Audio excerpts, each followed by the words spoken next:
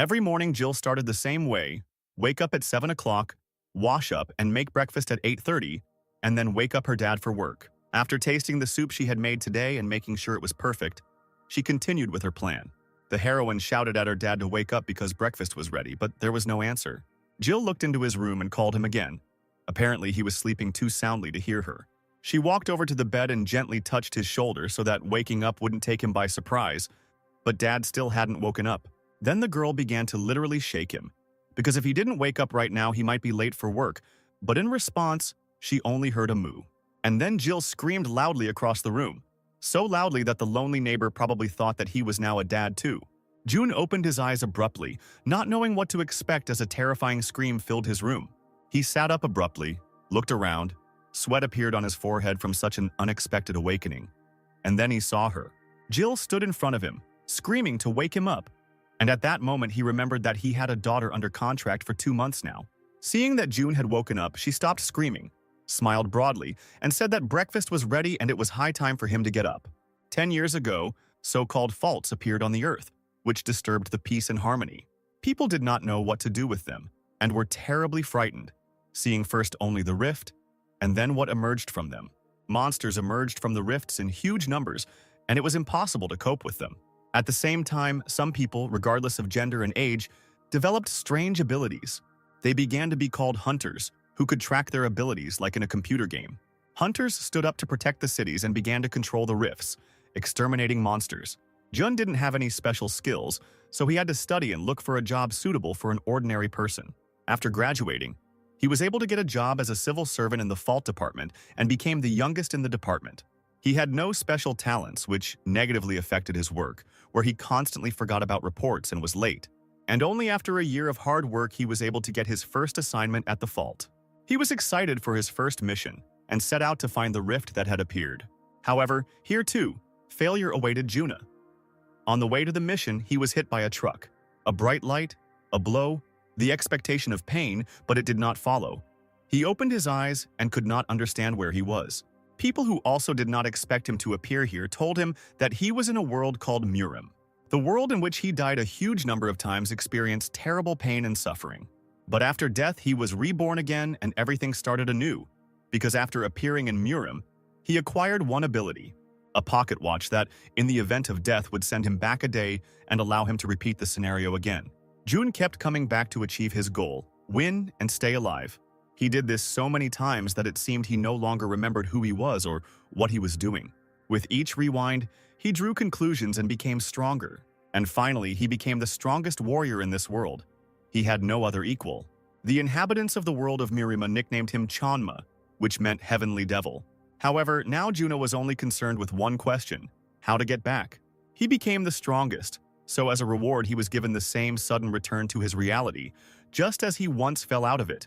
The hero woke up in the hospital, but he felt fine. He got up, got dressed, and left it, as if he had woken up at home. The doctors were shocked because he was the one who was hit by a truck yesterday and had to undergo a 5-hour operation. June understood that he had spent a lot of time in another world, did not remember his own at all, and a long adaptation awaited him. He looked at his status window. All his stats were maxed out. He was the best hunter for his world, and there was no need to return to his old job. The memories of Mirim frightened him, because there was a sea of blood on his hands. Memories flashed in his head. He stopped trusting anyone. He doesn't even remember how many times he died and was reborn again. And in that same second, he realized that now he wanted to be normal, go to work and live a normal life. Having decided everything, June went to work at the city hall, went up to the right floor, went into the right room and said hello. Everyone who worked in the department turned around and froze in shock, looking at the door. Greg was the first to speak up, but all he could ask was if June was okay. To which June replied that he was completely fine, and nothing terrible had happened to him. Greg noticed that he, at the very least, spoke differently and became more confident, after which he noted that his body seemed to have become stronger, although before he looked like a fragile guy. It was as if he was assessing him from the bottom up, and when he reached his face, he realized that his height had changed a little. June thanked him for all the compliments Greg had given him, but gave no indication that anything had changed. He assured that even if he had changed in appearance, he was still the same June who had worked with them in the department, after which he asked where his workplace was, since he was in shock after the accident and had memory problems. Greg, however, took the position that everything he was saying now made him even more suspicious. Olivia, who had been smiling at him until now, was sure it was June, only prettier. The boss wasn't satisfied with June and Olivia's words, so he brought out a fingerprint scanner. The moment of truth, June put his thumb to the scanner, put it on, and everyone froze. It didn't take a minute before the scanner reported that it was indeed June, a worker from the Rift department. Greg screamed that another test was needed, grabbed his hand and put his finger on the scanner, which once again confirmed his identity. The test continued over and over until the entire department became tired of listening to the scanner say the same thing over and over again. Greg stood his ground and said that he didn't understand how a person could change so much in just one day. But Olivia couldn't take her eyes off him. She didn't understand at all how height, build, and voice could change, but she really liked the new June. June's head was already starting to split from the endless discussions about his changes, so he asked again where his place was. But there was no answer, and the boss decided to send him home so that he could have a good rest. He didn't hear June's objections and only repeated that he was still on sick leave and that he would only allow him to return to work tomorrow. Greg grabbed him by the shoulders and offered to walk him to the exit, but June refused, since he could do it himself. And so he went home. But it was not so easy, because he had not been here for a long time. It took him a couple of hours to finally find his home. He had to climb up on foot because he didn't remember what floor he lived on, but he remembered what his front door looked like. The door was found, but the hardest part remained, remembering the code to open it. He entered code after code, relying on muscle memory, but all attempts were unsuccessful. I had to stop and think. The code should be familiar to him after all. He had entered it so often before that moment. Another unsuccessful attempt, when suddenly a female voice was heard from behind the door. He listened again. Maybe he really was so unwell that he was hearing voices when suddenly the door lock clicked. The door opened, and behind it was a young girl whom he saw for the first time, but for some reason she called him her uncle. He was stunned, and the only thing he could do was ask who she was. He walked inside, expecting anything from a conversation with a stranger who for some reason ended up in his apartment. June and the girl sat on opposite sides of the table. Outwardly, he seemed calm, but inside he was torn apart because he didn't know what to do. He took another sip from his mug and finally began to repeat after her the story he had just heard. Her name was Jill, and she was the daughter of his brother's girlfriend. He sighed heavily and said the same thing again slowly, trying to wrap his head around it. Jill nodded happily. It seemed to her that since he started talking to her, everything would be fine. June continued to reconstruct the events. His brother's girlfriend died in an accident. She had nowhere to go, and he agreed to look after her. And that's why she knew the code to his apartment and came here today, which made Jill smile. After which he decided to clarify whether they had seen each other at least once before today. After this moment, the girl became confused and replied that this was their first meeting. He looked for any way to resolve the situation and asked if Jill had any other relatives. In response, she hesitated and said that her mother was an orphan, so she had no one else to rely on. June suddenly became distracted by a plate with some dish and asked her what it was. She suddenly gained new hope and began to animatedly explain that it was omuraisu, an omelet and rice, and she had prepared it for June to have a snack after work, when suddenly he interrupted her and informed her that he would not be able to receive her at his place. Unexpectedly for him, the girl became furious, jumped up and screamed that he had promised her. She handed him her phone, opened the correspondence with him, and showed him the messages confirming this. And now he had to tell his story, because until yesterday he was in the hospital, got into an accident, and was discharged only today. And most importantly, he lost his memory, did not remember his brother or the girl he promised to help. He didn't know what to answer to her question about whether he was okay, since his body had fully recovered. But memory is very poor, which can cause difficulties in everyday life. He understood that it would be difficult for him to take care of anyone now, since it would take him some time to adapt. Jill froze, as if she didn't know what to say, but in reality she was quickly going through her thoughts in her head to somehow fix the situation. Suddenly she screamed that she wanted to sign a contract and come to an agreement with June. He didn't understand what she was talking about, so he decided to clarify what kind of contract she wanted to sign, to which Jill asked him to become her father until she finished school. At that moment, he regretted asking this question because her proposal was crazy. Without wasting any time, she flew up to him, grabbed his hand and began to convince him that he had lost his memory. It would be difficult for him to adapt, and she could help. She clung to his hand and kept saying that she would take on the cleaning, the washing, the cooking to help him. And in exchange, he will allow her to live with him until she finishes school, at least for 6 months, until she moves into a dormitory. June thought about it because this was indeed a good condition. No, even a very good condition. He spent a long time in the Middle Ages, in a completely different world, and it will take time to adapt to the modern world. She could always be asked about things he didn't know, asked for help, and it was really beneficial for both of them. He reached into his briefcase, began to take out paper and pen, and informed Jill that he was ready to draw up the contract. She was shocked because the plan seemed unsuccessful and now she couldn't believe her ears. Jun silently sat down at the table and began to write something. It seemed as if they were concluding a multi-million-dollar deal right now. He handed her a piece of paper with the rules that they both had to live by and asked her to tell him if anything was unclear or if anything needed to be corrected. The contract specified deadlines, obligations to provide Jill with all receipts and checks, account for expenses, and perform all household chores. June asked again if there was anything that Jill didn't understand or didn't agree with, to which she replied that she was fine with everything. There was one last step left for the contract to come into effect, and he handed her a pen. With tears in her eyes, she took the pen.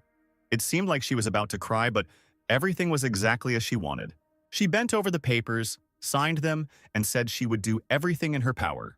And at that moment, a smile lit up her face. Everything was decided, and she decided to clarify whether she could call June her father.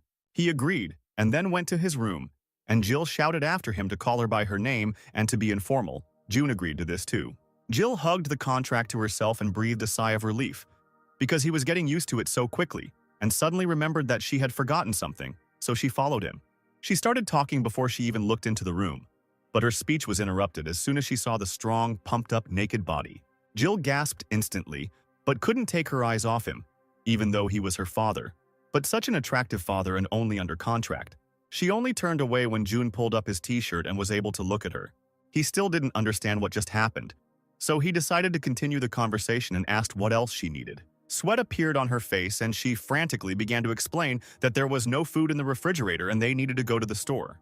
His sarcastic question about whether it was true was just for the sake of continuing the conversation, because he had already taken out his wallet. He took out his card, handed it to her, and informed her that she would now be paying with it. She finally turned to him, took the card, and was taken aback. Could he really trust her so quickly? Jill couldn't take responsibility so quickly, and a plan came into her head. Since he had lost his memory, he should go with her. Suddenly, he would start remembering something if he went to the local store. It actually seemed like a good idea. The familiar surroundings might help him, so June agreed to go along with her. The store was on the next street. They got there quickly. This time, it seems, was not enough for the main character to remember anything. They stopped at a vegetable stand and she told him that she simply had to cook for him for a while. But June was constantly distracted by an advertisement about a discount on meat and kept repeating that. All he could do was agree. He thanked her and said that he agreed. It seemed that she was again happy that he agreed with her. Suddenly, some noise caught their attention. There was tension in the air, as if something was about to happen. He asked her in bewilderment what was going on, because from her face it seemed that she had already understood everything. At that very second, a portal appeared in the air right in front of them and people began to run away from it in panic. Jill immediately took the gun out of her bag and was ready to meet whoever was about to come out of it. It was a rift. She didn't know what kind of monster would come out of it now, but she knew one thing. She needed to protect Jun, so she asked him to hide. A huge green creature with huge fangs emerged from the portal, and not only did it stink terribly from its mouth, but strange sounds were also escaping, similar to either growling or mooing. Everyone who was in the store began to run out of it in panic, screaming that a goblin had come into the store for milk. Jun stood rooted to the spot and simply watched what was happening. He knew what to do, but he had only promised himself today that he would live a normal life. Jill hadn't promised anyone anything, so she immediately pointed the gun at the goblin and pulled the trigger. A beam of light shot out from the cannon, and a small wind arose from the power of the shot. And so, the bullet reached its target. Jill hit the goblin right in the chest. The goblin felt the blow, looked down, growled questioningly, and saw a huge hole in his body. He fell flat on the floor. It seemed he wouldn't need any more food. The shop's visitors began to surround him. They realized that he had lost consciousness forever, and they exhaled joyfully. Fortunately, there was a hunter in the shop who protected them. Jill leaned against the wall, breathing heavily, and continued to hold the gun tightly in her hands. Noticing June, she quickly came to her senses, hid the weapon back in her bag, and began to scold him for simply standing still when he was in danger. June apologized and said he would be careful in the future. It seemed that was what she wanted to hear, and she calmed down. The police were already hanging over the goblin. He was alone. There were no casualties, and they headed towards Jill because this was the result of her actions. As he approached them, the policeman asked if they had dealt with the goblin, but his gaze was directed towards June. With a quick movement of his hand, he brought Jill in front of him and informed the policeman that his daughter had dealt with the goblin. He was shocked. Because the girl was only about 14 years old, he couldn't believe that it was really her. But quickly getting his bearings, he asked for identification, phone number, address, and bank account information. There was a reward for killing a goblin. This was the price for destroying the goblin in Mana. The police will pay it for preserving the lives and safety of the residents. The policeman said that the father could also provide a bank account and the money could be transferred to him. And Jun thought about it. He thought for a moment and asked Jill to state her score. She was surprised by what he said. He quickly removed all questions and said that it would be fair, because it was she who killed the goblin. She blushed with joy and quickly dictated her number so as not to scream with joy. They returned home. Jill was preparing dinner when suddenly the phone made a notification sound. She grabbed it and looking at the screen was clearly shocked by something. For destroying the rift in the goblin, she received 150,000 won from the Seoul police. June managed to read the message. She got a large sum for killing just one goblin. If it was paid so much, then there was no point in her living with him, he asked. She found his naivety endearing and began to explain that there had been a time rift in the sky and a monster had appeared. It was an accident, and no one could guarantee that all monsters would be so light. Besides, only licensed hunters can enter the rift, and she is still an ordinary person. He interrupted her with a question about whether she knew the law of reason, and Jill's face was frozen in question. She asked again what this law meant, and he explained that everything that happens in life is a reaction of the subconscious to what we are trying to instill in ourselves. Thoughts are material, and what happened to her was her desire. She understood what he was getting at and told him that she was planning to enroll in the Hunter's Academy in March. Jill had not yet completed Hunter Rebirth, but she already knew how to use mana and had a temporary permit for the mana gun, so she always carried it with her. He praised him, because not everyone can become a hunter, which means that special abilities were embedded inside her. She smiled and told him that he should treat her well, because one day she would become very famous. In addition, she had already set the table full of food, gave instructions to eat everything and leave nothing, and wished them a pleasant appetite. After discussing her future, she realized that she didn't know what June did for a living, and immediately asked the question. While wolfing down his dinner, he replied that he worked in the mayor's office as an ordinary civil servant. Jill was satisfied with his answer, as she was worried that his work might be dangerous. She handed him another plate of food, wished him bon appetit and good night. This eventful day had come to an end. The morning came too quickly, and now June was already approaching the City Hall building. There were still about 5 minutes left before the start of the working day. It seemed like time had stopped. The whole department was waiting to see if he would show up for work today. The door to the office swung open. He walked in as if nothing had happened and said hello. His colleagues instantly turned around at the sound of his voice. Without hiding his surprise, Greg asked how he felt and whether he would be able to work. It seemed like yesterday he was not here and the check started all over again. He thanked him for his concern and assured everyone else that he was perfectly fine. The department head tried to remain calm, so he leaned back in his chair and asked June to contact him at any time if he was having trouble. After which he pointed his finger at a free seat and finally answered the question that was asked yesterday. His seat was there. As he sat down on the chair, the guy sitting next to him told him that if June didn't remember something, he could come to him. He hesitated, didn't know what to answer just as he didn't know who this guy was, what his name was, and why he offered to help him. The stranger understood everything from his facial expression, so he immediately said that his name was Nate, and he was his direct superior, and Greg was in charge above him. He thanked Nate for introducing himself, for offering to help, and for providing clarity on what was going on in the department. Greg glanced at his watch and noted that the workday had already begun. It seemed like everyone was waiting for someone. Nate quickly reassured him and noted that the one they were waiting for was a very valuable hunter, so it was necessary to bring him up to speed, to which Greg sniped, asking if an F rank was valuable. It didn't matter, because they were still waiting for the hunter, and none of them showed up. Suddenly they heard the sound of a door swinging open and heavy breathing and turned around. A beautiful red-haired girl stood in the doorway, her head bowed. It seemed that everyone was waiting for her. She exhaled heavily again, raised her head and asked a question, the answer to which was obvious. Yes, she was late. But when he saw her, Greg started waving his arms and claiming that it was his fault and that he should have met her. Nate pointed at them and suggested that June go say hello, since this was their new hunter. A silent question hung on June's face. It seemed he didn't understand why a hunter had come to their department. The boss took him by the hand and pulled him along, explaining to him along the way what was happening.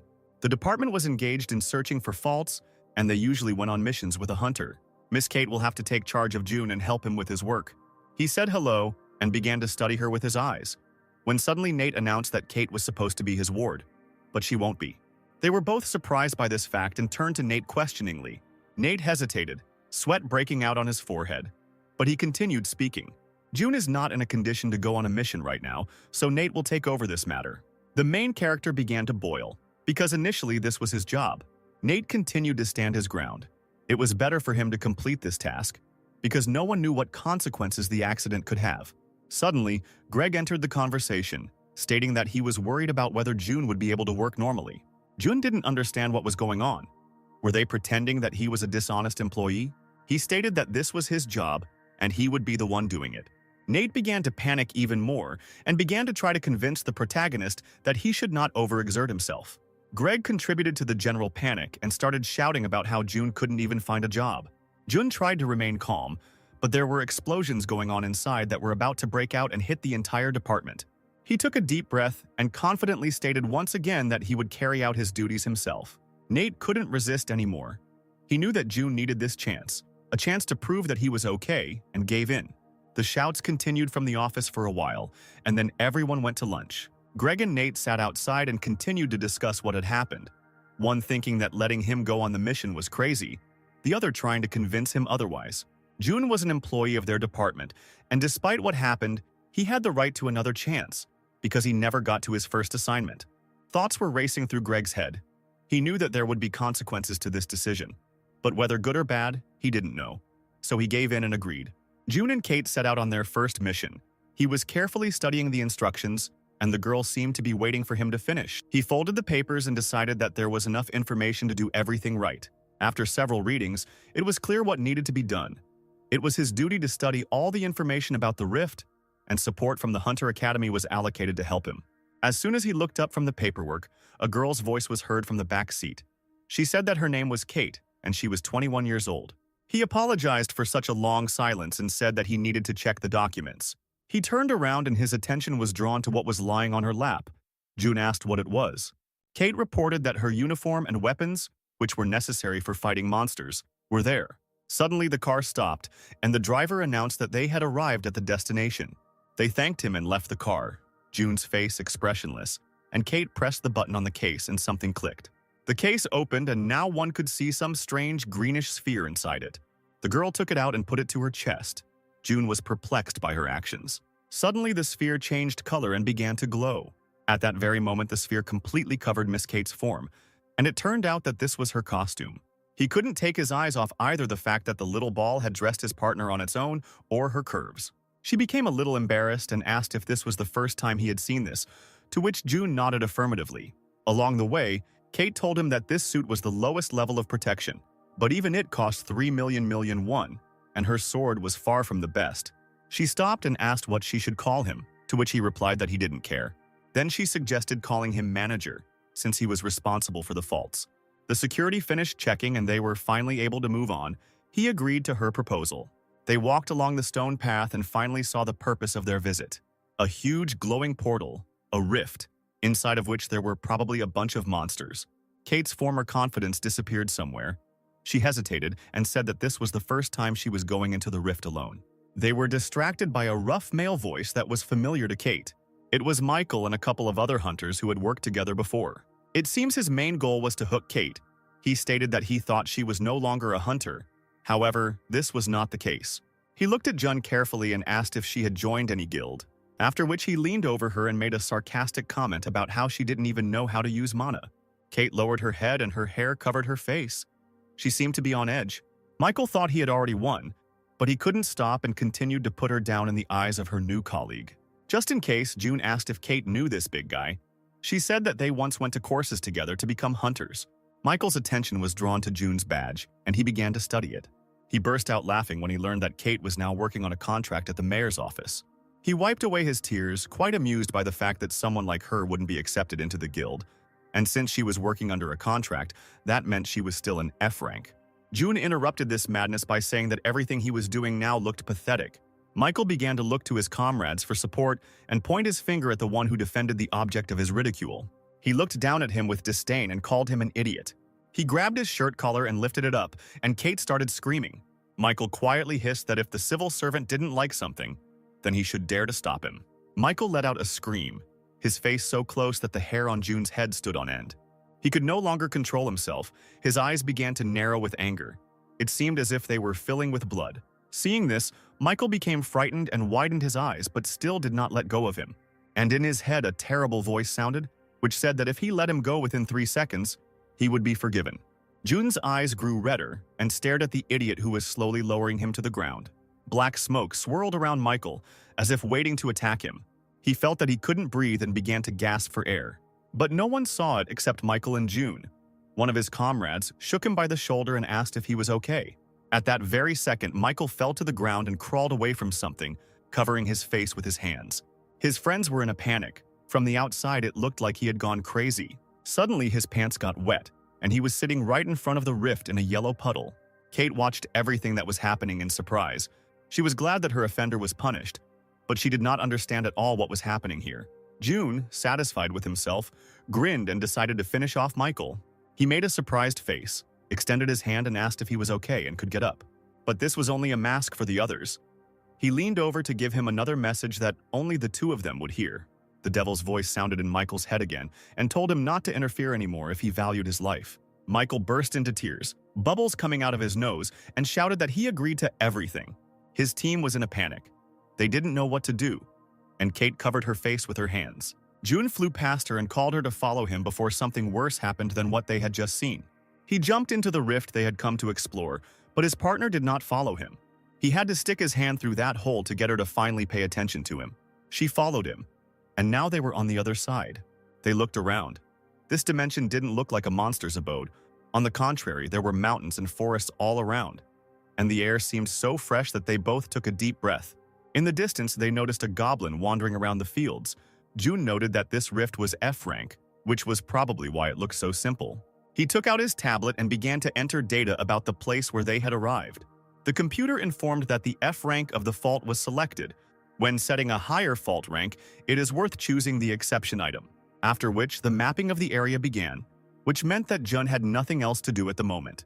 He put the tablet in his bag and slowly walked towards the goblin. Kate overtook him, shouting that she should go first. Even though she was here at the level of a porter, she should be responsible for the safety of ordinary people. Besides, if she shows herself to the manager from a good side, she will certainly be hired for a permanent job at the mayor's office. Their attention was drawn to a noise coming from somewhere to the side, and they stopped. In the clearing not far from them lay at least 6 dead goblins, and next to them were 3 hunters who had cleared the area. Jun was shocked. There were so many hunters who came here before them. Kate fell to her knees and began to wail that she had to show at least something, prove what she was capable of. He tried to reassure her that since the goblins were gone, all they had to do was finish the map and the job would be done. June decided to check his partner's status and opened her card. He was surprised. Weren't her parameters those of an ordinary person? Suddenly, he was attracted by her skill. It was S-rank fencing. She said that at first she was quite pleased because there weren't many such S-rank skills. When she first started taking the courses, she was among the first, she continued. But with every word, her condition changed for the worse. She bit a strand of her fiery hair and told him that everything had gone wrong when she had to demonstrate her skill at the course. But what could she do since she had no mana? The partner screamed that she could only try. Mana should have appeared at the 3rd level, but she didn't even know how to move to the 2nd level. Suddenly, June grabbed her by the elbows and yelled, pulling her back. Right in the place where she had just been crying, something fell loudly. It was a huge mace which, from a strong throw, stuck into the ground. She looked up to see 3 goblins moving towards them. June had to lift her up and encourage her so that she wouldn't even think about the fact that she might fail. He whispered in her ear that the battle was about to begin, and it was time for her to come to her senses. He pushed her in the back so that she would finally take at least a step. Kate collected her thoughts, pulled herself together, and focused on the goblins. She rushed towards them, drawing her sword and ready to attack. She slipped under one of the clubs the goblin was aiming straight at her head. She pushed off the ground with ease with one hand, and with a precise movement she cut one of them right on the nose. The goblin grabbed his face, and Kate knew that this wound would not be enough. She pushed off the ground and bent her leg, preparing to deliver another blow. The next powerful blow to the goblin's head was delivered by her heel. But the goblin continued to stand on 2 legs, preparing to answer for what had been done to him. His eyes began to glare and he rushed towards her. But Kate was ready for this, jumped towards him, and with one swing of her sword cut off his head. The headless body crashed to the ground next to the other goblin. Breathing heavily, she stopped and then finally realized what she had just done. She turned to the manager and joyfully shouted that she could kill the goblin. However, looking back, she saw that June had his head down on the tablet, and another goblin was rushing straight towards him. With his claws and fangs bared, he growled and prepared to attack. June knew what was happening. It was not for nothing that he was the best warrior. He stood and simply waited for the moment. And as soon as the goblin approached him at full speed, he took a step to the side. Kate's eyes widened as the goblin ran towards the manager. She didn't know what to expect, but she certainly didn't expect this turn of events. The goblin fell to the ground and rolled, because he had expected to pounce on the guy, but he did not expect that he would have time to move away. After a couple of rolls, he was faced with a fall into an abyss, on the edge of which June was waiting for him. Kate was shocked as she looked at him, but June continued to stand calmly in place and look at the tablet. He had to remind her that the battle was still ongoing and that she should focus on the enemy, not him. But neither she nor the enemy cared about each other at that moment. They looked at him, fascinated. The goblin came to his senses a little earlier than Kate, growled and swung his club, aiming at her head. At the last moment, she managed to put her sword out and defend herself from his blow. Their duel lasted for about 5 minutes, but there was no winner. They swung again and again, but the opponent managed to parry the blows. Hope began to fade in her partner's eyes. She was exhausted and ready to give up. Jun decided to intervene and asked if she was really that tired out by just 2 goblins. She answered hesitantly that she was still full of strength, and the enemy took advantage of her hesitation. He swung to hit her legs, but she managed to spread them in time. He extended his club towards her and continued to advance. It seemed as if this stupid creature was rejoicing at her mistakes. She was starting to get angry. Sweat was running down her face. She was tired of this endless struggle. She picked up speed and rushed towards the goblin, swinging her sword. But he managed to calculate her actions and met her with a blow from his stick. June got tired of watching this endless and fruitless carnage, so he decided to intervene. He sighed heavily and asked if fencing was really her main skill. It seemed to him that the basis was blocking the attack and delivering blows with the least expenditure of force. He suggested that she step back a little and catch her breath, since her sword was shaking due to breathing problems. She followed his instructions and began to put her condition in order. He continued his instructions. She should focus on the enemy, because he was also already at his limit.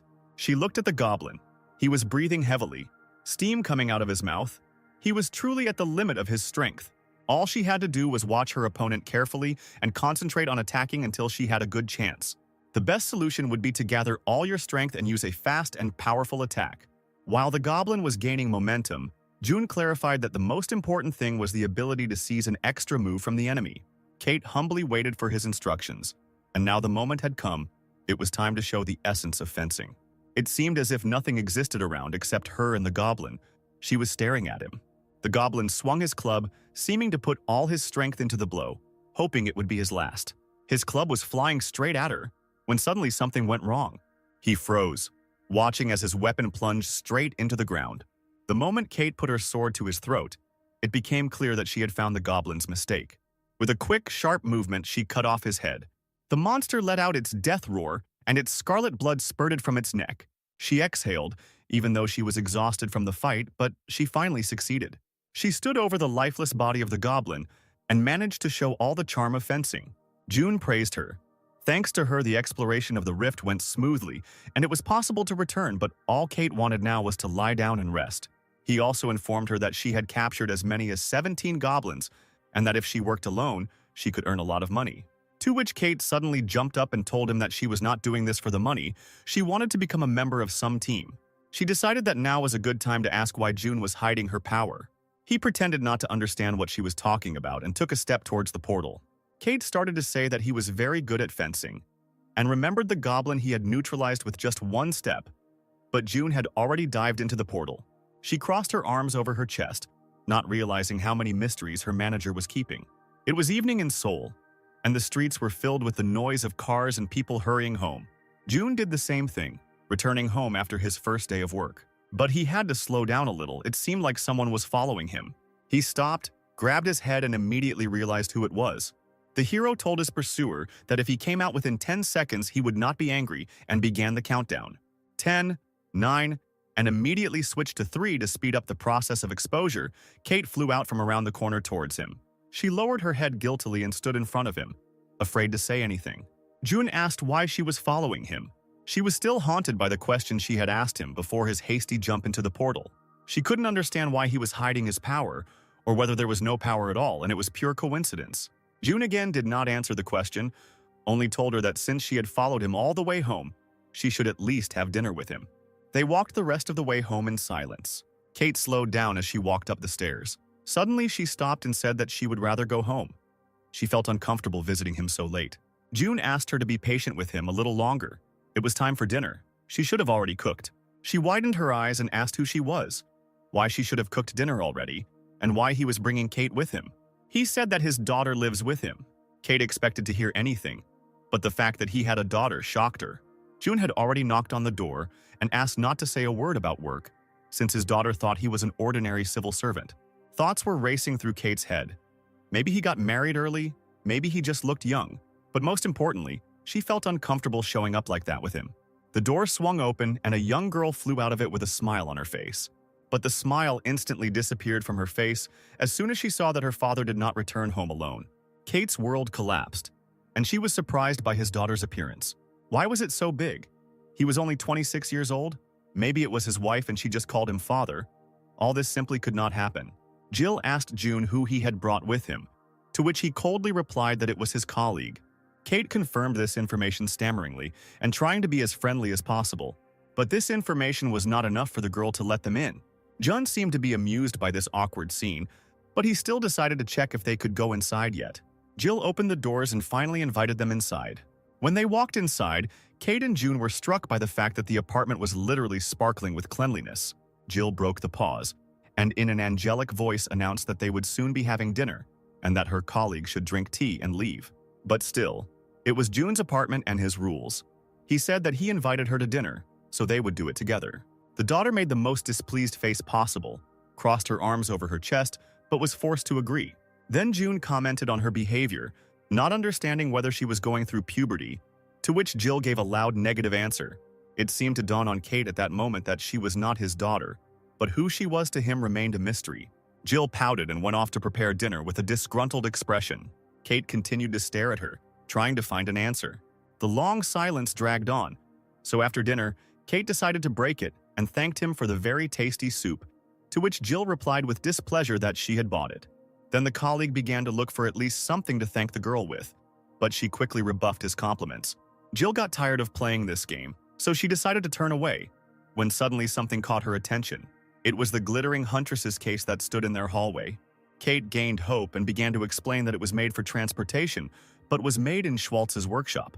Suddenly, she realized her mistake and quickly covered her mouth with her hands. With horror in her eyes, she turned to June, who was clearing the table. In his head, he quickly calculated options that would be plausible enough for Jill to believe in them. But Jill had already begun to build a logical chain, and if Kate was a hunter, was her father an ordinary civil servant? June quickly got his bearings and said that his colleague was working part-time, and if she was caught, she would face a fine. So there was no point in telling anyone else this information. Jill slammed her hand on the table and towered over Kate. The girl's eyes widened, her mouth opened, and she knew what to expect from this girl. Suddenly, Jill happily grabbed her hands and began to tell her that she also dreamed of becoming a hunter. She took out her application form and started shouting that she would soon be entering the Academy of Hunters, looking with delight at her father's colleague. Kate was embarrassed because she was only an F-rank hunter. It didn't matter to the girl. She had just found her idol and started asking her questions. She wondered what her father's colleague's style was, how she fought, close or long range, or maybe she even used magic and was a healer. The rest of the evening flew by quickly. June didn't even have to take part in the conversation, and now they went outside to see Kate off. The girl thanked them for the dinner. She had never dined so cheerfully. When she said goodbye, she said that she would be glad to have dinner like that again. However, Jill asked her with a smile not to come again. She smiled even more and said that she still didn't like her, and that the fact that she was a hunter didn't change that. Kate felt awkward again and started to turn around to go home as quickly as possible. The hypocrisy scene was interrupted by June, who coldly sent his daughter home and said that he would walk his partner to the subway. Jill realized that she couldn't argue with her father, smiled again and ran home.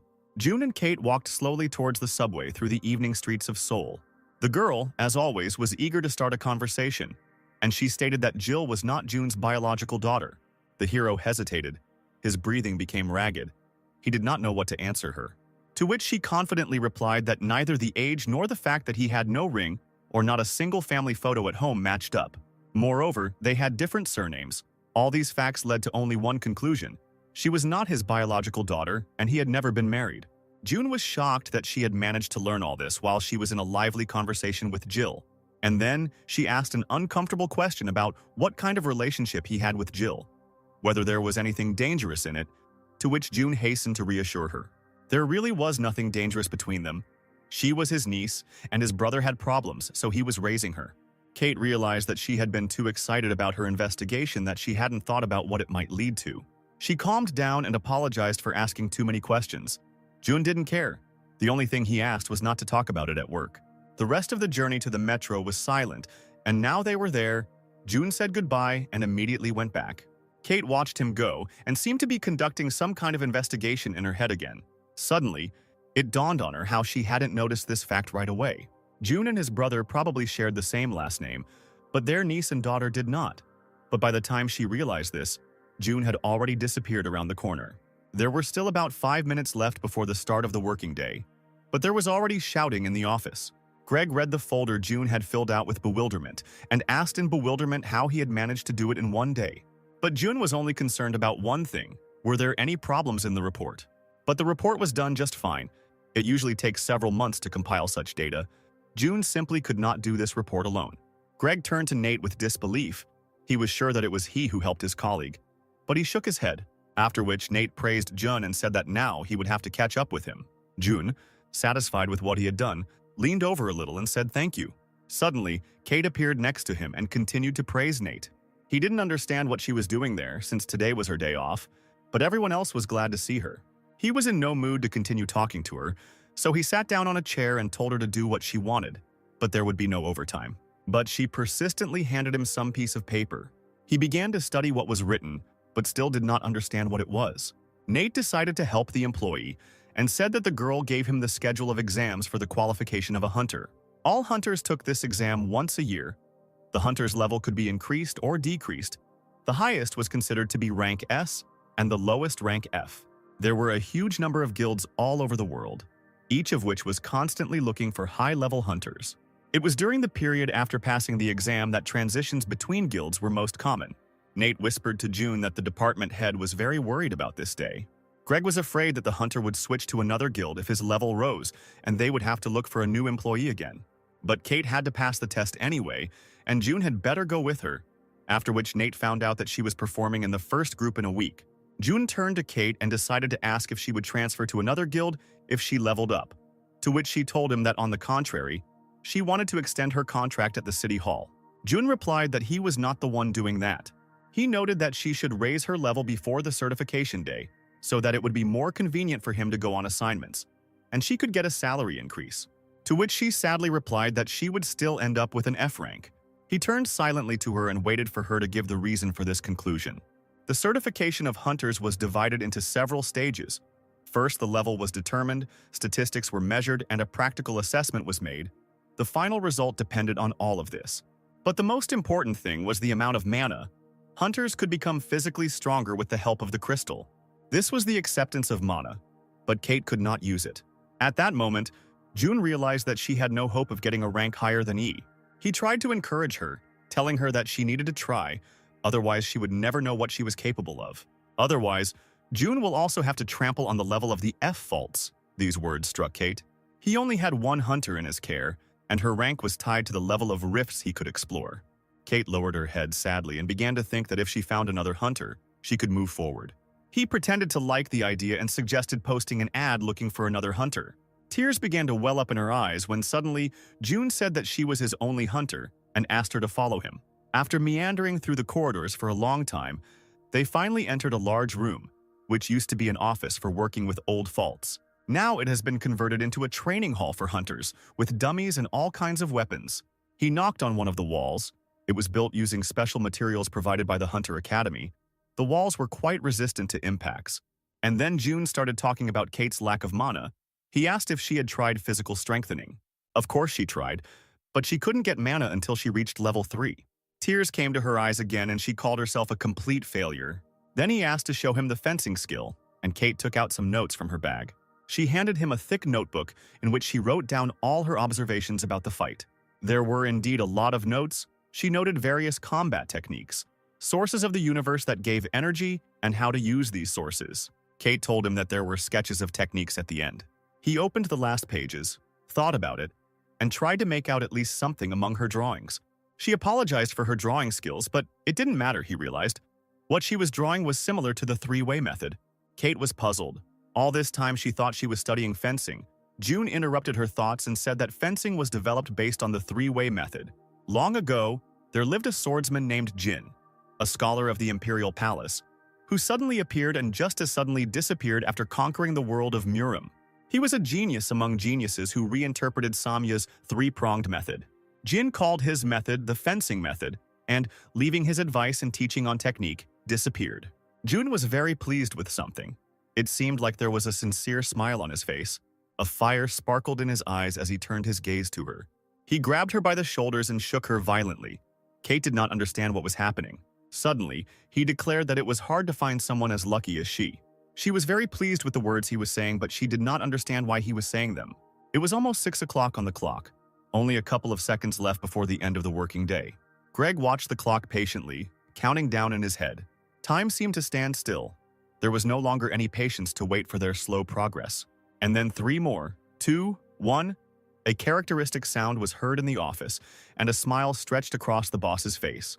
He opened his mouth and wanted to invite Jun somewhere, but he had already stood up, said goodbye, and headed for the exit. His example was followed by Kate, who jumped up from her seat and flew out after him like a bullet. Greg didn't understand what was going on. For several days in a row, these two had been disappearing as soon as the clock struck 6 o'clock. Maybe there was something between them. Nate expressed his doubts that perhaps there really was something on Kate's part. They discussed how only a fool would not have guessed that she had feelings for her boss.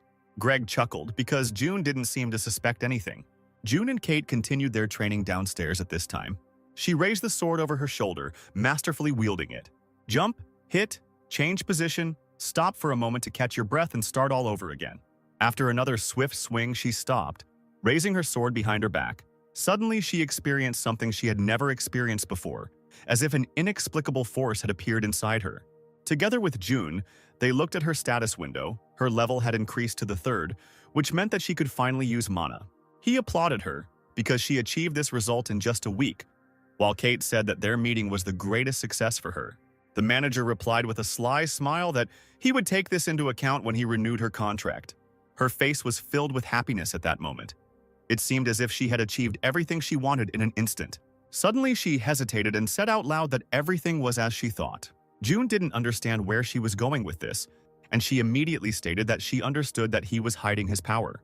He sighed heavily again. He was tired of these hints. He led an ordinary life, but she tried again and again to find out something new about him. He turned around on the spot and said that he was going home and they would only see each other tomorrow at the Hunter's Academy. But she seemed satisfied with his answer. The next morning, they went to the Hunter's Academy, a tall silver building that could be seen from every corner of the city. There were crowds of hunters standing around the building, who, like Kate, were participating in the testing today. Kate was in this place for the 2nd time. She took the hunter exam here, but after that she didn't even try her hand. June encouraged her, because she had trained so hard and could expect a good result. Suddenly, someone from the crowd began to shout that Gale had entered the hall. Another one supported his cry because Emily was there too. 2 stately hunters entered the hall. The crowd in front of them froze. The girl hunter asked permission to pass with a sweet smile. The male hunter was not talkative and looked menacingly at those around him. June looked after them in bewilderment. He didn't understand who it was and why everyone was looking at them like that. Kate explained that these were hunters from the Icarus Guild, some of the strongest hunters in the entire world. He looked at them and thought, they looked like ordinary hunters who were simply showing off their fame. June said that there was nothing special about them, and that if they tried hard enough, in a year, Kate would be in their place. The crowd around him burst into laughter at what he had just said, and his partner's eyes widened in fear. She covered her face with her hands, blushed, and asked him not to say that again. Gale was clearly nervous, unnerved by the fact that they had to make a business out of a routine check of hunters. He had to constantly watch his face because there were a lot of cameras around. Emily tried to cheer him up and noted that it was still more interesting than going on missions and getting dirty in the blood of monsters. Besides, they say that some genius will surely appear this year. He didn't believe her words. Year after year he heard this tale, and not once did it become true. Emily jumped up and ran forward. She couldn't let another guild get a good hunter. Gale followed her slowly. They really couldn't afford it. Kate's old friends were watching them. Michael rubbed his chin and confidently stated that they should only wait for his performance. A fire shone in his eyes. He was eagerly awaiting this in order to receive the coveted invitation to the guild. However, his partners were not so confident in him due to recent events and, just in case, checked whether he had taken a spare pair of pants with him. A pleasant young man in a blue suit entered the common room above and announced that the statistics would be counted right now and asked the hunters to enter in order. June finally suggested that Kate go ahead. He was starting to get tired of waiting. The hunters lined up in a queue, from which conversations could be heard every now and then, that someone would definitely get into Icarus. Ahead, all that was visible were countless people and the golden light from the huge gates. The next hunter approached the evaluation device and began testing. The computer displayed his statistics on the screen and showed a C rank, and those around him began to rejoice. And at that very moment, the hunter was surrounded by guild managers who began offering him work. Some offered free weapons, others a free suit, and some offered double the deposit. It took some effort for Kate to push through the crowd to get to the appraiser. 30 minutes later, she finally returned to the manager. Her head down and breathing heavily, breaking through the hunters was already a difficult task. Suddenly, she looked at him happily and announced that she had received D rank. Strength 6, Agility 11, Power 8, Mana 10. The last stat pleased her the most because she raised it from 0 in just a week. Inside, he shared her joy, but outwardly he seemed calm and quietly congratulated her. It was time for them to move on to the battlefield where they would have to show their skills. From the top floor of the arena, they watched the C-rank hunter who was in the same rank rift. June told Kate to get ready because she was going to go next. She hesitated and decided to ask again if she really should try her hand at a C-rank rift since she had only just reached D. He once again answered affirmatively that he was able to cope with the rift of this level. The girl was nervous and did not understand where he got such confidence from. Jun just asked me to trust him and try. The speakers announced that access to the rift would now be opened for the third group of rank C. Kate shook before leaving, trying to leave all her excitement behind, and she confidently took a step forward. But as soon as she stepped into the arena, she saw how many people were looking at her right now, and she started to get nervous again. A familiar voice called her name from behind her, and horror froze on her face. It was Michael, and he asked her in bewilderment what she was doing there. She hesitated and only moaned in response, and he mocked her sarcastically. He came closer and closer and hung over her, repeating his question over and over again. When suddenly he started yelling at her, he didn't understand that she really believed in her own strength. He screamed furiously that she was crazy. Tears welled up in her eyes. She cringed and began to apologize to him. Michael grabbed his head. It was the first time he had seen a hunter of the lowest rank attempt to pass the sea rift. The hunters who were undergoing the test with them turned around and couldn't believe their ears. An F-rank hunter was in the arena with them. They noticed that she was wearing a low-level suit. She began to doubt herself. It seemed as if she had become an ant in this huge arena. Michael was at a loss for words. He did not understand what she was hoping for here, and he hypnotized her with contempt. Suddenly, his eyes filled with horror. He started spinning around and looking around to see if that creepy guy who had made him wet his pants last time was with her. June watched this picture. He hated Michael, who was really nothing. Suddenly, someone entered the room from which he was watching her. It was Gale, the same hunter from the Icarus Guild that all the hunters wanted to join. He slowly began to talk about how June worked at the mayor's office and that he had a young hunter, Kate, under his care. June wasn't surprised that he was so well informed, but he didn't understand where he was going with his speech. Gale moved slowly towards him and decided to get straight to the point. He said that the Icarus Guild wanted to invite Kate to join them. She had never undergone physical strengthening before, and this was the first time that an F-rank hunter could increase her mana so much. With the help of the F crystal, she increased her stats to 10.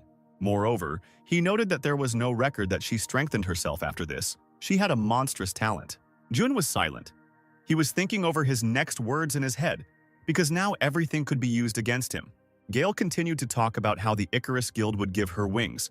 She would be able to gain vast experience and knowledge and participate in raids on the most difficult rifts. He looked at Jun intently and finally asked what he could offer her to counterbalance him. Jun lowered his head. What could he offer her except a raise in salary? Gale continued to press.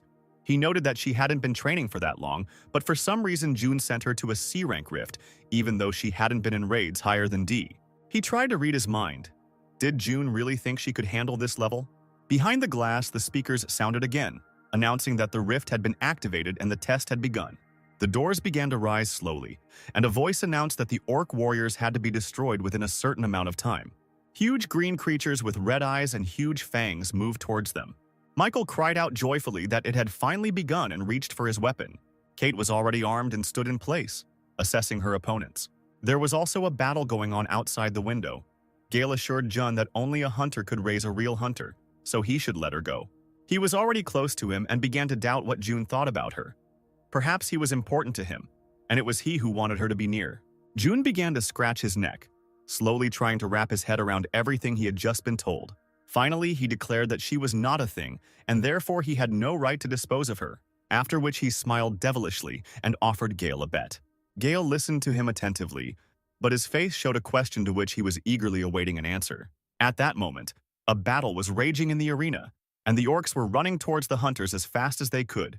Michael stood close to Kate and asked her to finally pull herself together. They didn't have time to think. The orcs approached, emitting terrible growls. At that moment, Michael thought that it seemed like it was a mistake to decide on rank C. He froze and could not move as the huge green monster approached him. Then there was a powerful blow and the iron began to ring. Michael managed to put the weapon in front of himself at the last moment. He had a hard time resisting an orc that was at least twice his size. The orc pounded on his hammer. Michael began to lose ground. He could not do it anymore. His strength left him, and he lowered his weapon. At the same second, the orc delivered a powerful blow with his fist straight to the jaw. He flew away from him a couple of meters, and the monster growled contentedly, feeling his superiority. Not only did he fly back from such a strong blow, his hammer also went in the opposite direction. He was defenseless at the moment when the club was already raised above him. He asked the monster to wait, which from the outside seemed simply ridiculous. Suddenly, Kate crashed right into his side and, at the very least, distracted the orc. She miscalculated his power, so she fell down next to him while he was still standing confidently on two legs. Michael watched in shock as it all happened. It seemed like he had just been saved by the girl he had been making fun of for a long time.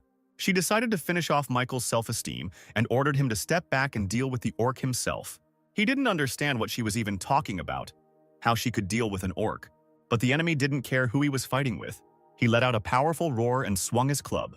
He struck a precise blow, but Kate managed to jump back. This was the moment when she had the opportunity to figure out where he might go wrong. She watched his movements closely and finally understood his line of attack. Her eyes filled with confidence, and she knew what she needed to do next. As the orc prepared to strike, she quickly moved behind him. A couple of precise blows, and the monster finally began to understand who he was dealing with. He had just started to turn around to look for her when she suddenly struck again. The orc's eyes widened in confusion. He didn't know how to deal with her, and Kate was already preparing for the next blow, doing a somersault right above him. She gripped her sword tightly and measured every movement. Her last blow hit the monster right in the back. It seemed to be fatal. Satisfied that she had not only defeated the orc, but had also used her swordsmanship skills, she stood in a victory pose. Everyone who watched this carnage behind the glass of the arena was in shock. The same thing was happening inside the arena. Those who just didn't understand what she was doing here realized that they were very wrong about her. The worst was for Michael, who constantly bullied her, and now it seems she saved him. June nodded in satisfaction. He knew she could handle this rift. Gale shouted that it was impossible, because just a week ago she was a hunter of the lowest rank. Jun turned to him with a grin and asked what he was so surprised about. He began to slowly say that there were only 3 ways to use mana. The first was to put mana into a weapon. The second method was the release of mana. And the third is the mana replacement technique. Putting mana into a weapon wasn't that difficult, but she just used the first and second techniques at once, and she did it quite skillfully. The voice from the speaker announced that the exam was over and asked to leave the examination room. The hunters encouraged each other. Only Michael still stood rooted to the spot. All he could do was ask how this was even possible. He looked up and saw on the scoreboard that he was at the very end, with a score of 0. Kate flew out of the exam room and rushed to June with words of gratitude. But on her way, there appeared that very hunter, whom she looked at with admiration. He smiled and said it was a worthy fight. She became embarrassed and began to mumble that for him, an S-rank hunter, it would be quite simple. Gale noted that she was very skilled in fencing techniques and asked if she had a teacher. June intervened and coldly informed him that Kate was self-educating. She shook her head in panic, looking from Gale to her teacher, who denied this fact. She realized that June didn't want to talk about it, giggled and confirmed his words. Gale interrupted her and addressed her by name. He decided to get straight to the point and invited her to join the Icarus Guild. If she agrees, she will be provided with everything she needs. He promised to give her everything she wants. But she interrupted him, thanked him for the offer, and said that she was not going to join his guild. Smiling, she turned to June. She couldn't just walk away from her teacher like that. Gale was furious, asking her to think about it, because such a chance doesn't come every day. She will be able to receive a salary several times higher than in the mayor's office. She will be able to develop. To which Kate apologized again and said that she was happy with everything as it was. The conversation was over. They turned around and together they walked away from the surprised hunter. June turned around and reminded him not to forget to call him. Thoughts were flying through Gale's head at the speed of light. He didn't understand why he should call him. Suddenly, he remembered the bet they had made before Kate's fight. Right before the start, June declared that his ward would be able to destroy more than 5 orcs, and if June loses, he promises that he will persuade her to join the guild. But if he won, Gale owed him a Class A suit. At that moment, the bet seemed stupid to him. He was sure that he would win, so he happily agreed. The next day, their office was already filled with excited shouts from the morning. Kate took out her C-rank hunter card, but she was still shy. Greg and Nate complimented her because she had suddenly raised her rank from an F to a C. Nate took out his phone and asked if she was okay. They even published an article about her. He started reading the headlines, which literally screamed that the Icarus Guild had been refused. This was a girl with an enviable talent. Who was she really? Nate was confused, because Icarus was the best guild, to which Greg nudged him in the shoulder and reminded him that they were one of the best city halls. But he continued to lament that if he had been made this offer, he would not have refused. Greg didn't understand why he was doing this, because the huntress that all the guilds wanted to take away worked here, in the same office with them. Kate approached June and asked if he would treat her even better now. He nodded with a smile and said that she would not regret choosing to stay here. She smiled and was glad for his answer, because that was all she needed. Greg couldn't help but watch them and curl his fingers into a heart shape. June said that he and Kate would be going to Dehane's workshop, a place that was the largest store for hunting equipment. Nate tried to stop him, because their budget was not designed to buy equipment. Everything was already allocated, and for this they would have to consider an additional budget. June calmed him down and informed him that they would not buy anything, but would only take what they had promised. And now they were already walking around the workshop, assessing the scale of this store. They walked further and further through the store, Kate waiting for them to finally stop. When June finally stopped, she realized that they were standing right now in the most expensive store in this workshop. They were greeted by the store manager. June said that he was from the Rift Affairs department and came from a hunter named Gale. She immediately understood what was being discussed, nodded affirmatively, and invited them into the store. She suggested that they look around, and if they needed anything, they could immediately contact her. The first thing that caught their attention was the golden suit with the outline of a dragon, but it all seemed too much. They then moved on to a silver suit with red accents, with Kate saying she couldn't see a suit that suited her yet. She turned away from another display case to move on, when suddenly something caught her attention. A tight red suit, with high black boots, and most importantly, fluttering white wings behind his back. Kate pressed herself against the display case, her breath catching. She knew that this costume was very good and was made from the wings of a queen ant. June looked at her like she was a little child and asked if she would take the suit. Her eyes were shining. She was dreaming about this suit. Something was breaking inside her. But out loud she said that it was very expensive. After 4 hours, June was exhausted. He didn't understand why they spent so much time here if in the end they still took the suit with wings. Joyful Kate didn't pay attention to him. What was more important to her now was that the suit also had a beautiful case. June's attention was drawn to a sign on a weapons crate that said everything in it was on sale at a 50% discount. He stopped and asked why all this was being sold at a discount, to which the seller replied that these were E-rank items, but that he could look for something worthwhile. The merchant said that if they took several items, he would increase the discount. One item cost only 1,000,000 won. June was shocked. How could they talk about a discount when the price was still very high? Kate tried to calm him down and said that all the hunting things cost that much. But he had already turned around and walked on. Such discounts did not interest him. Suddenly, something stopped him. Something flashed behind him, and he realized what was in that basket. He pounced on the basket like an animal on its prey and began to rummage through it. Kate watched this scene in silence, not understanding what had just happened. Suddenly, June discovered what he was looking for and froze. In the basket lay a carved sword hilt that shimmered and emitted a red light. How could this thing end up here? The sword of Chanma, his sword, the ruler of the world of Murim. He looked at the price tag, which said 50,000 won. The seller began to apologize. He didn't know how this stump got there and reached out to take it. June hugged it close to him, not intending to give it away. He asked if it was really only worth 50,000 won. The older man continued to apologize and said that this did not usually happen. June said rudely that he would buy this sword. The seller was perplexed. It was an old piece of iron. Only the handle was left, but the hero didn't care. He had already handed over the money. After the store, he went to Mount Umyan, where he watched the evening soul away from prying eyes. He clutched the handle he had just acquired. He was upset by the fact that the sword of the strongest warrior only cost 50,000 won. He swung it. The sword changed its glow to purple, and instead of a blade, black matter burst out of it. A wind rose around him, and the sword seemed to begin to fill the space around it. He made another swing, hid the blade, and remembered that his daughter was waiting for him at home, who had definitely already prepared dinner. The hero took out his phone and looked at the time. If he took the metro, it would be too late. He pushed off the ground. Running was clearly faster. And now he was home. He opened the door and apologized for being so late, but no one was in a hurry to meet him. The TV was on, and the news reported that just recently, not far from Mount Umyan, a large-sized fault had appeared and immediately disappeared. But June wasn't listening to it. He looked into Jill's room, trying to understand why she hadn't met him. Jill leaned over the pile of documents, studying them carefully. Due to the move, she completely forgot about paying for equipment rental, lectures, maintenance costs, and several other items. She didn't understand why it was so expensive. It was a public university after all. And all the bills together came to more than 50 million won. Jill thought about telling her father about this, but it wasn't part of their contract. She should be grateful for the fact that he allowed her to live with him. But she was ashamed to ask for money for tuition. At that moment, her thoughts were interrupted by June, who entered the room. She was scared, because she missed him when he returned home. Frightened, she began to hide the papers from the table.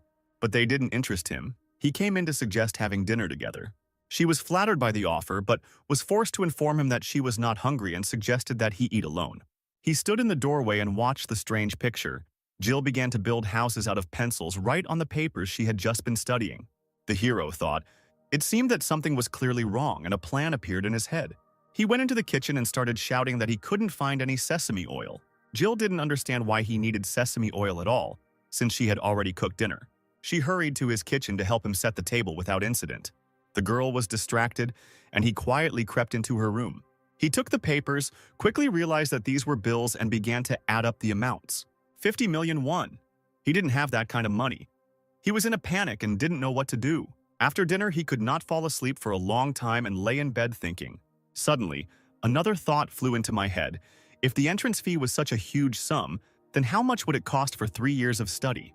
He picked up his phone, opened the bank app, and there was a little more than 800,000 won in his account. June dialed Kate's number and decided to consult with her. But suddenly he realized that it was too late to call. Kate's voice came from the receiver, and she began asking him what had happened. He decided to go on the offensive and said that what had happened was that she was still not sleeping. In fact, Kate was already asleep. But when she saw that June was calling her, she simply couldn't ignore the call. He got down to business and asked how much an A-rank mana crystal that could be obtained by killing a monster cost. His eyes began to widen when the person on the other end of the line told him that one such crystal could fetch between 100 and 200 million. Kate thanked him for his concern, but reminded him that she had only recently achieved C rank and was still far from A rank. He didn't understand what she was talking about, so he simply thanked her for her answer and said goodbye. But at that moment, a plan appeared in his head. The night flew by quickly. June quickly fell asleep, because in the morning he had to do what he had thought up. He put on a hooded sweatshirt, packed glasses, a mask and gloves in a backpack so that no one could recognize him, and took a fake hunter's pass. He read the note Jill left saying she was going to exercise, so he had about 3 hours. The hero went to Mount Guryong, where a rift had recently opened. He put on the protective gear he had brought with him. With a long leap, he jumped over the fences and signs that warned that the area was dangerous. And he quickly rushed to the place where the rift he needed was located. Jun looked at the rift and put the fake card on the rift entry machine. It was an A-rank rift. A voice from the machine warned that the rift was much higher than the hunter's rank. He didn't care that the rift was higher than the hunter's rank on the card, since he was a top-ranked hunter. The identity was confirmed, and there he was standing in a rift that strongly resembled the forest on Mount Umyong. His plan was to quickly destroy a couple of monsters, take their magic stones and go home, since today was a day off after all. Suddenly, he heard the cracking of branches behind him. Someone else had entered this gap. These were 3 hunters who went on a mission to clear this rift. They were surprised that there was someone else in the rift. Jun rolled his eyes and realized that the situation had become a little more complicated now that it was known for sure that he was here. The hunter girl immediately called him crazy because Jun was in an A-rank rift even without a suit. The hunters assumed that he was broadcasting a video from the rift. Such people often ended up in rifts. One of them headed towards Jun, and the other shouted after him to talk to the guy nicely and send him home. He walked up to Jun and introduced himself. His name was Alan, and he was a hunter of the Mizai Guild. Jun was silent. Because of the long silence, Alan began to get nervous and asked if it was really the hunter, because coming to this rift in such a video was a death sentence. Jun thanked him for his concern, said that he would kill a couple of monsters and leave, after which he announced that he was leaving, which caused a violent reaction from the hunters. Suddenly, they were distracted by a strong vibration from the ground. It seemed as if an earthquake had begun. Jun didn't understand what was happening, so he just stood there waiting. A glitch occurred in the rift, and the Ogre King appeared. The exit from the rift was limited until the enemy was destroyed or until all participants in the rift died. Alan shouted for his partner to press the emergency video recording button. At this moment, the president of the Hunter Academy, Adrian Chal, became tense due to a sudden glitch in one of the rifts. An assistant entered the office and reported that there were 3 hunters from the Mizai Guild and 1 F-rank hunter there. Adrian tensed up. How could a rank F hunter end up in the rift with them? The assistant said there was no sound on the emergency cameras, but the cameras showed that the hunters were on the trail and were about to destroy the monster. The Mizai Guild members are considered to be some of the best among A-rank hunters, and they are also well-armed, so they have a chance to cope, to which Adrian clarified what kind of boss was in the rift. The boss was the Ogre King. The president was tense, because most likely they would die, so he suggested going straight to the negotiation room. At this time, the hunters rushed along the rift. Alan ordered Mira to use the hawk's eye to find the monsters. Mira was a great long-range fighter. William was the most powerful healer he knew, and Alan himself had never lost. Having assessed the forces, he realized that there was a chance to win, especially if luck smiled on them, a little more than usual. His thoughts were interrupted by Jun, who said that they were not going the same way and that he would probably go. Alan suggested that he shut his mouth and stay close, and if he continued to talk nonsense, he would kill him himself. William caught up with Juna and apologized because Alan is generally a kind person, but right now he is very worried. Mira was worried about whether they would be able to survive, because the Ogre King was not an easy target even for S-rank hunters. Suddenly, Alan made a gesture for everyone to stop and stop their idiotic conversations. There was one dark ogre in front of them. They had to destroy it and move on. The captain turned to Mira and asked her to check if there were any other monsters nearby. Her eyes glowed a bright yellow, as if she had a computer in her head that was currently analyzing the area. Alan ordered Mira and William to cover him from behind, and he would take on those who were in front. After which he turned to June and told him not to act weird and to stand there. They had already taken a step towards the ogres when Mira suddenly stopped them. The boys turned with questioning looks in their eyes, to which she responded that something was wrong. For some reason, all the ogres were moving in the same direction, and she couldn't understand why. Suddenly, it dawned on her why several monsters, like robots, were moving along a given trajectory. They were heading towards the Ogre King, who was apparently nearby. At this moment, June realized that even though there were 3 S-rank hunters next to him, the fight would not be easy. There were already more than 20 monsters gathered around the king, and they continued to accumulate. June assessed the team that was suddenly acting with him today and realized that with their abilities they wouldn't get very far. So he decided to take action, headed towards the ogres and sighed heavily. Alan grabbed him by the jacket and hurried to stop the suicide bomber. He asked him to stand there and not stick his head out, to which June mumbled something. Alan kept shouting that if everything failed because of him, he would personally strangle him before the ogre did it. But June begged him to listen to him. The hunter was seething. He no longer shouted, but sternly whispered for him to shut up or die right now, to which June lay down in the bushes, agreed with him, and told them to do what they wanted. Alan thought that since the ogres kept congregating in one place, they didn't have time to wait. The ogres needed to be taken one by one while there was such an opportunity, and then they would use Mira's sniper capabilities.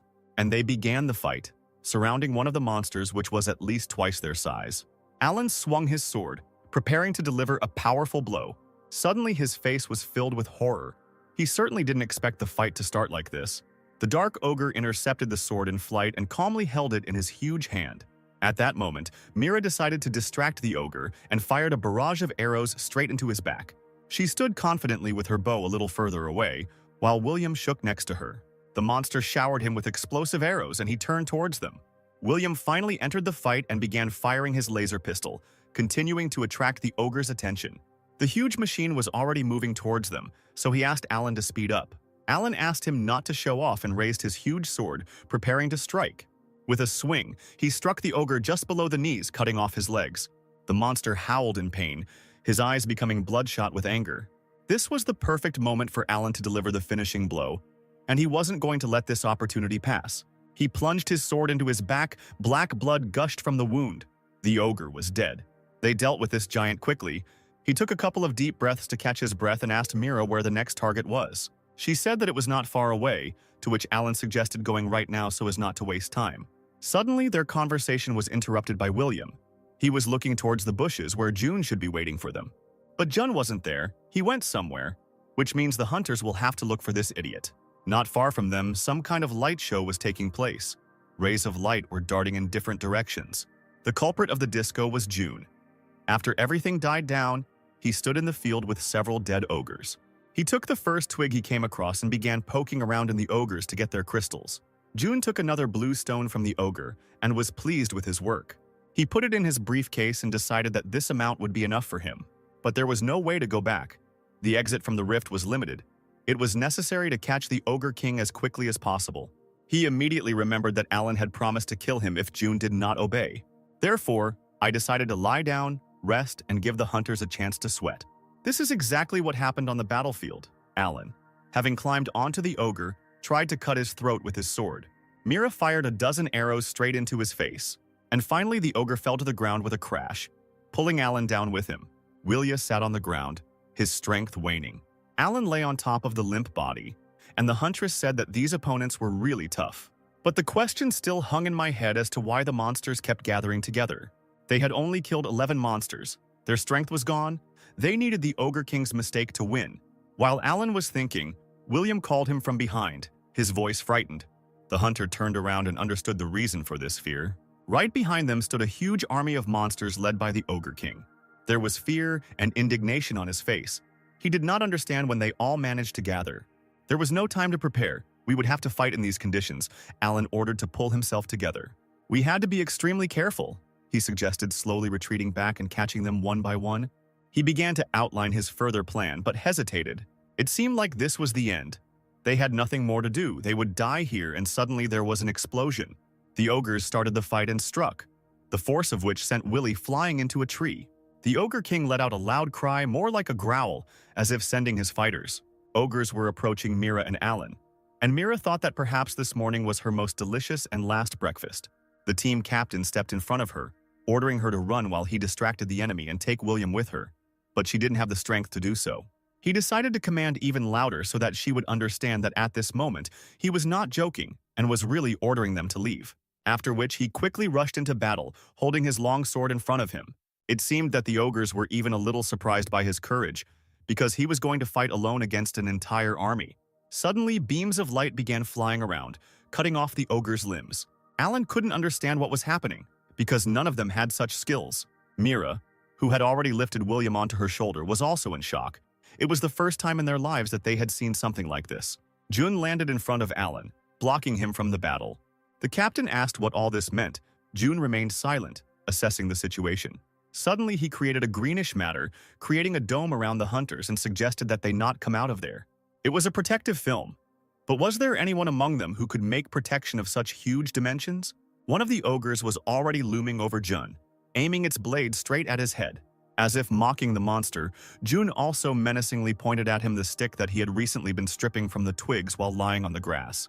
He threw his improvised weapon at it, when suddenly the ogre's body was torn into small pieces. William finally woke up and tried to comprehend where he was and what was happening, while Mira was shocked by the fact that the ogre exploded. The Ogre King wasn't going to give up so easily. Jun only defeated one monster, but his army was huge.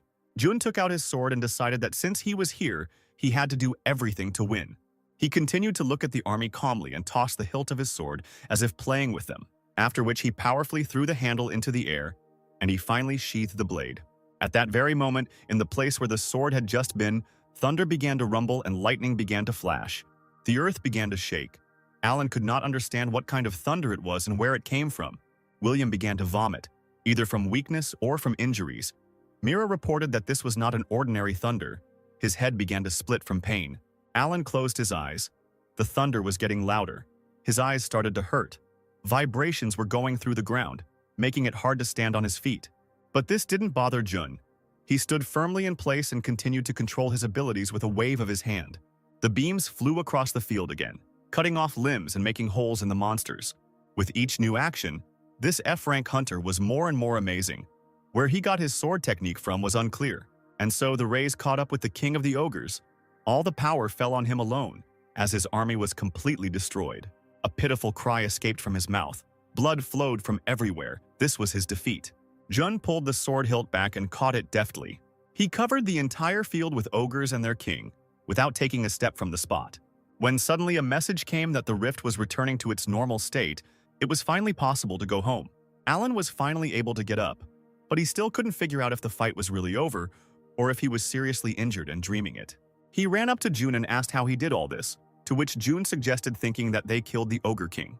While putting the crystals into his backpack, he continued to talk about how it would be beneficial to their reputation and would also increase their value as hunters. It just didn't fit in his head. He had just destroyed a bunch of monsters, a boss, and was voluntarily giving them the laurels. Jun suggested doing it the way they wanted, but they still owed him for saving them, and these crystals would be enough for him. He quickly said goodbye, and a second later he was no longer visible. The hunters stared into space and couldn't understand why he just up and left. Alan said that they should have at least asked for a business card, to which Mira replied that he wouldn't come again anyway, since he was always swearing. The hunters in the academy watched the monitors in silence, as if the world around them had stopped. The two employees stared at the screen in amazement, not understanding how or what had happened there. President Adrian asked to play the recording again from the moment the ogres appeared. They reviewed the recording again, the appearance of the army, Alan ordering his partners to run, and Jun's phrase, with the instruction not to leave the dome. Adrian asked to stop at this point to understand something. He looked at Jun, who was throwing something that looked like a sword up and down over and over again. After zooming in on the screen, it became clear that it was not a sword, but just a hilt. This was followed by screams about some kind of thunder and pain in the head. One of the employees reported that the recordings from all cameras cut off at this point. To which Adrian asked his name, the employee replied that his name was Kim. The president grew nervous as he continued to extract information about this hunter. His colleagues told him that they had been unable to obtain any further information about the mysterious guy. The registration number, the address, and everything else was fake. Even the date of birth. The 99th day, the 99th month, the year 9909. He asked if there were any witnesses to how this guy came out of the rift, since several more hunters were sent there. He put 2 fingers to his temple, as if that would help him think better, but no answers came. In terms of skills, he is no less than S rank. He has the technique of transferring mana into a sword, and the protective film was the use of special skill. And as far as the president knew, there was no one among the hunters with such a style of techniques. He was sure that he would soon come out into the light. Jun was already home. He managed to return literally 10 minutes before Jill arrived and the door lock clicked. As if nothing had happened, he asked her where she went. She went into the kitchen, put her heavy bags on the table, and said that after sports she stopped by the store for groceries. She turned to him and asked if he had had lunch. Jun said that he didn't want to have lunch, but while he had time, he would clean up his room. Entering the bedroom, he fell onto the bed, exhaled heavily, and decided that the room was already pretty clean. He had been on his feet since early morning, so he didn't want to do anything else. Suddenly, he sat down on the bed and reached for the bedside table. He opened the box where the magic stones he had obtained today lay. Jun thought that the workshop where he sold one of the magic stones might suspect something. Memories came to mind of how the girl who appraised the crystal said that after removing the commission, it would be 250 million. But he only sold 1 small stone. Maybe everything will work out. He thought he would get much less for selling one, so now he simply had no idea what to do with the remaining 9. But his head hurt terribly. He didn't have the strength to think of anything now. He threw the crystals up. The pebbles scattered across the bed. He lay down with his arms and legs spread out in different directions. He clearly needed rest.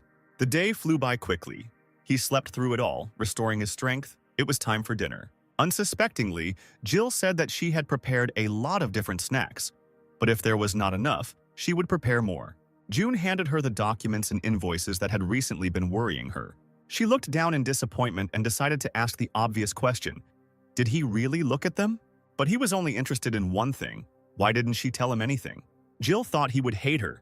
She was grateful to him for letting June live here, and the bills needed $50 million, and she didn't want to cause him any trouble. June responded by crossing his arms over his chest. Yes, it was really stressful and there was nothing mentioned in the contract about it, so it was necessary to urgently add this point. Jill's eyes widened. What was he even saying? At this point, June had already pulled out their contract and included a clause that obligated him to bear the costs associated with her education. He handed her the piece of paper and said that he would wait until Jill signed it. He was hungry, so he asked her to do it quickly. She looked at the document, not believing her eyes, which immediately filled with tears. Pleased with himself, he said that Dad was hungry and that she should sign quickly. She began to shed tears and thanked him through her sobs. June handed her a pack of napkins, joking along the way that his daughter was costing him a lot. They spent half the night trying to get Jill to stop saying thank you all the time. And then a new morning arrived and it was time to go to work. Everything seemed to be back to normal as he pulled on his coat to leave the house. He loudly announced that he was leaving, but Jill asked him to wait. She ran into him and began to straighten his tie, which had become twisted, after which she handed him a bag in which she had prepared a snack for him to take to work. Confused, he looked into the bag, thanked her, and said that it was definitely time to go. Her face beamed. She agreed with every word he said and wished her dad a good day. He went out into the corridor, the door slammed, the lock clicked, but it didn't move. Jun didn't understand. This is what the power of 50 million won looked like. The office was quiet. Nate was alone at work and listened to the news, thinking that the Meizai Guild was becoming more and more popular lately. The door opened and June walked into the office, wishing him good morning. He asked if he had seen the news that said 3 A-rank hunters had destroyed the boss in the large rift. It was a dangerous question. He got nervous, started mumbling, and said that he didn't know anything. Nate wondered if the rift was A-rank and the boss was most likely S-rank. How could 3 hunters handle it? This simply couldn't be. There was also a rank F hunter in the rift. Maybe he had something with him. He asked Jun if he thought the news was hiding something. Jun didn't think so and said that the Meizai Guild had always seemed like an honest organization to him. Nate agreed with him on this. This guild had never been involved in scandals. But then he wondered whether he had told Jun that it was the Meizai Guild or not. But, throwing these thoughts away, he suggested that Jun read about the big rifts because his hunter was developing very quickly and soon they would be able to go there on missions. Then he realized that their department had never had any hunters above rank B, so he himself didn't know how to prepare for such sorties. He handed him a folder. It was a file about a new fault that had appeared in a small province. On his last trip there, Nate dropped in briefly, and there were orcs there. It was supposedly a C-rank rift, and since Kate had also been rated C, it would be a good idea for them to go there. After which he said that this was an order from the head of the department, so he asked not to be offended. But June was not offended and, on the contrary, was pleased, because this was a sign of trust.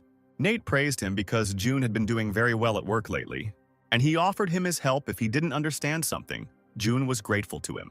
At that moment, the red-haired fury, Kate, flew into the office apologizing for being late. Nate began to calm her down, because on normal days she could just stay at home. That was the rule in the department. Out of nowhere, Greg appeared next to Kate and began to scold him for not even being able to properly greet a valuable employee, as if she had no right to come here. He obediently greeted Kate and told her to come to the office at any time of the day or night. Realizing the comical nature of the situation, Kate laughed and thanked him. While the chaos was going on around them, June put on his coat, grabbed the folder Nate had given him, and asked him if he and Kate could go into the rift today. Nate started talking about how he only had to warn his superiors, and Greg immediately ordered them to leave immediately, and Kate jumped with joy behind his back. They had almost left the office when the boss's menacing voice came from behind them, demanding that they stop. He handed him 150,000 won and told June to make sure to treat the huntress so that she would be satisfied.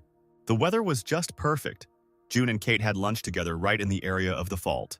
Leaving the cafe, Kate thanked him for the lunch, and he said that it was all thanks to her. June noted that after she received C rank, the attitude of the mayor's office towards her changed. Kate didn't even notice it. She assumed that Greg could have celebrated June's successes in this way, but it was out of the question. $150,000 was a lot of money for the boss, and he clearly wanted to please her. The thought crossed his mind that this money was a drop in the ocean for him, with $200 million in his account. He pushed away unnecessary thoughts and suggested that Kate move on. The rift was not far away. They made a couple of turns, and right in the center of one of the streets there was a rift, around which there were quite a few hunters. Kate was surprised. Most likely a huge number of hunters already knew about this rift. Not far from the entrance there was a staff member of the Hunter Academy, as well as quite a few B-rank hunters. June asked again why there were B-rank hunters here, since the rift was lower in level for them. She said that it was common practice to hunt in the rift at a lower level for safety. Kate fell silent and began to look closely at what was happening near the rift. June asked if she was worried. The girl giggled nervously and said that she was really worried because this was the first rift on level C. After which she remembered the events in the first rift. She had to protect the manager and could no longer afford to make stupid mistakes. It was as if June had read her mind and told her that she shouldn't worry about him because he wasn't fragile either. She puffed out her cheeks and said through her teeth that if he got into danger, he should just run. But the hero assured her that this would not happen. Her abilities were confirmed long before the certification. He also reminded that Kate had easily dealt with the orc, and that if she was careful, there would be no danger. June was sure of this and asked her to finally believe in herself. Kate was embarrassed, but agreed with him. He turned to the rift and noticed that the hunters were looking for partners, after which he remembered the hunters who were with him in the rift yesterday. They were a truly great team. But they all had terrible characters, as if they considered themselves superior to others. He was pulled out of his memories by Kate, who had already changed into her new scarlet tight-fitting suit with wings. June looked at her carefully. She started to get nervous and asked if this suit suited her. He said her name slowly. Sweat appeared on her face. She did not understand his reaction, after which he asked her if she could choose her partners. What type would she prefer? He began listing the types of warriors, for example, a tank that distracts monsters or those who provide cover at long distances. Her lips began to twist into a displeased grimace. Was he ignoring her so openly? When he finally stopped thinking and looked at her, he was surprised and asked what was going on. She started screaming that he himself said that he had no one but her. Or maybe it was a lie. She narrowed her eyes suspiciously and asked the most important question.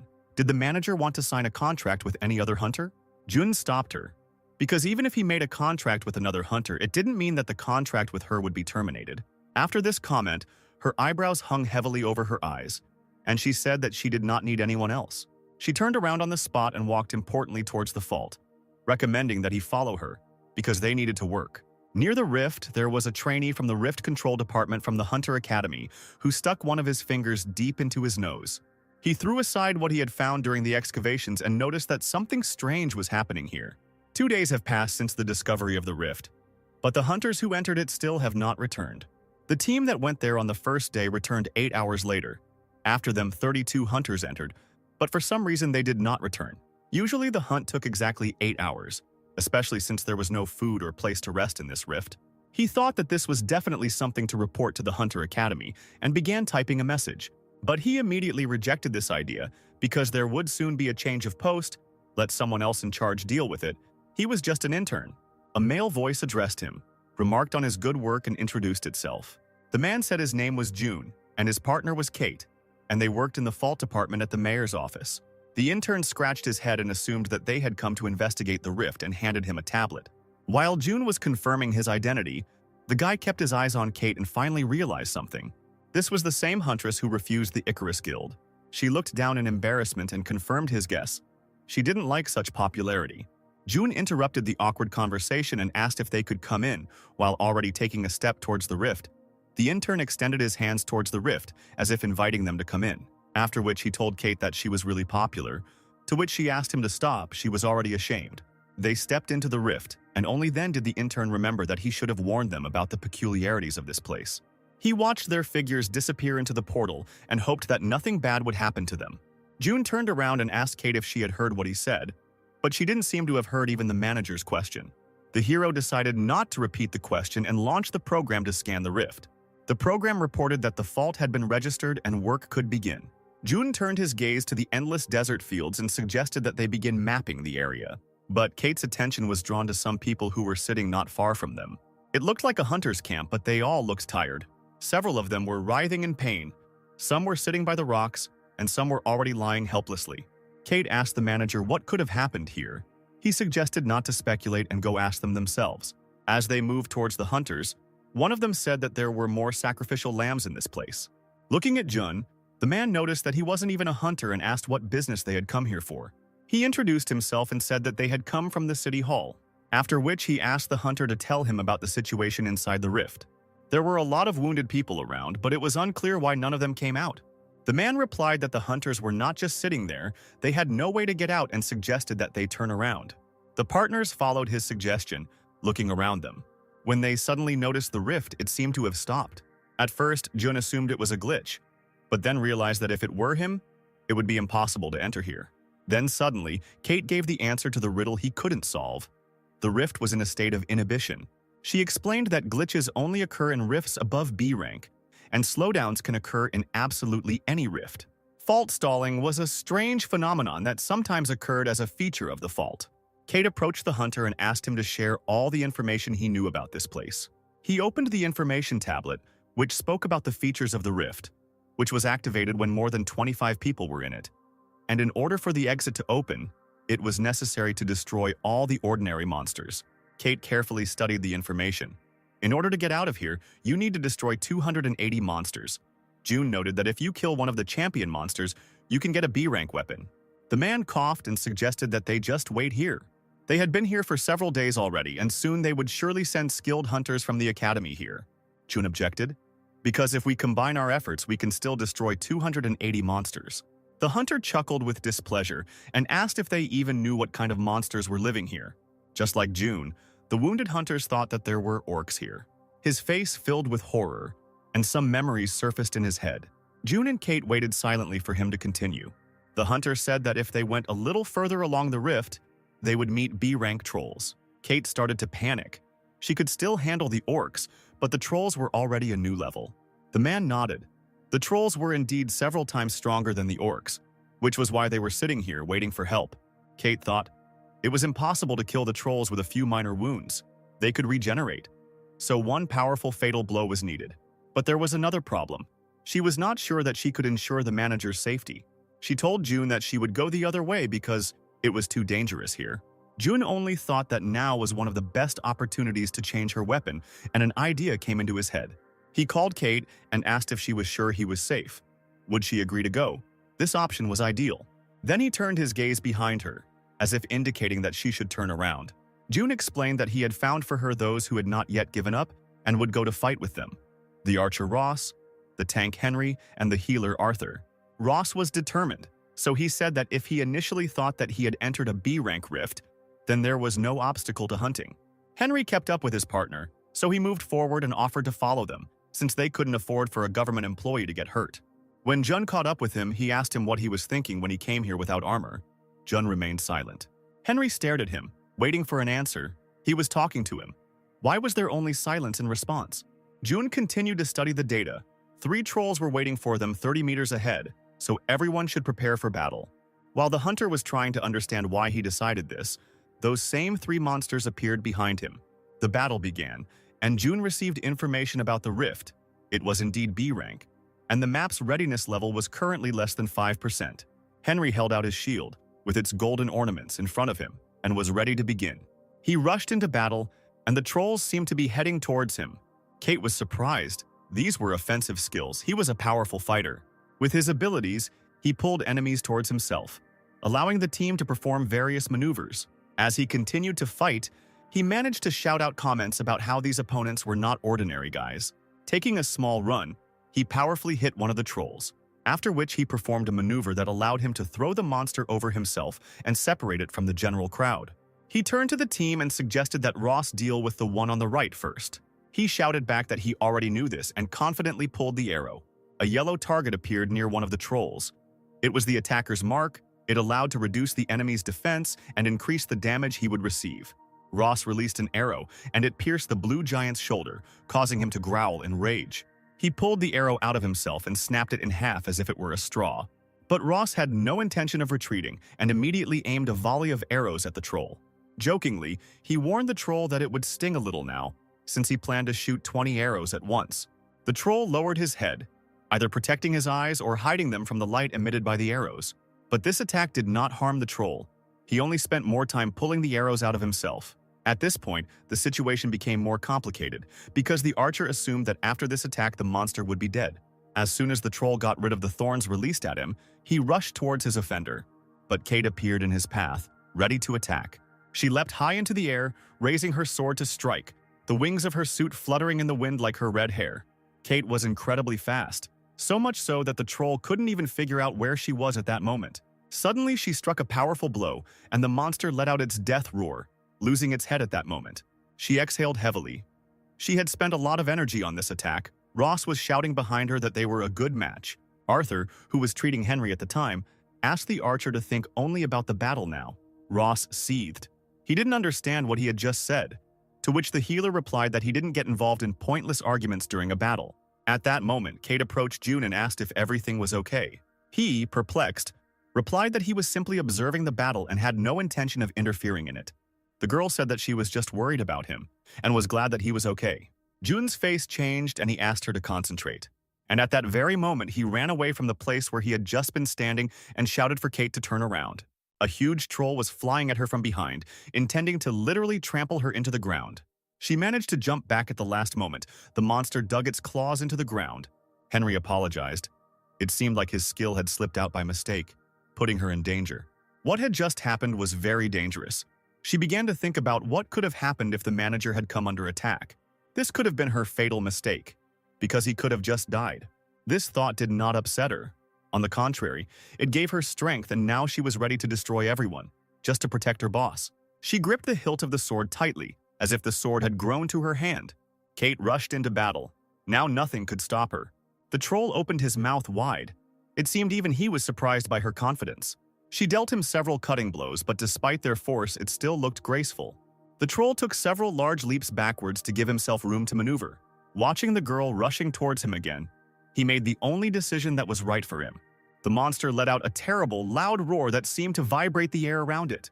The hunters suddenly stopped, wondering what was happening to this troll. Henry begged everything around him that it wasn't what he thought it was. But he was not mistaken. It was a battle cry the troll called the pack to his aid. A crowd of blue monsters rushed towards them, growling furiously and trying to destroy even the sand beneath them. The hunters turned and ran. It seemed like the only right way. Kate didn't move. She just watched as the deadly storm approached. 9 monsters were approaching her, but she had no intention of retreating. Ross noticed this. He didn't want to die, but he couldn't leave her there alone. He overtook his partners and asked them to stop. Kate needed help. They watched the girl as she confidently walked forward towards a whole horde of trolls. Arthur didn't understand what to do, but Henry removed all questions. They had to retreat. They would all die here. But Ross's attention was drawn to another detail. He saw her sword. The blade emitted a blue light and shimmered, as if it was filled with energy. This was the aura of the sword. June watched everything that was happening from hiding. He was confident in her abilities and tried not to give her any reason to worry about him.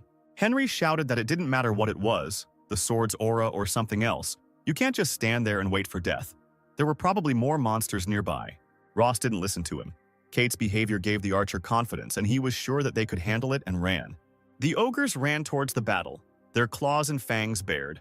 Kate assumed a fighting stance, preparing to strike first. And now they were close enough. She made a powerful dash and put the sword in front of her. Arthur and Henry thought she was crazy, but they still had to cover for her. So they followed Ross's example and moved towards the carnage. At this moment, at June's house, Jill was going through another ordinary day. She stocked the refrigerator with various snacks, confident that her dad would like them. Stretching contentedly, she headed off to clean the apartment. She cleaned the living room, her room, washed and ironed all the clothes. Jill decided to clean her father's room as well, and she began to do the same as she did in the other rooms: dust and vacuum. Suddenly, her attention was captured by a book with an unusual title, 50 Ways to Become a Good Father. Although there was nothing surprising about it, he had only recently learned to use hot water. Memory loss is a terrible thing. There was so much underlining in the book, she wanted to start reading, but something stopped her. Jill decided not to interfere in his business, grabbed the vacuum cleaner, and decided it was time to continue cleaning. It was necessary to finish not only the cleaning, but also the school as soon as possible, become a huntress, and return everything to him 20 times more. After vacuuming, she noticed a garbage bag lying under the table. But when she pulled it towards herself, the contents seemed strange to her. It was too heavy to be garbage. She took out a magic stone from the bag, Did her father really throw it away? No. He definitely couldn't have done that. Maybe he accidentally fell out of the box. The crystal looked very expensive, but she decided not to think about it and put it back. She quickly opened the top drawer of his bedside table. The girl certainly didn't expect to see what was inside him, so she screamed in surprise. She lay on Jun's bed surrounded by magic stones. There were 9 of them. She wondered how much it all cost. No less interesting was the strange purple thing lying with them in the box. Maybe they should throw it away. And in the drawer there was a document. A hunter's pass for a man whose name was unfamiliar to her. At this point, Kate continued to fight in the rift, swinging her sword again and again. The next powerful blow was right on target, and she cut off the troll's arm. 2 more monsters were flying towards her, trying to attack her from above. But she was too fast for them, so when they struck, it hit the ground. She literally rolled on the ground and was ready to attack again. In one leap, she caught up with her opponent and struck him powerfully with her sword. There were already several troll corpses around her, but she continued to hit again and again. Things weren't going so smoothly for Ross. A huge blue hand was pinning him to the ground. He found the strength to move his hand away from his throat and screamed for help with all his might. Henry called him an idiot, but there was nothing he could do but help his comrade. He grabbed the troll from behind, muttering under his breath that he didn't understand why they were so strong at all. While the 3 guys were picking at one monster, she single-handedly killed another one. There was too little strength left. There were still 2 trolls ahead. But she couldn't afford to lose now. She had to protect the manager. Her eyes were bloodshot and she screamed that she would never give up. With loud cries, she flew back into battle and aimed the tip at the troll's head. But he managed to cover his head with his hands, defending himself from her blade. While one was resisting the sword, the other had the perfect opportunity to attack Kate. Her eyes widened. It seemed like the last attack had been a fatal mistake. The satisfied troll was already rushing towards her, preparing to destroy her. Suddenly he froze, as if he had turned to stone. The way the troll fell to the ground shocked both Kate and her opponent. Jun had to use his abilities, otherwise he would have returned from the rift without a partner. Kate took advantage of the opportunity to destroy another troll. Breathing heavily, she fell to her knees and tried to come to her senses. She thought about how incredibly lucky she had just been. But what was it? Jun stopped her thoughts by asking if she was okay. The girl smiled back and said that she was not hurt. Jun nodded in satisfaction but needed to take a break before moving on. With their combined efforts, the 3 hunters finally destroyed the troll as well and fell to the ground around it. 2 hours later, the air was again filled with the ringing of blades, exploding arrows and screams. Working together, they continued to exterminate the trolls in the rift. Henry checked the status window. In a couple of hours, they had destroyed over 100 monsters, and if they continued in the same spirit, they would be able to clear the rift. He looked at Kate. She had simply amazing abilities for a C-rank hunter. Was he really witnessing the birth of an S-rank hunter right now? Maybe that's why Ross never left her without his attention for a minute. At this point, the archer asked what she was doing after work and invited her to have dinner together. Kate hesitated and mumbled something about having things to do after work. Henry decided to intervene and suggested that they all have dinner together, since it was only thanks to her that they were still alive, a gesture that Ross did not like. Jun decided not to participate in these conversations and took out his tablet to check the state of the rift. They have already managed to open 60% of the map. If they continue to move as quickly, they will be able to finish today. Also, during this time, Kate has become even stronger. It looks like her mana has doubled. While she was doing her best to refuse the hunter's offers, Jun was thinking about how much her level and stats had increased. He decided to save Kate from the guys and suggested getting ready for battle, to which they suggested resting a little. But there was no time for this. 200 meters away, an enemy was waiting for them, who was much stronger than those they had destroyed before. At that moment, the ground began to vibrate, as if it was not a monster that was awaiting them, but an earthquake. The jolts grew stronger, and now not only their legs were shaking, but they themselves seemed to be thrown up from the ground. And they saw the culprit of the earthquake, a huge purple troll with 3 heads. Arthur decided to check if the creature was a troll, but the answer was not needed. They needed to fight it anyway. Kate was exhausted, and at that moment she was looking for inner strength that would help her fight. But the monster was not going to give them any extra time. He roared terribly. Light balls began to form right next to the mouth of each head. And then one of the rays burst out of the troll's mouth and flew straight at Kate. She didn't expect such a quick attack and was so shocked that she simply froze in place. Jun understood only one thing, that this troll was too strong. His partner would not survive his attack. He rushed from his place towards her, and it didn't matter what would happen next because it was worth protecting her. Covering her with his body, he was ready to take this blow upon himself. There was an explosion. Sand rose into the air, and the shockwave threw Kate back. She fell to the ground and tried to disperse the dust that had risen from the impact. It was only after a few seconds that she realized what had happened. She stood up and started screaming Jun's name in a panic, trying to see him. Ross was lying on the ground and didn't understand what the hell happened. Was it just an explosion or someone got hit? Arthur, unlike him, already understood what happened. Henry pinned Arthur to the ground with force, ordering him to duck. One blow would be enough to kill him. Kate continued to run between blows, screaming Jun's name and begging him to answer. And finally she found him. But she didn't want to believe her eyes. Jun's body lay on the rocks, showing no signs of life. She approached him carefully and extended her hand, afraid to touch. Gently placing her hand on his shoulder, she asked him to wake up. Ross shouted that they needed to find somewhere to hide, hoping that the red-haired girl would hear him. Kate could only hear her own thoughts. She already realized that June was not breathing. Tears streamed from her eyes. She was unable to protect her boss. She threw herself into his arms and begged him to forgive her, but he could no longer answer her. Everything around was exploding, but she continued to hug Jun's body, not caring that she herself could die right now. Ross knew that if he didn't help her right now, it would all be over. He ran out of cover and headed towards her as fast as he could. Henry asked what the idiot was up to, and he asked him to go with him. The troll needed to reload for the next attack. They needed to get close to it. This was the only chance to defeat the monster. The hunters didn't want to admit it, but Ross was right, so they sped up and followed him. Henry shouted that he would attack from the front and ordered the boys to go around the monster on the right. He let out a battle cry and ran straight towards the monster, holding his mace out in front. Suddenly, the troll began charging the ball of light from its mouth again. Henry realized that the situation was not under their control. The monster attacked much faster than they expected. The monster fired a volley straight at the hunter, who flew away from him at high speed. After bouncing off the ground a couple of times, he finally stopped. His shield and mace flying to the side. Experiencing terrible pain, he could no longer continue the fight. Several hunter's marks appeared around the three-headed troll and flashed, blinding him. Ross stood close to him, launching a hail of arrows at him. With a sly smile, he told the troll that he was his opponent, and that he shouldn't get distracted, thereby trying to protect Kate. Memories flashed through Kate's mind. She saw their first meeting and acquaintance. The way he lifted her up in the first rift and asked her not to stand there like a pillar, they were in the middle of a battle after all. How he thanked her for new sensations and dishes he had never tried. His smile and the phrase that she was the only hunter he needed. She thought she had finally found her place. Tears continued to roll down her cheeks. But suddenly, for some reason, a window of her status opened next to them. The window said that, faced with circumstances, she acquired a new skill. An oath. Another explosion went off behind her, and Ross barely managed to escape it. While the troll was reloading, he fired several more arrows straight at his head. The monster's eyes filled with anger. He opened his mouth and growled, spraying saliva in all directions. Ross kept up with his opponent and also shouted to show his determination.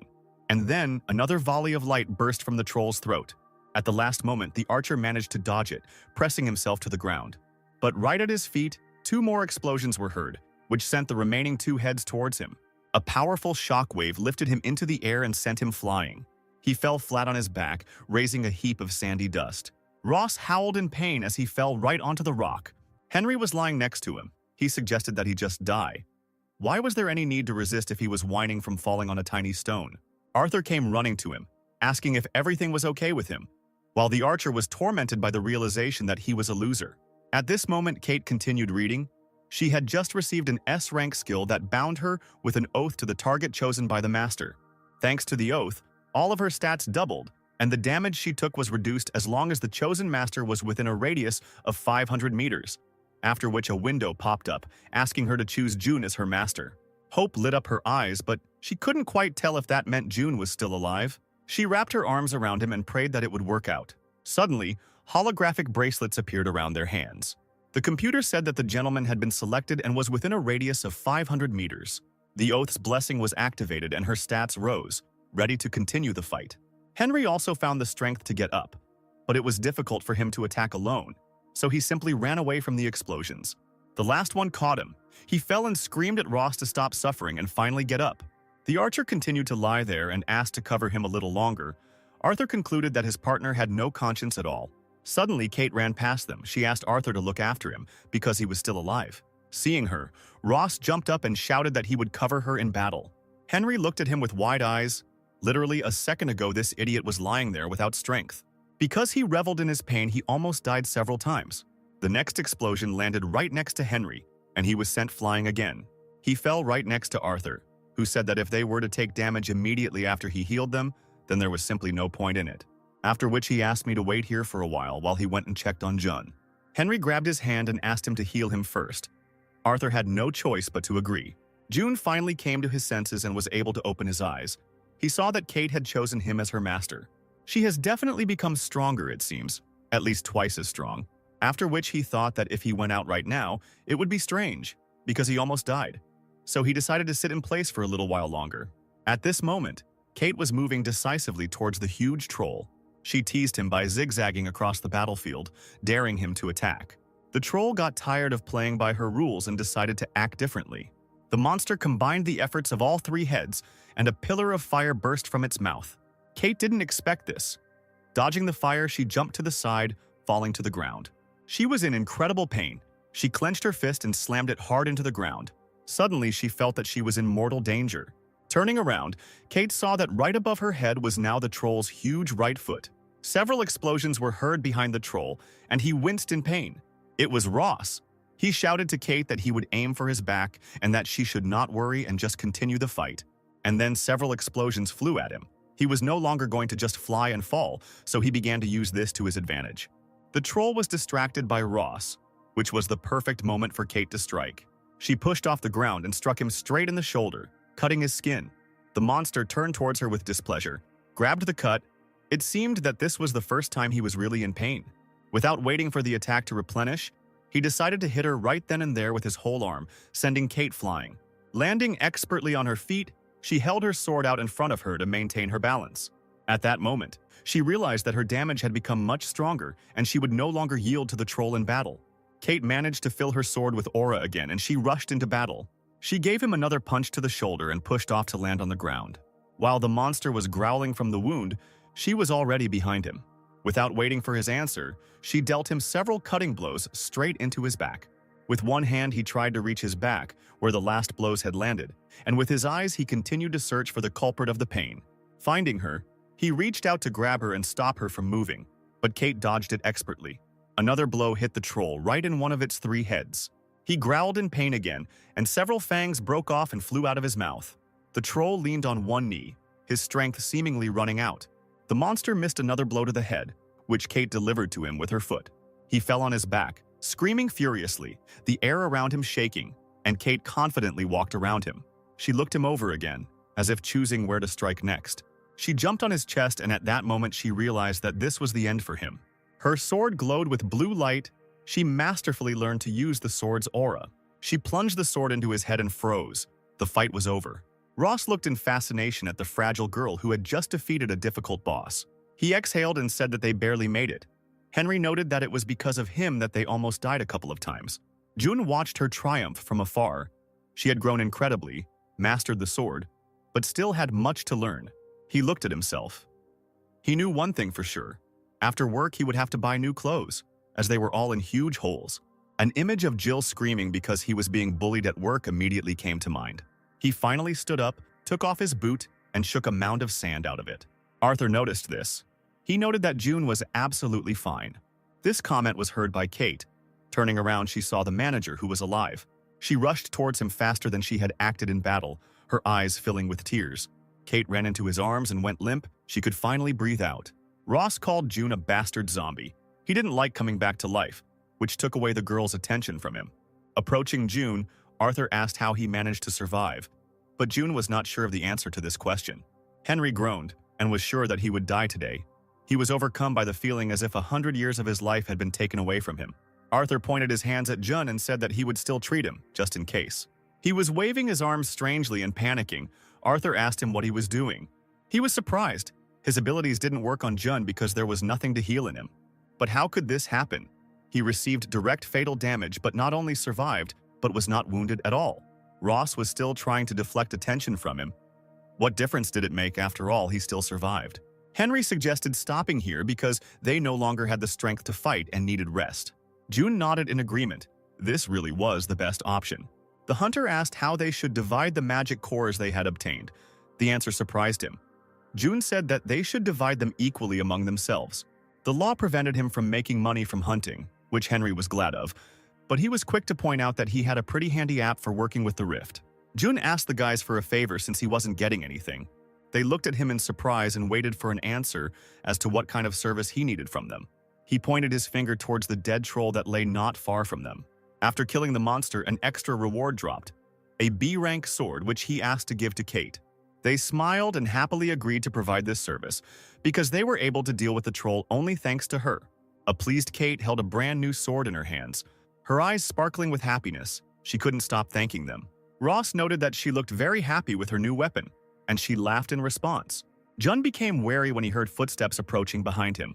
It was two hunters from the Icarus Guild who were walking towards them. Emily came closer and smiled and said hello.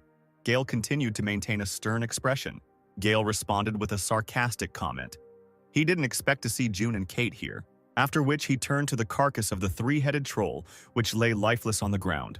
He noted that Kate had become much stronger, and that she had dealt with the champion monster was amazing. She was pleased to hear such words from the famous hunter. She smiled sweetly and thanked him. Jun wasn't about to give in to the barbs, so he smirked and said it was all thanks to the suit Gale had given her. Gale began to slowly walk towards June and for some reason reminded him that he had not given the suit as a gift, but had lost it.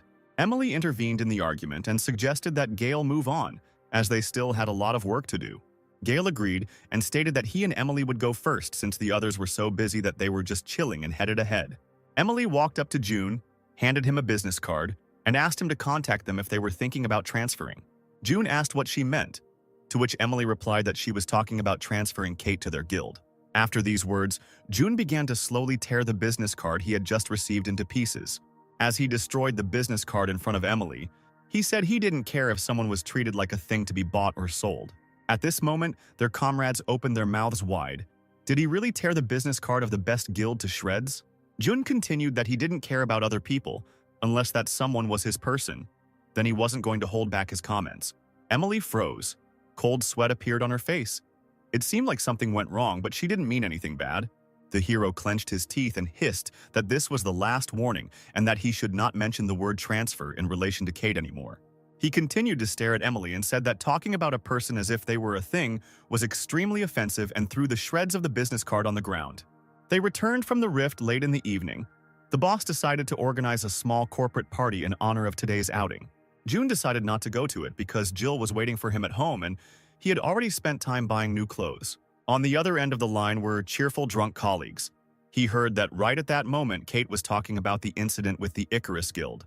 At that moment, Kate jumped up, waving her fists and trying to accurately convey June's words about how he would protect his man. Greg thanked June for his work and the right approach to their employee, while Nate jumped around in surprise in the background. Suddenly, Nate snatched the phone from his boss's hand and began to conduct his own dialogue with June. He noted that he thought tearing up the company's business card was too much. June asked for forgiveness for this act, when suddenly he heard approving notes from the end of the receiver. He decided to ask again what he meant, because so far the opinions were changing from phrase to phrase. Nate said he believes there are times to bow your head and times to let your anger out. The Icarus Guild was a huge and famous company, but that didn't mean they had to always lose to them, and yelled that June did the right thing. He kept shouting that it would be one thing if Kate left voluntarily, but treating her like a thing was disgusting. Greg joined the conversation, seeing nothing wrong with angering a couple of boastful S-rank hunters. Nate pulled the phone closer to himself and lowered his voice to a whisper, as if he wanted to ask something personal. He asked June if he could become his man too, so that he could be under the same confident protection. June didn't know what to say to this comment, and in the background there were shouts for another shot. He was sure that no one was listening to him on the other end of the line anymore, but just in case he said that they would meet tomorrow.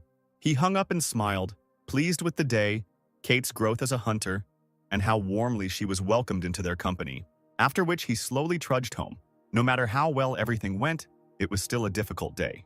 He walked home to find Jill in a spotless apartment waiting for him. Jill said hello, when suddenly something else caught her attention. She noticed his new clothes. June remained silent, because he expected to dodge this question. He began his story by saying that he came across a sale on his way home, and it was already getting colder outside, and he also felt sorry for the old lady who was selling the suits. Jill asked where he found the old lady who sells costumes, and that's where June was wrong. He urgently needed a plan to distract her. He quickly figured out what could be done and said that he would not refuse some tea. At that very second, Jill ran into the kitchen.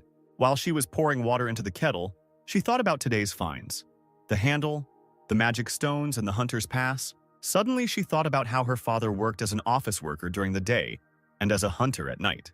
The image of my father in a superhero costume and how he receives signals for help immediately came to mind. She was sure she was right, because his colleague at work, who came to visit them, was also a hunter. And now she saw two partners in stylish suits who were about to set off on a mission. The next image was of Kate deftly flipping over on his back, and both of them deftly dodging bullets. She continued to imagine various scenes and began to boil with anger. The same thing happened with the kettle she put on the stove.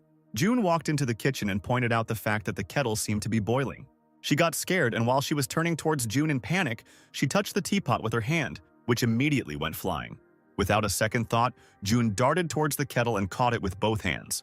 While the daughter watched this picture in surprise, the hero asked her to be careful, because she could burn herself with boiling water. She couldn't hold back her emotions any longer. She screamed and asked what he was holding in his hands right now. Jun didn't know what to answer because it was obvious that he was holding a teapot in his hands. But he didn't take into account the fact that he was holding a hot teapot. He did not immediately notice his mistake and stared at his hands and the hot iron in them. Jun quickly moved the kettle to the table and began to justify himself by saying that it wasn't that hot. Apparently, the water hadn't boiled after all. But the kettle's whistle claimed otherwise. She grabbed his hands, turned on the water, and lowered them into it. Her hands needed to cool down. Jill apologized for her carelessness because she could have gotten hurt. Wiping his hands on a towel, he asked what she was thinking about so hard. She screamed as if she remembered something. June continued to look at her questioningly. She ran into the room, an action that left him even more confused. But a second later, she was already returning to him, with some kind of bundle in her hands, which she handed to him. He started reading. It was an informational entrance flyer for initiation into hunters. Jill hesitated and started to say that there would be nothing important there and she just wanted him to know. After which she noted that it was a weekday, and she knew perfectly well that he was busy, so there was no need to come. June rubbed his chin thoughtfully. It would be next Monday. How could he ask for time off from work? But the most important thing is that he understood that this was incredibly important for her, so he said that he could come. Jill blossomed. A smile spread across her face and she thanked her father. There was another event in the rift that June missed. Ross decided to talk to Gail about how terribly June treated Emily and her business card. But Gail didn't understand why he had come all this way just to report this. He stopped jumping and waving his arms and froze, looking at him, after which she asked to punish June because the way he behaved irritated him terribly, and Gail had a reason to do it. It was already lunchtime on the next working day. Everyone had left the office, and June had an excellent opportunity to ask his boss for time off. He glared at him from his desk, not knowing what excuse he could come up with to leave next Monday. The hero finally made up his mind and approached the boss's desk, apologizing in advance. He asked if he would mind if he worked only half a day after lunch next Monday. Greg asked why he was going to do that, to which June replied that it was personal. The boss nodded at his answer and asked if it was something that couldn't be discussed. June had no intention of revealing the real reason for his request, so he simply confirmed his suspicions. Greg thought about it. He didn't know what to do, because next Monday Nate was going on a business trip. June didn't understand what kind of business trip this was, to which the boss reminded him that the following Monday there would be an initiation of new hunters. They had received an official note in their office asking for the participation of all nearby organizations, so they could not ignore it. June's eyes widened. That was where he needed to go, but the boss said Nate would be going there.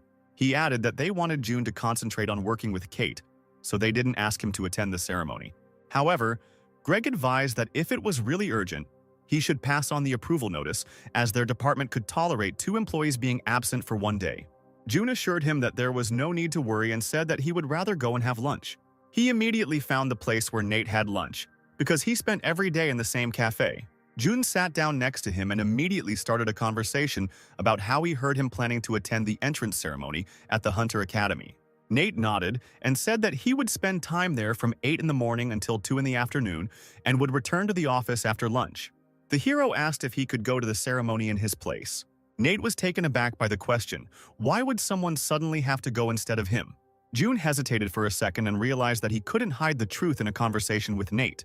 He started telling him that he had a daughter and that she was being initiated the following Monday, so June wanted to be there. The soda went straight back into the glass from Nate's mouth, which is where June got his daughter in the first place.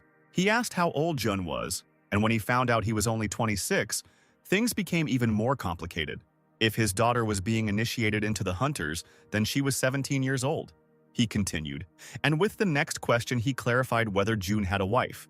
June lowered his head and continued his story, having to reveal that Jill was not his biological daughter. This left Nate even more confused as to how all of these facts could possibly fit into one story. As they crossed the road, Nate asked if he knew about Kate's daughter. The boss breathed a sigh of relief after June told him that Kate had been to their home and even knew his daughter, after which he decided to clarify how Kate reacted to this. June said that her reaction was normal, but did not understand why he was asking these questions. After assessing the whole situation, Nate said that Jun really should go and talk to the boss. He also assured his colleague that he would keep everything he had just learned a secret. The week flew by quickly, and now it was Monday. June stood near the academy and watched the crowd that continued to gather nearby.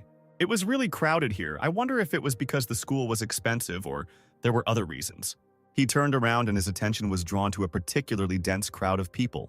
Listening closely, he realized what was going on there. People were shouting Emily's name. In the center of the crowd stood the huntress from Icarus. Everyone was trying to get her autograph, but Emily politely refused, explaining that she was in a hurry. People continued to run past him, and he just smirked at the fact that such people were forced to attend schools. He hoped that he would remain unnoticed, because this meeting would not bring anything good. But Emily had already called his name and was heading towards him, pleased. June clicked his tongue in displeasure. This was the last thing he wanted at that moment. It seemed as if she was deliberately speaking louder than usual to attract attention. Suddenly, she bowed down before him and began to apologize for what happened during their last meeting. She was so excited by what she saw that she rushed and did not think at all about the feelings of his colleague. Emily continued to stand submissively, her head bowed, and a crowd began to gather around them, whispering that this man was even more important than the huntress, since she bowed before him. June asked her to get up because everyone was looking at them, but Emily continued to say that she didn't want to cause him a negative reaction. He admitted that he had been cruel to her too, and began to ask for forgiveness, when suddenly she said okay and straightened up. People looked at him with displeasure, and he felt as if he had been fooled. Emily handed him her business card again, and she asked him to make it a reminder of her peaceful intentions. With a smile on her face, she said that this business card had nothing to do with his colleague Kate. Jun asked if it didn't concern her in any way, then why did he need the business card at all? She asked to take a business card and remember that June could contact her if she needed help. He looked at her and then at the business card in surprise, after which he leaned over and sincerely thanked her for this gesture. Emily suggested they go inside. The event was about to start, and then they parted ways. A voice came from the speakers in the corridor that the ceremony was beginning and invited everyone to enter the hall, and the future students were asked to remain in a designated area. Among them was Jill, the color of her uniform perfectly matching her brown eyes. Emily continued to watch June. She felt his aura and understood that he was an unusual person. She knew she was not mistaken. She felt the same from him in the rift. Emily knew that June was hiding his true power, but she didn't understand what it was. All that was left was to wait and see what would happen next. One day, this force would enter their world.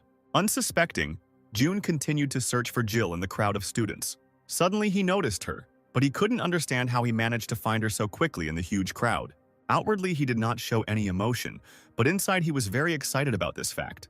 Suddenly, he blushed, covered his face with his hand, and wondered if perhaps he really did have paternal feelings. The host introduced the dear guest who honored them with his presence today, and the president of the Academy of Hunters, Adrian Chall, came onto the stage and bowed to the audience. While the ceremony's guests were being introduced, June decided to find a good restaurant nearby to have lunch with Jill. A message came from his phone saying that the oath ceremony had begun. A girl with dark blue hair stood on the stage and, raising her hand, named the points of the oath one by one. The two women standing next to him were discussing the fact that this girl was the younger sister of the Sword Emperor, who was considered the best hunter of all, and she herself was already an A-rank hunter. He looked again at the little girl who was standing on the stage and couldn't understand how she could be A-rank. He remembered Jill's words about how he should treat her well because one day she would become very famous, and he decided that now was the time to show that attention. All the future hunters said their vows, there was loud applause, and the master of ceremonies announced the end of the ceremony. June managed to quickly get outside and continued to fiddle with his phone while he waited for his daughter.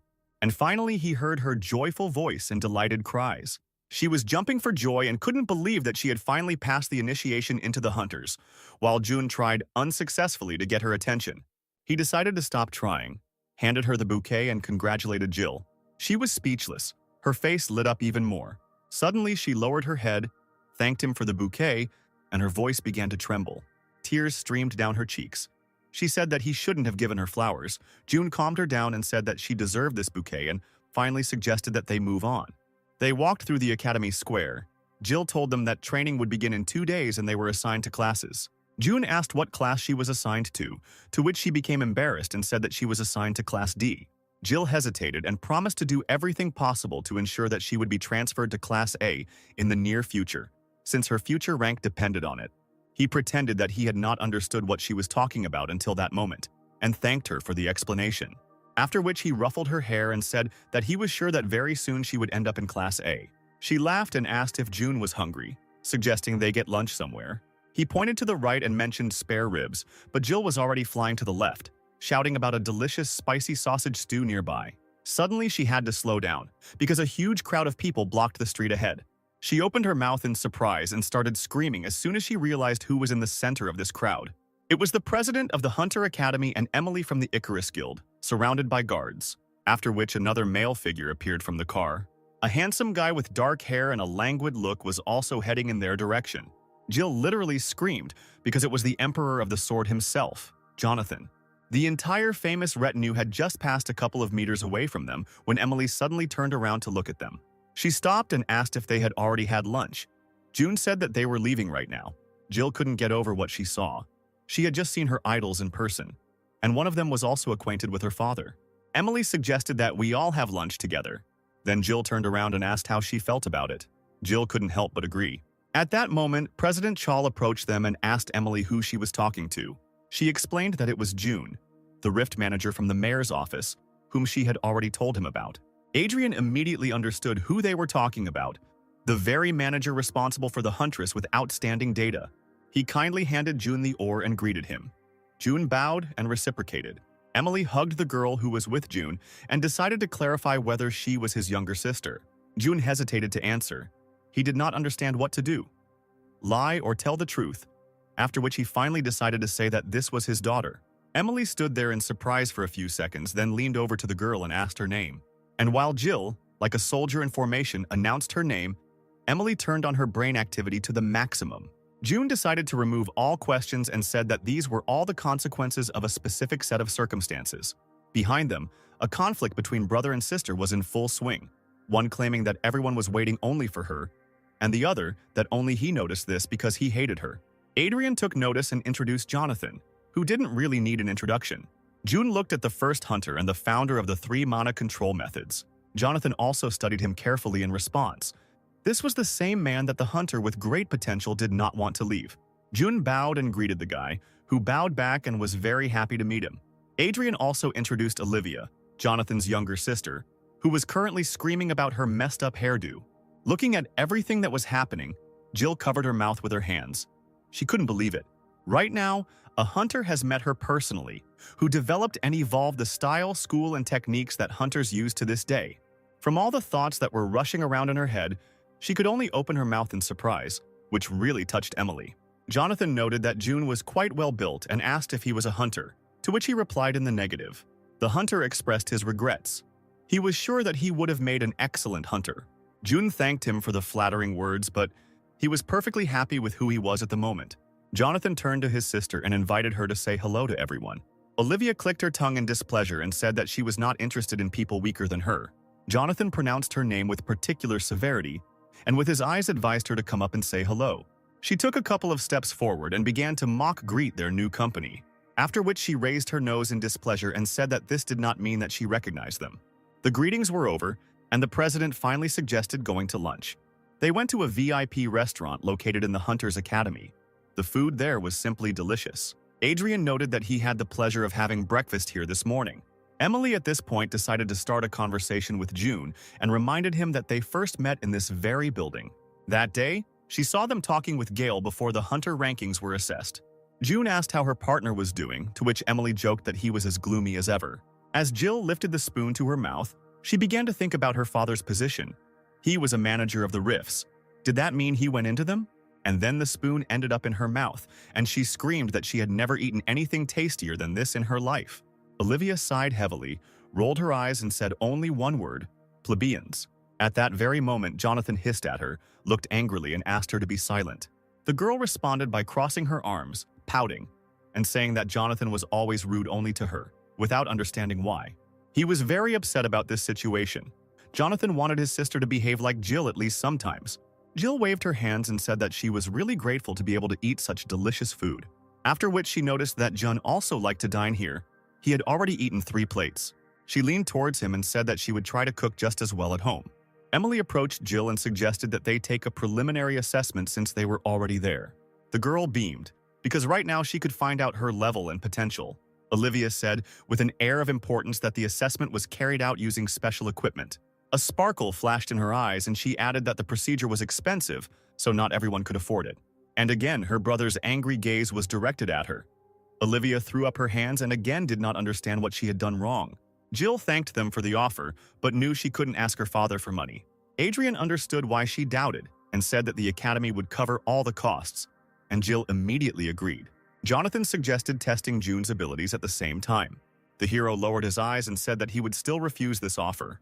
Emily was surprised because if the results were good, he could become a hunter. The president literally begged him to try it. It was a rare opportunity, and Jonathan was also excited and wanted to know the results. He looked at the persuaders once more and was forced to agree. They clearly wouldn't leave him alone. Jill was the first to be tested and was placed in a machine that emitted a pinkish-white light. The measurement lasted about 5 minutes, and finally the computer announced that the results of the study would be printed out. Emily took the results sheet out of the printer and was surprised. Jill was expected to awaken an A-rank skill, and the final expected rank was also A. Jonathan made her happy because only 5% of hunters could boast of such results. Emily encouraged June because if this girl develops her skills, then a cloudless future awaits him. Jill approached Olivia, who informed her that perhaps she was not as hopeless as she thought. Jill beamed and thanked her, ignoring her snideness. Emily walked up to June. Now it was his turn to take the test. Olivia muttered that it was a waste of time and suggested that they go and have a cup of coffee or something else instead. And again, angry glances were directed at her, which she still did not understand. Finally, June lay down on the machine and the computer reported that he was ready for measurement. Perhaps it was worth continuing to refuse their offer. If the results were strange, then a lot of complications and questions would arise. He looked at those who wanted this test so much it seemed they suspected him of something. Suddenly, the hero finally understood how this device works. It releases mana and calculates how much mana the body can pass through. Jun realized that it was easier to completely forbid mana from entering his body, since it was extremely difficult for him to release a little of it. The mana that the machine released simply began to float around and flow around the body, but could not penetrate inside. The computer reported that the test was complete. Everyone froze, because its test was completed much faster than any other. June got out of the car and asked if the results were really ready. Emily started reading the result, which said it was impossible to measure the potential player. But it all made no sense. Jonathan looked at the paper in bewilderment and asked if this had ever happened before, or if this was the first time such a result had appeared. Receiving no answer, he suggested taking another measurement, but this was not necessary. A pleased Olivia interjected another comment of her own. Apparently, he just didn't have the talent to be a hunter. Emily continued to look at the results because no matter how lacking a person's abilities were, they would still be ranked as Class E or F. She bit her nail out of nerves. Such results were incredibly rare. It was simply impossible. The girl started yelling at the hero, begging him to do the test again. There must have been some kind of error during the scanning. Adrian stopped her. The next test would be difficult, since scanning an ordinary person several times in a row could be a strong strain on his body. Jonathan muttered that he should also look at the results again. Therefore, I suggested to June to strengthen his body. Then the results could be completely different. Indeed, there were cases when abilities were revealed in people without a predisposition to them, so there was no need to be so quickly upset. Emily was sure that she felt the hunter's energy coming from him. There was no way she was wrong. While the whole group continued to talk about how sad they were about the test, June asked if they could finally go. It had been a few days since the test, and a few days since June had spent sleeping in the office.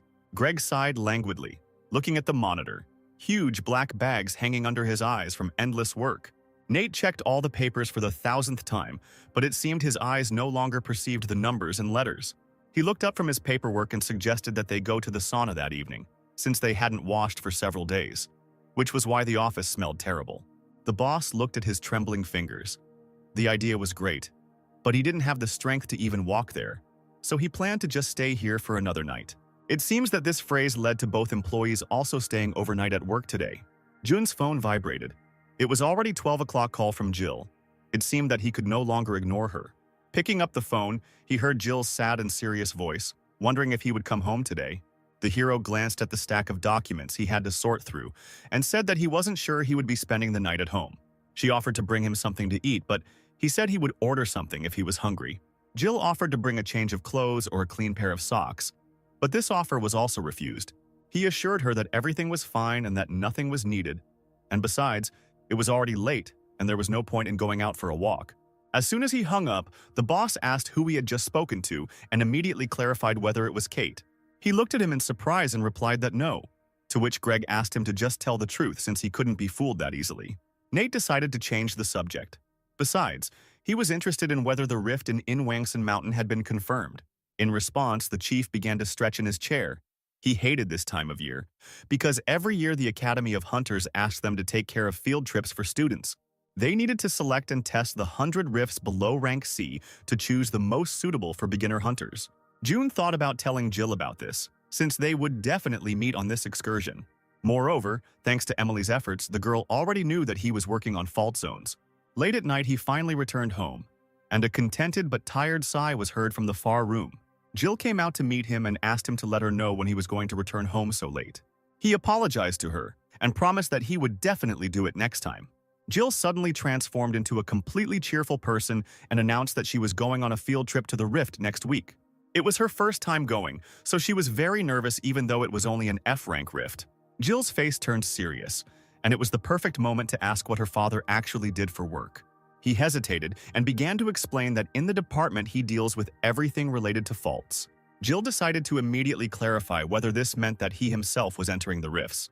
He looked at her calm face and decided that he could still say something, and nodded hesitantly to her. But the next question followed. She was interested in what exactly he was doing inside the rifts. June frantically began naming as many responsibilities as he could to distract her. After he noticed the sad expression on her face, he said that there was no need to worry about it. This did not have the effect he expected. She began to stamp her feet and scream that she could not help but worry about this because he was in danger there. She screamed that leaving everything in this state was completely unacceptable. She threatened him with her finger and said that she would give him a special training session. June couldn't believe what she just said. She, a girl who just entered the Hunter Academy. He would give training to the one who was actually the strongest hunter. But Jill didn't know that he was the greatest hunter, so she argued that she had the potential to be an A-rank hunter. She clenched her fist and said that from now on, they would practice every weekend. In addition, she wanted him to go to the academy on Monday to apply for body strengthening, since then he would receive mana. Sweat was pouring down June's forehead, and he thought that if the people of Miram heard her now, they would faint. Jill had already thrown on her windbreaker and was literally ordering him to follow her. They went to the alley near the house. Jill asked to open the window of his characteristics to check them. June opened the window and understood that right now he would have to lie, because all the characteristics were maximum. While he looked at his numbers in panic, the girl asked him to read them in order. He started making them up as he went along. Strength 10, Agility 6, Health 9, Inner Power 0, no skills. Jill stopped him. The total points were 25, which was impossible since it was almost the same as an E-rank hunter. His strength and health were even higher than hers. Perhaps this was normal, because my father was in good shape. Jill decided to check on the inner power stat, as she had never heard of it. June waved his hands and assured her that he was mistaken. His mana was at 0. The girl did not notice the catch and said that for an ordinary person such an indicator is normal, although the other characteristics are still unusual. After which Jill began training and suggested learning how to use the Chul, one of the techniques that can be used at a distance from monsters. It might not be possible to use it right away since her father doesn't have mana yet, but she still decided to show how it works. She held the gun out in front of her and held it confidently with both hands. Suddenly, the gun began to fill with mana and form a blue ball. She continued the lecture and explained that taking mana from the body and redirecting it into the gun means reloading. If he succeeds in doing this, then half the way will be passed, and she suggested to try. He twirled the gun in his hands while thinking about how to release a small amount of mana. Jill suggested that he close his eyes and try to feel a light energy in his body. Then he had to imagine this energy, like a river, flowing from him straight into the gun. He was nervous and convinced himself that everything would be fine if he had complete control over himself. The gun filled with a blue glow and Jill began to scream in shock. She didn't understand how he managed to do it the first time. Jun was frightened by her screech and immediately stopped the reloading process. The girl looked at him, fascinated. It seemed that her father was incredibly talented. He tried to calm her down and said that it was most likely a coincidence because when he tried to do it again, nothing worked. Still, Jill was upset because she had trained for a month to be able to reload the weapon. Despite his obvious talent, she was still against her father becoming a hunter, as it was very dangerous. Jun reassured her that he was not going to become a hunter and suggested that they go home. It was quite late and also boring. The next working day began. Today was the last day of preparation before the excursion. All the data was checked, the fault was selected, so the office was calm. As Nate passed by Jun, he noticed that his colleague was currently forging documents stating that he had completed the Hunter Academy fortification and had accumulated 1 unit of mana. Nate screamed that he would definitely be put in jail for this, because he was an official who was forging documents right now. Jun assured him that he would definitely not be put in jail because he would only show this document to one person. The hero had to tell the long chain of events that led him to such actions. They went to lunch where he explained that it was all to reassure his daughter, who was worried about his work. Nate noted that his life is both complex and interesting, after which he remembered that his daughter would be on an excursion the next day, which the 3 of them would conduct, and asked if he would have to hide from her. Jun shook his head and said that there was no longer any reason to hide, since Jill knew where he worked and that he went into the rifts. The colleague exhaled, because this meant that he had worried in vain. Plus, Nate reminded them that they had an important event coming up next week. The Hunter Academy will undergo a full inspection, and they will have a chance to receive a B-rank split from them into their management. Let's hope that everything goes smoothly and the grade will be good. A thought popped into his head of a boss who had put in a lot of effort into this, and if they got a good rating, he would get promoted. If the assessment is not enough to get a rift, then they will have to lie low for a while to avoid his wrath. And so the day of the excursion came. Together with the new students, they went to the prepared rift. The academy coach gathered everyone together and asked for a moment of attention. He introduced his colleagues from the fault department who would be accompanying them today. Greg waved his hands in greeting and put on his sweetest smile possible. He told the students that they were currently in an F-rank rift, where they would most likely encounter goblins that would pose no threat to them. However, anything can happen in the rift, so all students should remember that safety comes first. After finishing his endless lecture on safety, he asked if anyone had any questions. Looking at the disgruntled first years and hearing the silence, Greg suggested going to explore the rift. The students rushed along the fault as if it were a morning jog. And finally they found the goblins, who seemed to be already regretting the excursion. Rage burned in the eyes of the young hunters. They kicked, pushed, trampled the unfortunate monsters. Greg noted that he had seen all this countless times, but each time the young hunters scared him. Continuing to watch them, he asked Nate if there was a chance that any of the graduates would work with them on a contract basis.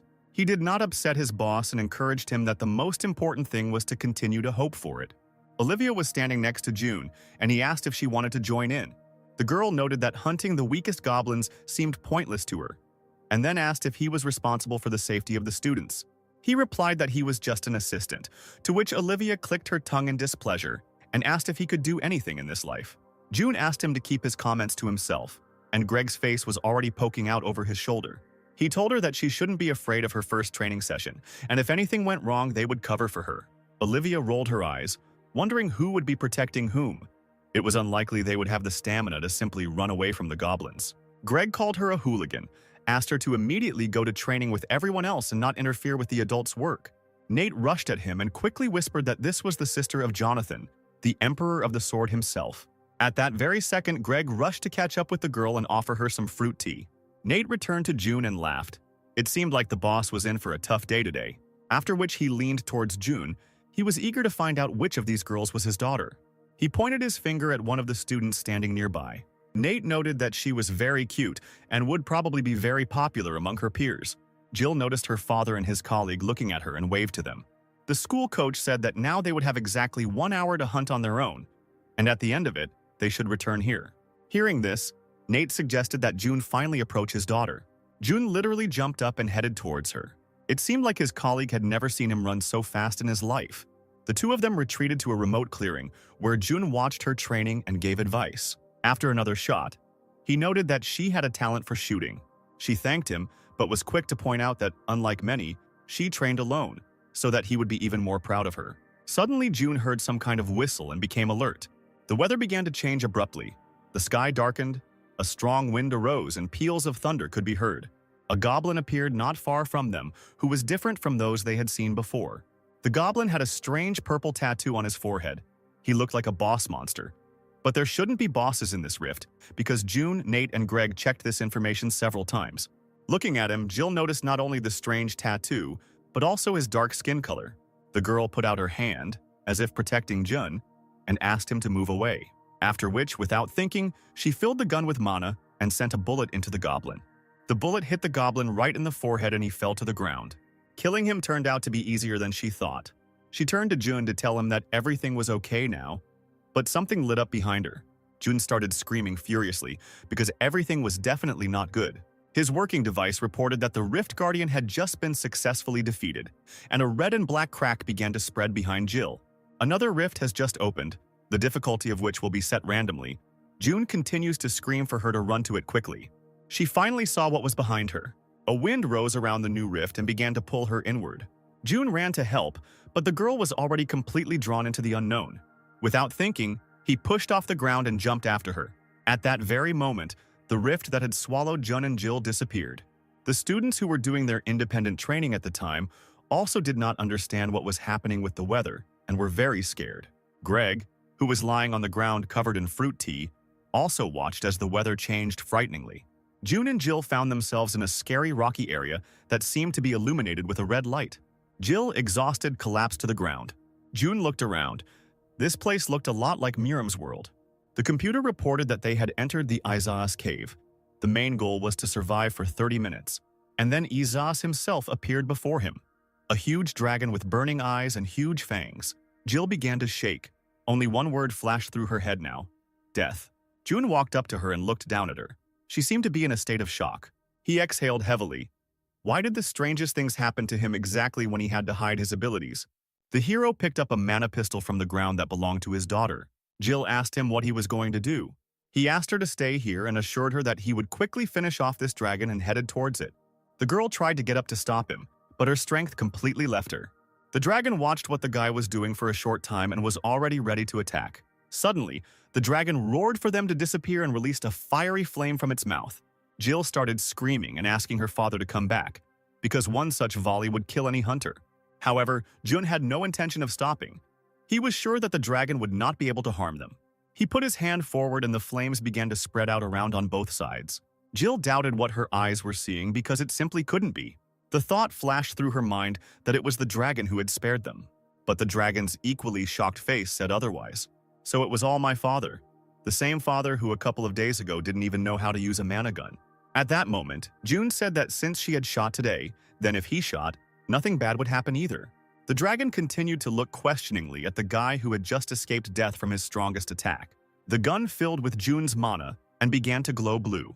The charge continued to grow, and the air around them began to tremble. The dragon screamed and asked him to stop. He assured him that time was up and they had won. June asked him to hurry up with his speech because he didn't want to break the mana gun while continuing to hold back the power. The dragon begged him to let him ask just one question, and June agreed. After which, the huge winged monster asked the most idiotic question. Is there any option not to kill him? June asked why he asked that, to which the dragon stated that his life was now in the boy's hands. Jun couldn't hold back his strength any longer and fired a huge blast from his pistol, turning it slightly to the left to avoid killing the dragon. The creature squealed in fear, as if he were a 5-year-old child. And finally, the charge flew a couple of meters from his head and rushed on. There was a powerful explosion behind him. It seemed that if this blow had hit him, he would not have survived. The dragon turned to him and asked what kind of hellish power was in him. He continued to be perplexed, because he had never met a single person who possessed such abilities. Jun looked at him from under his brows and asked if he wanted to know how he could survive. And after receiving an affirmative answer, he pushed off the ground and said that then they would have to start with a few blows. Jun flew at him, clenching his fist and aiming for his head. What is this guy going to do? Is he actually going to attack the dragon with his fists? And then the blow fell on the opponent. It seemed as if he had been hit by someone who was 10 times bigger than him. The dragon trembled with fear and grabbed his head. It hurt terribly. June suggested starting with obedience training as a huge bump grew on the monster's forehead. He also told him that the only way he could survive was to become his pet. June began to train his pet, and Jill told the legend of the dragon Isis. Countless hunters tried to defeat him, including both S-rank hunters and S-rank hunters, but none of them could defeat him. She was sure that was what she heard, but what she saw was beyond her comprehension. Right now, the hunter was standing on the back of the formidable dragon and forcing him to do push-ups. Jun stomped on his back a couple of times and asked if he wanted to do 6 more sets, or if he would do it normally now. While the hero was shouting army chants, Jill looked at him and wondered who he even was. Jun asked if the dragon was really one of the strongest and stronger than the ogre general, to which he nodded his head affirmatively and said that he was very useful. In his head, he was thinking that he could safely leave him with Jill to guard him, but he was bothered by the fact that the dragon was a little slow. Jill decided to interrupt their training and asked if her father thought they should go back. In one leap, he descended from the huge creature and agreed with her. But before they returned, they had something to discuss. June started to say that what happened here, when suddenly Jill finished for him, that it was all a secret. His eyes widened as she promised him not to tell anyone. The girl was sure that he had his own reasons for hiding it, and she would be understanding because they were family. He nodded to her, then turned to the beast and asked if he planned to go straight ahead. He looked at him and asked if he could change his physical form, as he was attracting too much attention. After which he threatened him with his finger and said that if he behaved thoughtlessly outside, he would not like the consequences. He understood everything and said that he would transform right now. The dragon began to glow, as if it had become a hologram, and began to decrease in size. He continued to shrink until he was level with their knees. And there in front of them stood a cute little orange dragon with incredibly beautiful eyes. Jill immediately started screaming that she had never seen anything cuter in her life and suggested calling him Yoji. Yoji was clearly unhappy, because a couple of hours ago he was one of the most terrible opponents, and now he became a pet dragon. Jun looked at him and asked if there was anything he didn't like. The dragon apologized and said that everything was fine. The hero offered his daughter to pet him and explained that he was much softer than he seemed. Yoji obediently lay down on his back and stuck out his belly for Jill to scratch. The weather inside the rift began to improve. The sky cleared of clouds and the sun began to shine. Greg and Nate also noted the change in the weather and were glad that nothing happened to the students. The boss thought about it. It seemed that during all this time he had never seen Jun, and suddenly, Jun appeared out of nowhere and apologized for his absence. Greg clicked his tongue in displeasure and said that it was time for them to go back. But he didn't finish his sentence and looked at his subordinates' companions. He pointed his finger at Jill and asked if he knew this student. Jun immediately replied that she was his daughter. And while Greg's face was distorted into a surprised grimace, Jun said that there were circumstances that he could not delve into now and apologized. The boss grabbed him by the shoulders, shook him gently, and said that he understood him perfectly well. Everyone makes mistakes when they are young. Jill walked up to Greg, bowed, and introduced herself. The boss continued to glance back and forth between Jun and his daughter, and the hero once again said that he couldn't give more details. Nate walked up to Jill and introduced himself. The girl was glad to meet him, because her father had told her a lot about him. Greg was listening to the exchange of pleasantries when something suddenly caught his attention.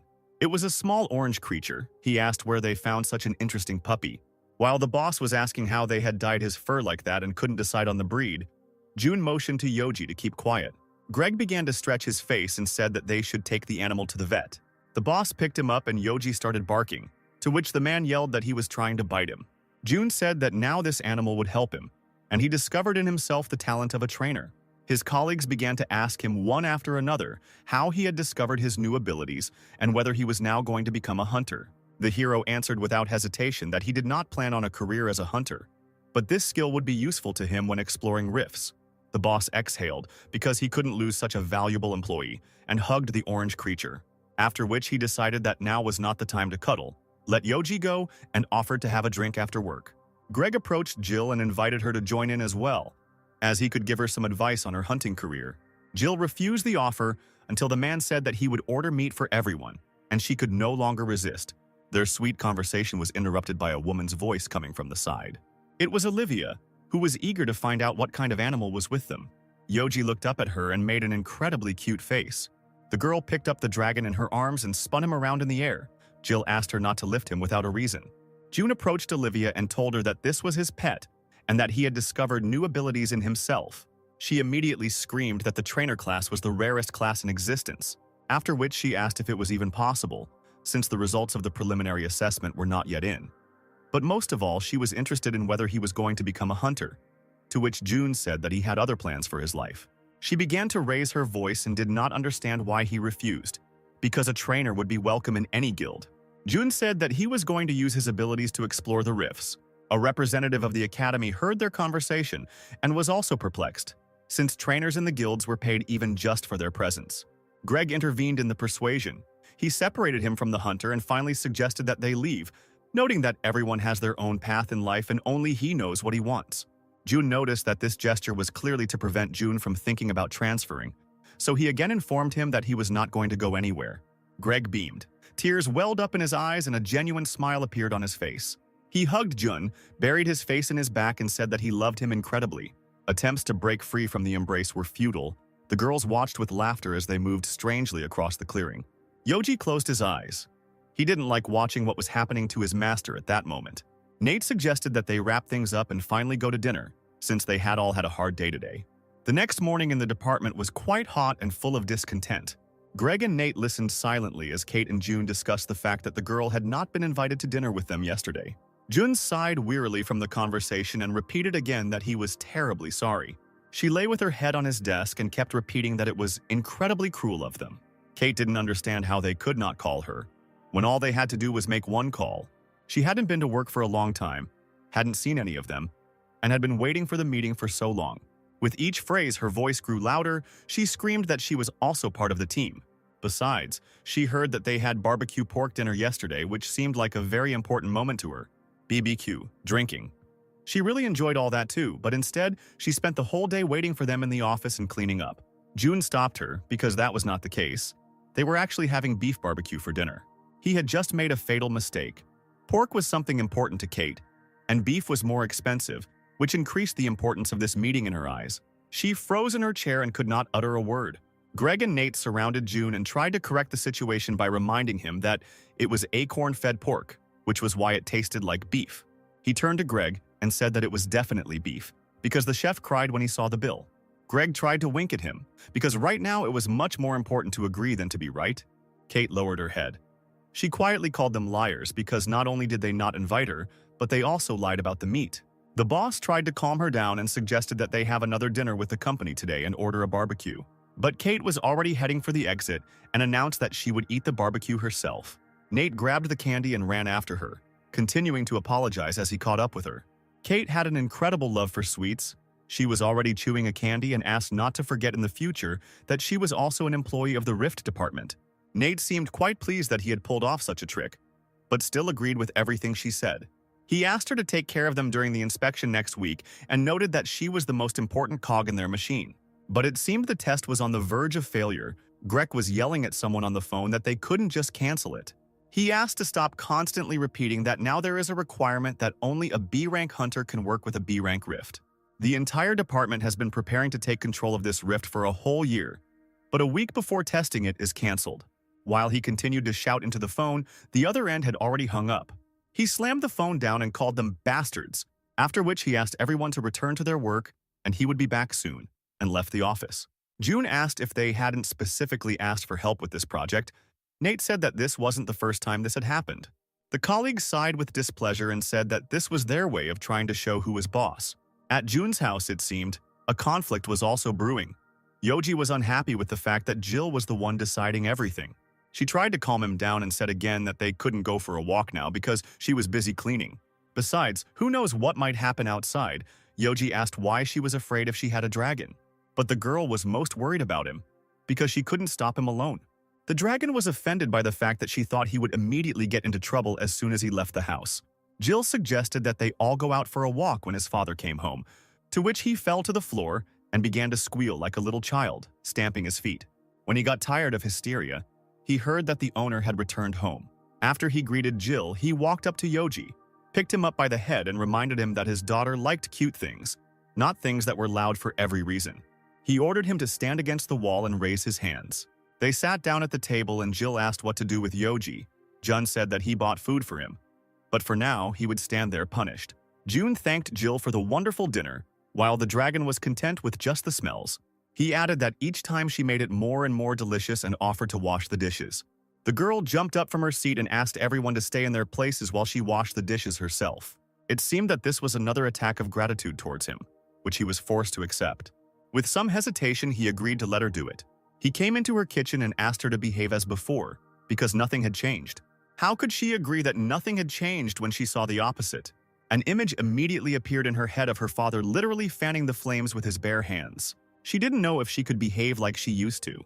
Then she remembered how she promised to protect her father when she became a hunter, and how she organized training for him so that he could at least do something. My thoughts were literally screaming because she was saying such stupid things. June watched this from the side and did not understand what was happening. In her head, it was as if someone was fighting. Suddenly, someone asked how he could do this to her. At first, June was scared, but then he realized that it was the TV that Yoji had turned on. He was staring at the TV and watching some TV series, calling the main character an idiot. Jun sat down on the couch and reminded him that he had ordered him to look at the wall and not at the TV. The dragon bowed low, apologized, and promised to behave well. The hero asked him not to act out the theater here and to get up immediately. Jill came into the room and reported that Yoji had not eaten anything since lunch. Jun said that there was a bag of food for him right outside the door. Jill took the package and began to carefully examine its contents. And she took out a dog bowl from it, which made the dragon furious. Jun asked what the problem was and asked if he really thought he would be eating at the common table.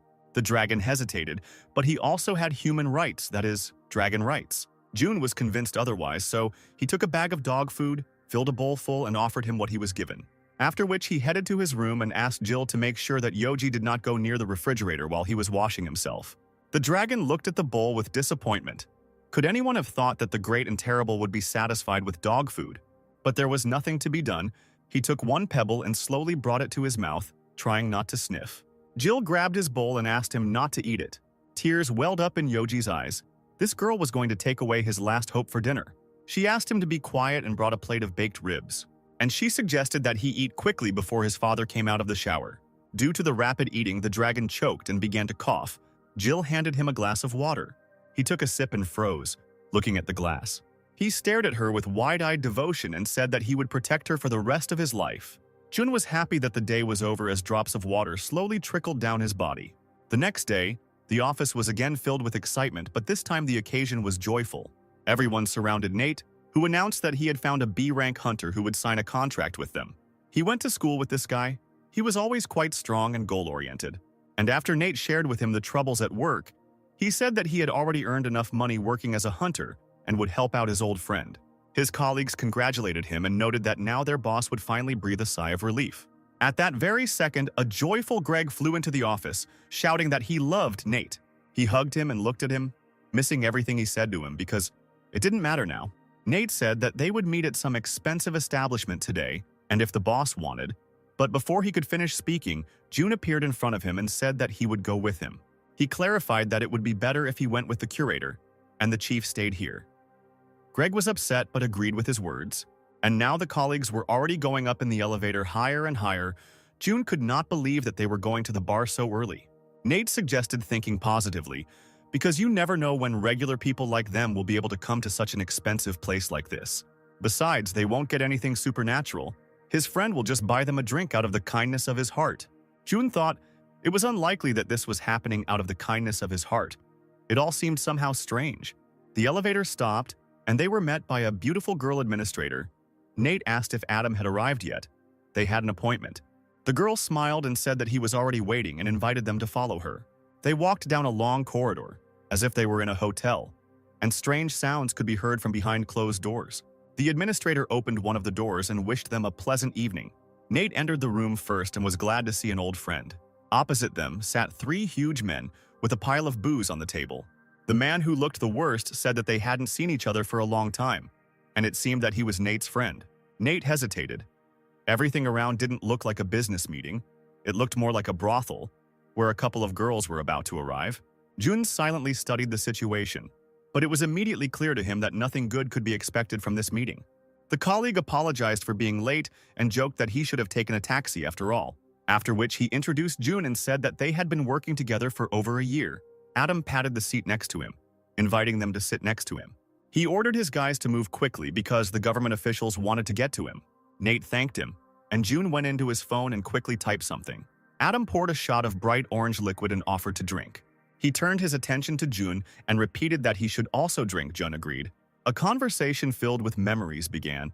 Adam trying to remember how much time had passed since school. While June was knocking back his shot, Nate was telling him about how great his job was and how great his coworkers were. Besides, he was glad that Adam was a B-rank hunter and could afford to go to such expensive establishments. Adam noted that it wasn't that expensive, but he understood him, since he lived from paycheck to paycheck.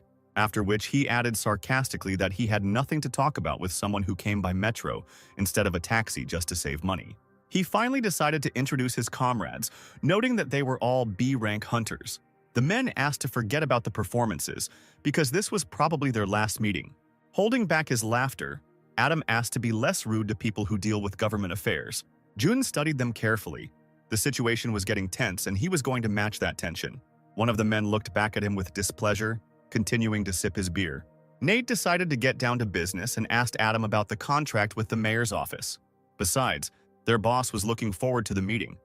Maybe it would be possible to introduce them after all. The hunters could no longer contain their laughter. They covered their faces with their hands to somehow hide it. June realized that this was not a working meeting. They had invited them as jesters to have fun.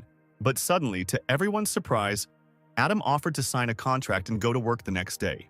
He continued to puff on his cigarette and said that he would have only one condition. Adam threw his cigarette into the glass and offered Nate to drink it. Then he would agree. His friends burst out laughing. They parodied him and asked him to be more polite with government officials.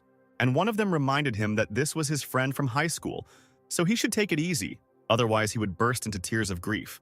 June watched as Nate shook with anger and indignation. He pulled back his coat. Someone had been in contact with him the whole time, and he said that he could come in. Adam raised his glass and asked why Nate was hesitating, since the papers would be signed as soon as he emptied it. June stood up and suggested to his colleague that they leave this disgusting place, after which he reminded that, in fact, they had another meeting planned. The hero looked around at everyone present once more and said that there was no point in them squandering their time on trifles with these scum. Adam made a face and asked to repeat what he had just said again, since he was so brave. June ignored him and informed Nate that Emily from the Icarus Guild had agreed to sign a contract with him.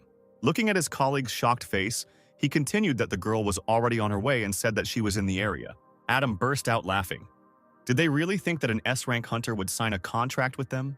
June merely confirmed this, to which the hunters shouted that he was lying. Nate's forehead broke out in a cold sweat from what June was saying. Suddenly, the door to their room swung open. Emily stood at the door, smiling and informing them that she could not wait for them any longer. After which, she added that she found it strange that they postponed the meeting because of these guys. The hunters no longer laughed, moreover. They could no longer say anything, because in front of them really stood that same Emily.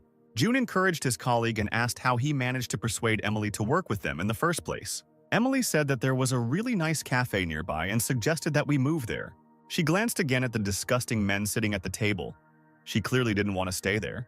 Nate flew out of the room at the speed of light and started apologizing to her. June asked to get him an Americano, and he would join them a little later.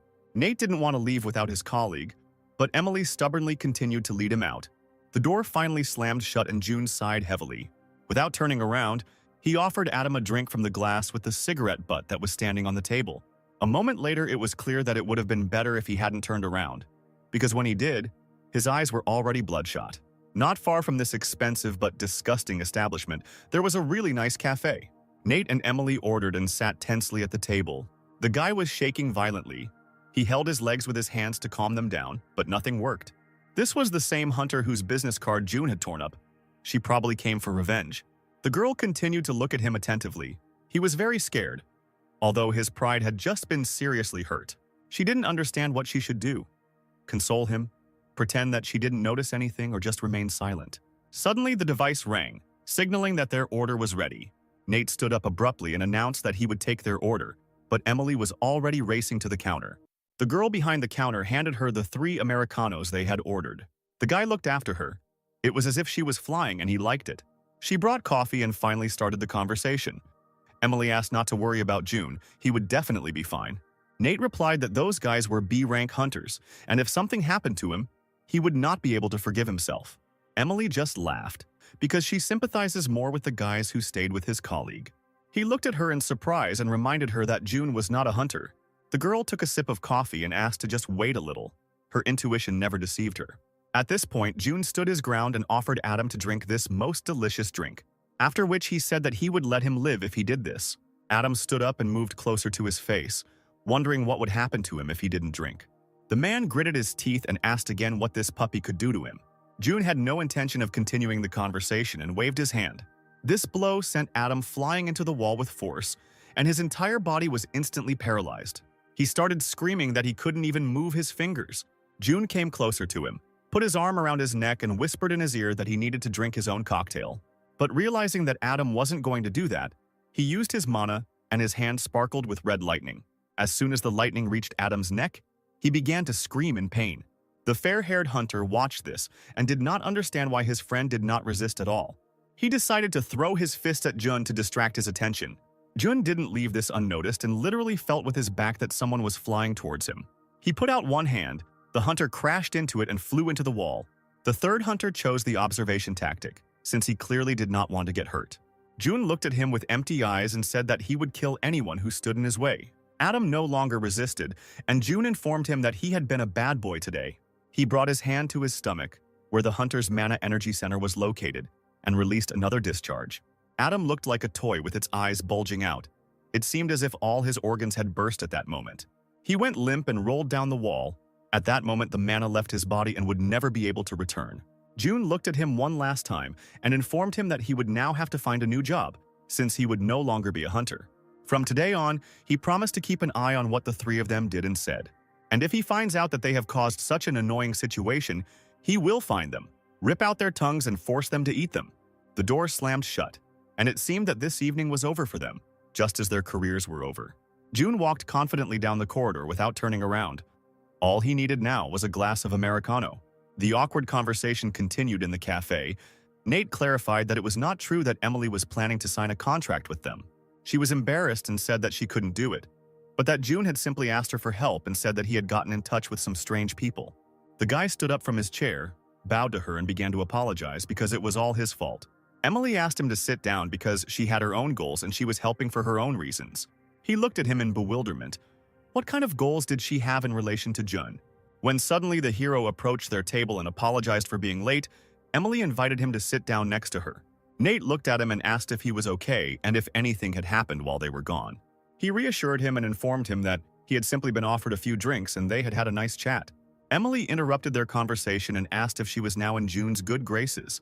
He confirmed her guess and thanked her, to which Emily jumped up and down and was happy. All Nate could think was that everything had worked out for the best, because if he had come alone, he would have found himself in a terrible situation. June asked if the two of them had time to have dinner, as he had a little problem at home. The thing is, Jill has cooked a lot of food, practicing cooking, and anything they don't eat will just go bad. Emily and Nate happily agreed to a home-cooked dinner. June went away to call Jill because she had no idea about anything, and they didn't have any abundance of food. Nate was still reeling from the recent situation and apologized to Emily once again for the inconvenience. She understood why he kept apologizing, but everything really was fine. The hero went outside, dialed the number, and a second later heard his daughter's voice. He asked her if she was upset or depressed. Could food lift her mood? She put the book down and said that it would help if the food was really tasty. From the other end of the phone, I heard that she was a very good cook, and the girl began to smile. Jill asked him what happened to him since he was asking such questions. He said that it didn't happen to him, but to his colleague Nate. She jumped up on the bed and started screaming about what Nate liked to eat and what she should cook. Jun didn't know his favorite dishes, so he suggested that she simply cook her signature dish, after which he remembered that Emily would also be coming to dinner with them. Jill's eyes began to widen quickly. She rushed to the kitchen and asked to give her exactly 2 hours, and she would do everything possible. 2 hours passed rather quickly, and it was about this time that they were able to reach June's house. The doorbell rang and Jill shouted that she was on her way and would open the door for them.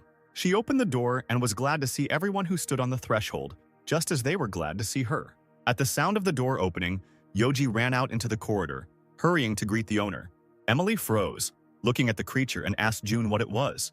Jun said that this was his new pet, that is, his partner, and Yoji didn't seem happy with the guests. Nate began to tell that they had recently been on a student excursion to the Rift, and his colleague had discovered his abilities as a trainer. Emily gasped.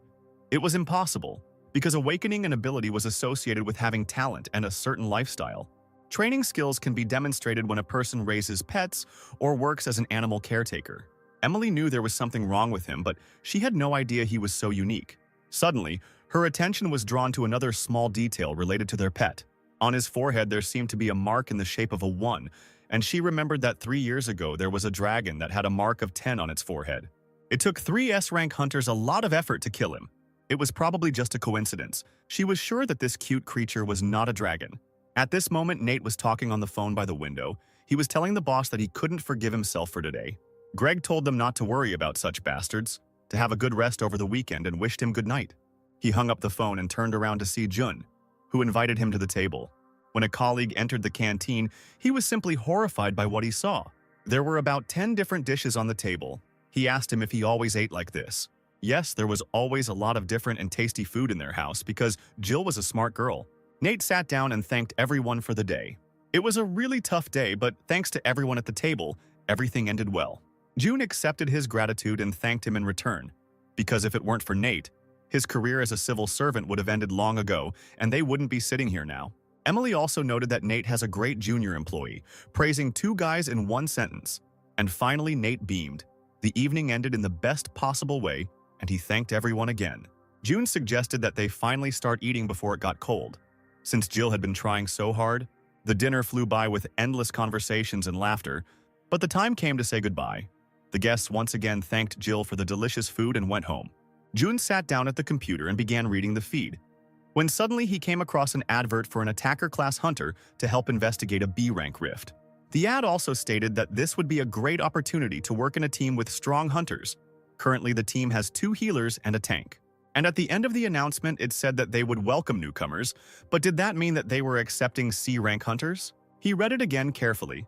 The ad talked about merfolk, monsters that hunters usually avoided. He decided not to think too much and just called to clear up all his questions. June apologized for calling late, but he had just seen the ad and wanted to check if they were accepting C-rank hunters. A male voice informed him that all newcomers were accepted since their tank was rank A, so it would be easy to handle. After which he clarified that there were also 2 healers in the group. Everything would be completely safe and he had nothing to worry about. Jun thought about it. It was strange that A and B rank hunters would accept a C rank attacker, but there was nothing to do. He needed to help raise Kate's rank to B, so he said he agreed and asked about the meeting place. The man told him about the meeting place, said that it was not far from the fault, and they would wait for him there at 10 in the morning. June tapped his finger nervously on the table. It was all too easy. No interview or meeting like there usually is when a band is looking for a new member. Hunting in the rifts was very dangerous, so it was very important to know well how strong your partners were. It was necessary to give a correct assessment during the interview, so why didn't they ask him anything?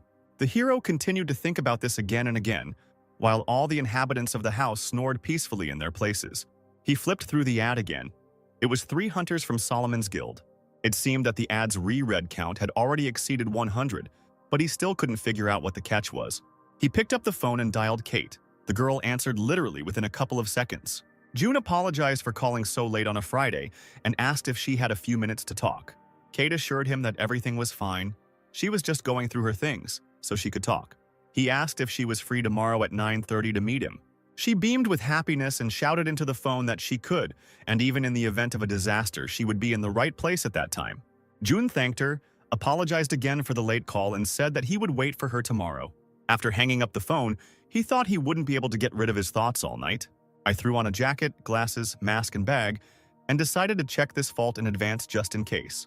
Kate couldn't control herself at this moment and was glad that they finally had a date tomorrow.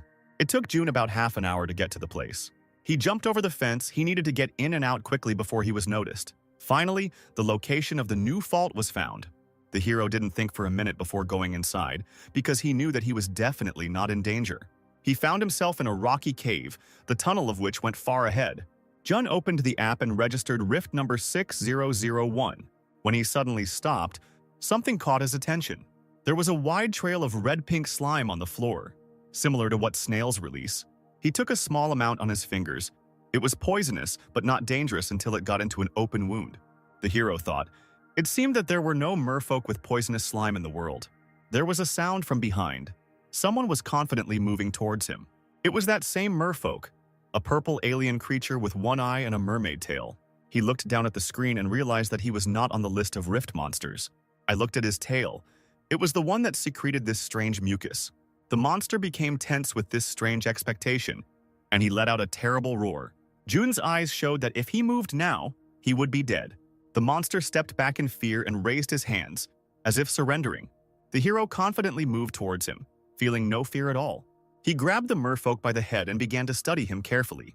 He twisted and turned it as if he had brought a dog to the vet for a checkup. June ordered the creature to open its mouth to examine its mouth.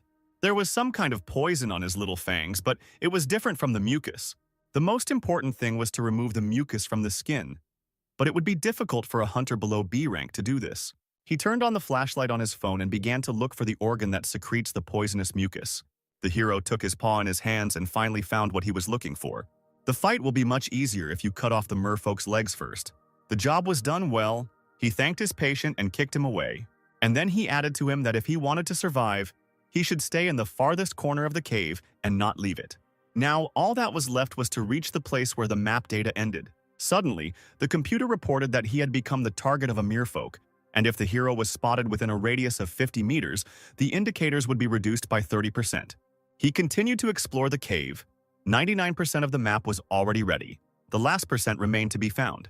June had already walked around everything, which meant this place was the only remaining area. Right in front of him was a huge metal door. The program said that if you open the door you can see a huge monster, but this did not frighten him, so he went in.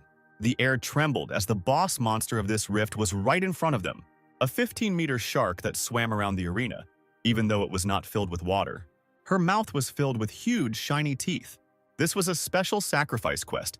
The boss Shaktus will start his attack as soon as someone crosses the red line. To complete the quest, it was necessary to hold out for 5 minutes or make a certain number of sacrifices. If the sacrifice's goal is achieved, Shaktus will be sealed for 1 hour, and as a reward, the hero will get the opportunity to open a treasure chest. The body count was 9 to 10. June doubted that there was a hunter who could hold out, which meant that 9 people had already died here. This was the reason why the hunters were not interested in rank, skills, or his name. They just needed a victim. He thought that such terrible people could be found everywhere and took a step beyond the red line. At that very second, Shaktus opened his mouth and swam towards June at high speed. But as soon as he swam up to him, he felt the terrible power that June possessed and became frightened. In a panic, the shark tried to swim beyond the red line itself, just to avoid being here with this man. The hero sat down on the chest and began to wait for the quest timer to end. He was amused by his boss's behavior, so he took out his tablet and took a photo, which he added to the rift data. He carefully studied this room and entered data into himself in order to have complete information. And then the computer reported that the special quest was completed, the lid of the chest clicked and opened. The Sharkus will be sealed for 1 hour, and the red line will disappear forever. June reached into the chest and pulled out the A-rank Shaktus bone sword. He raised it up, the specs were great. He was sure Kate would like it. He continued to swing his sword like a little child and went home. Arriving home, June quietly opened the front door so as not to wake anyone. He glanced at Yoji, snoring near the bowl, who was actually taken as a protector. He gave him a gentle kick and told him to go to sleep in the corner and not lie on the road. Yoji muttered sleepily that Jill had covered the meat with dog food and that if he got caught, he would have a terrible headache. June knew that his daughter was feeding him, but he was happy that the two had become friends. Entering the room, he looked at it again. Maybe he should get rid of it after all, since for now it remains useless. June entered his room and Yoji jumped up. For some reason, the room suddenly became terribly cold. He climbed onto Jill's bed and began asking why she had turned off the underfloor heating when it was still winter outside. After which he muttered that this was animal abuse and collapsed into sleep next to her. The next morning, Kate arrived at the place an hour early because she was afraid of being late. She put on a white blouse and a beautiful soft pink suit, did her hair and makeup. She went to the window of some cafe and looked at herself again. She was ready for today's date. She waved to the child who was sitting outside the window. She was happy and enjoyed everything that was happening around her. Suddenly, June appeared on the horizon and noted that the girl had arrived early. She smiled at him and hoped that he had not witnessed her admiring herself. He came closer and said that he was going to finish sorting out the data about the rift. Kate was taken aback. Right now, she wanted to believe that this was not a work meeting. He handed her the sword and informed her that she would clearly be more comfortable with this than with what she had now. The girl's eyes widened. It was an A-rank sword, but where did he get it from? June replied that it was a secret, but in any case, it would help her become stronger. After which he suggested finding a place where they could sit down, and he would let her in on the details of the rift they would soon find themselves in. She looked at her with disappointment. It seemed as if right now the colors were leaving the world and everything was turning gray. Kate hung her head and said that she thought so, that they weren't here for fun. Only now did June notice that she was wearing some very expensive earrings, which he had not seen on her before, an incredibly beautiful necklace that emphasized her thin neck, clothes that were not suitable for combat, and a lunch basket that no one would take into the rift. He felt like a complete idiot for not telling her yesterday that they were going into the rift. The girl addressed him by name. He tensed up and expected only a bad outcome. She said that it was all his fault. It seemed as if she was hanging over him and became several times larger. Kate continued that, as a hired hunter, she should have been informed about the overtime in advance. But they didn't tell her anything, which meant it was an obvious blunder on his part. She started screaming that he had to take responsibility for his actions. June began to apologize and assured her that he would make sure she got paid for the overtime. Kate squeezed the basket handle tightly and said that she didn't need any money. She added that everything could be fixed by having dinner together, for which he would pay. After which she added menacingly that dinner should be for two only, and he shouldn't invite anyone else. He agreed. The girl clarified that he had made a promise and was obliged to fulfill it, and suggested that he follow her. They stopped nearby in the park to have a snack. June enjoyed eating the sandwiches she made and noted that they were incredibly tasty. The girl was happy to hear this, but reminded him that they probably shouldn't be late. The hero reported that he had already contacted those hunters and said that he would wait for them at the rift. She began to talk about how in the rift they would encounter a merfolk that secreted toxic mucus. Merfolk could neutralize hunters with paralytic venom from their fangs. He continued, when he suddenly asked if she was even listening. Of course, she listened to him, but it was still nice to watch him eat her food. He continued and said that the hunters, paralyzed by the mermaid's venom, would not be able to move for a long time. Kate nodded, took another sandwich from their baskets and handed it to him, but he was already full. The girl recalled that she put a lot of effort into preparing them, not knowing that she would have to work on the weekend. She took a sandwich out of the basket, handed it to him, and told him that she would only leave when he ate everything. After breakfast, they had to call a taxi and go to Kate's house, because she didn't have a suit with her. They were 20 minutes late, but June knew the hunters would wait for them anyway. The hero handed the hunter his business card and said that it was he who called yesterday. Without looking at the business card, he looked at them and asked why they came together. The team was counting on only one person, and one of them was clearly not a hunter. June said that Kate was a hunter and he was her manager, so he came with her. The department they work in was formed 5 years ago, and they currently deal with C rank and lower faults. The guy reminded them that right now they were about to enter a rift of a higher rank. June reassured him and told him that there was nothing to worry about since Kate was a B rank hunter. Besides, he will go with them. This phrase surprised the hunters quite a lot. The guy knew that civilians couldn't enter the rift, but June explained that managers and employees had the ability to do so. The guy with the short haircut asked to give them time to think, while his partner was ready to go together. He pulled him along and invited everyone to finally enter the rift, after which he whispered to not complicate things and to kill them both in the rift. Having entered the rift, everyone began to look around and study the area in which they found themselves. The bracelet around Kate's wrist lit up, and a message came that the oath blessing had been activated since the master was within a radius of 500 meters. Kate turned to him and smiled. Even though this rift was not under their control, he still held a working tablet in his hands.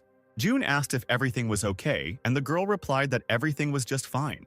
He came closer to her and behaved strangely, as if he was uncomfortable. The thing was, it seemed to him that the girl was not listening to him attentively when he was talking about the merfolk. Kate calmed him down. She had heard everything, about the paralytic poison in the fangs and that their paws needed to be cut off first. The girl asked him not to worry because she was sure that she could handle it. The hunters stopped. They had been wandering along the rift for a long time, but had not met a single enemy. At that moment, June announced that 5 mermaids were waiting for them 10 meters ahead. One of the hunters looked at him strangely. How could he know that there were enemies ahead? But confirmation was not long in coming, and the hissing of merfolk was heard from behind. There were exactly 5 mermaids, just as June had said, and they were moving quickly towards them. While the boys stood there in surprise, Kate flew past them, not intending to linger. She chopped off the limbs of the morphologists one by one to protect herself and her partners from the deadly poison. One of the hunters looked at how this girl was rushing into battle. At this rate, she might not live to see the boss. So they too started a fight to protect their hope for treasure. June watched from above as the hunters fought and what their abilities were. Judging by the way they handled their weapons, none of them were healers and reported that there were 7 more mermaids 15 meters away. Kate immediately rushed forward. The hunters asked her to stop because pursuing 7 was very dangerous. But the girl didn't find this task difficult, so she confidently jumped into the very center of the battle. She chopped off their paws again and again and dealt them fatal blows. Literally 5 minutes later, she stood surrounded by defeated enemies. June praised her for her quick work and asked her to rest, since there were no more enemies nearby. The hunter looked at them in bewilderment and tried to understand who they were, after which he gritted his teeth and realized that such abilities would definitely interfere with their plans. It had already been 2 hours since they had been in the rift, and Kate was eager to fight again and again. With quick, sharp movements, she first cut off the merfolk's limbs to disable them, and then destroyed them. It seemed as if she was faster than the wind. The mermaids could do nothing against her, and so the red-haired tornado left behind another 10 corpses. Kate lowered the blade, which was dripping with merfolk blood, and wiped her forehead from fatigue. The boys from Solomon's Guild watched her, mesmerized. Her swordsmanship was simply incredible. It's hard to believe that she was only a C rank. No one on their team could attack as accurately and precisely, despite each one being B ranked. For such abilities, she herself must be B rank, and A rank is most likely on the way. Kate approached June and shared her feelings. It seemed like she became a little stronger. The guys admired her. They didn't understand how she dealt with the merfolk so easily. For the girl, this seemed like nonsense because it was easy to defeat the enemy if you knew his weak points. June told her that if their paws were cut off, they would become very vulnerable. They had no idea about this, but how that damn manager knew about it was an even bigger mystery. June called Kate and suggested that they move on. And again, the sounds of battle. They came across another pack of merfolk. While the guys dealt with one mermaid, Kate took on all the others. But the number of mermaids was definitely less than usual, as if only the strongest were hanging around nearby. For the team, this only meant that it would be easier for them to reach their goal. One of the guys approached Kate and asked if she needed any treatment. The girl said that everything was fine, but she suggested keeping an eye on Jun, because he was quite demanding. They went to the manager together to see if he was hurt, but he was fine too. Another of the hunters speculated that a series of unforeseen factors had complicated matters. Now they need to come up with a plan for the 3 of them to get rid of this huntress. But they will most likely get hurt too, if they try to get rid of her. Jun looked suspiciously at the guy, who was currently thinking of ways to kill them. He decided to interrupt his thought process, and again suggested moving on. After taking several turns, they emerged from the narrow cave and found themselves at a fork in the road. Jun studied the map and said that they should go left. Kate immediately went after him, but one of the hunters objected, because he knew the local geography better. The guy confidently said that they should go right. Kate looked at him in surprise because if June said to go left, then it would be better to go left. It was difficult for the hunter to find words against such iron logic, but he still decided to try. He reminded her that she and the manager were here for the first time, but the guys had been here many times, so they knew better where to go. Kate thought for a moment, then replied that then they could go right, and she and June would go left. There was nothing else to do, they agreed, and offered to go first. One of the guys quietly said that he wanted to hit them last, so that his blow would be the fatal one. 10 minutes later, they continued to wonder who the 2 were. After all, right in front of them was the door to the boss, which had previously taken them more than 2 hours to get to. Kate giggled contentedly from behind him, and the guy just clicked his tongue in displeasure. The last thing you need to do in this rift is fight the boss. The girl immediately told Jun that it was dangerous to go inside, and he agreed to simply watch from the side. Kate nodded in satisfaction and asked him to be careful and stay away from the boss. Suddenly, a shudder ran through her body. One of the hunters cast a disease on her that reduces the enemy's statistics by 30%. Even though this girl was close to rank A, in this state she wouldn't be able to handle 3 opponents. However, the spell was immediately nullified by the blessing of the oath. The hunters' mouths were wide open. How could this spell be nullified? Is there any way to deal with her? And finally, Kate understood everything. She guessed that something was wrong, but she didn't think that these guys were hunter-killers. There was no time to waste because she had already bared her blade and right now they were preparing to kill her. Suddenly, a cry came from behind, asking everyone not to move. Kate slowly turned around. The blonde boy held a blade to June's throat and told her to stand still if she didn't want June to lose his head. Everything inside Kate collapsed. She couldn't protect him. She let him go. June looked at the dagger and coldly asked what he was going to do with it. The guy grinned, said he would find a use for him, and moved towards the huge gates, continuing to hold him back. The door slammed shut and Kate fell to the floor. Everything inside her was torn apart. Why hadn't she noticed this before? Why hadn't she protected him again? These questions tormented her again and again.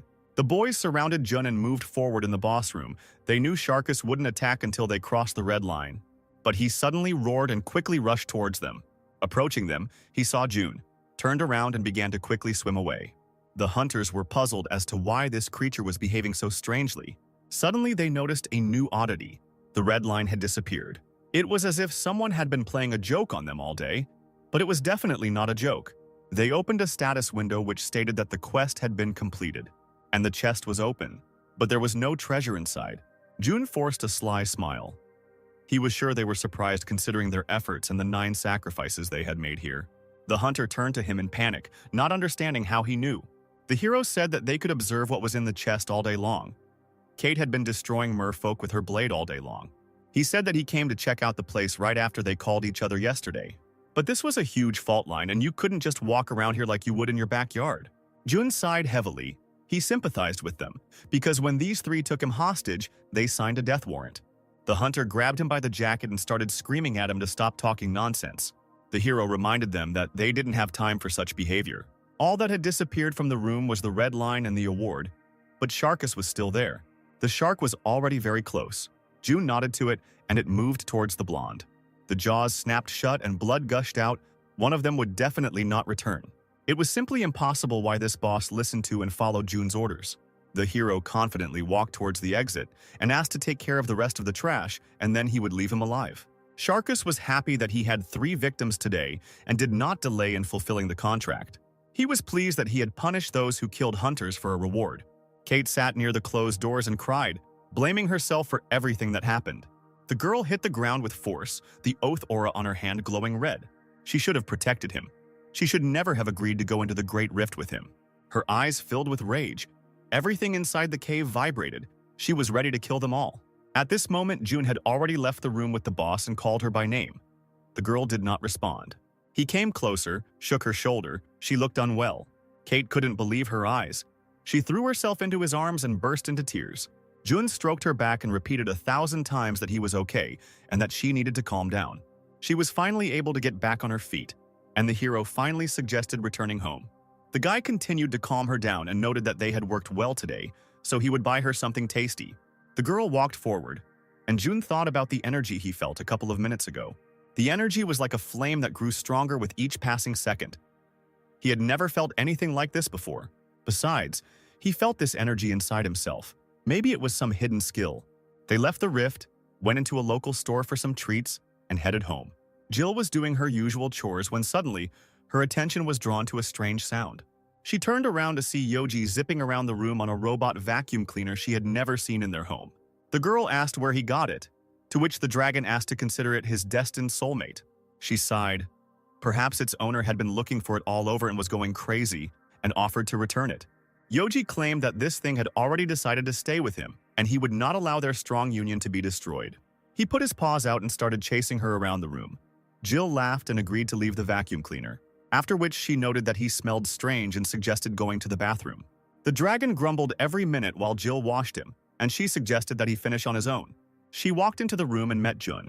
He noted that she looked very busy. The girl explained that it was nothing special, she was just bathing Yoji. Jun was unhappy with the fact that the dragon at that age couldn't even wash itself. He suggested simply leaving this useless creature behind. Yoji heard everything and even shed a tear from grief. Jill remembered that she had an important question for her father and she asked him to talk. The Hunters' Festival was to take place tomorrow, and she wanted to go there together. Jun had never heard of this festival and looked at her questioningly. The festival was held every year. There would be shops selling and exchanging equipment, concerts and sparring, and there would also be famous hunters for consultations. He thought, on the one hand, he didn't want to cross paths with the hunters once again. On the other hand, his daughter would be happy if they went there together. Jill saw his doubts and began to say that it was not necessary because he worked so hard and she understood everything. June remembered phrases from the book on how to become a good father and said that he would be happy to go with her. The girl literally jumped for joy and thanked him. At that moment, a completely wet Yoji ran into the room. He also wanted to go, because he had been collecting coins for a long time to participate in the festival.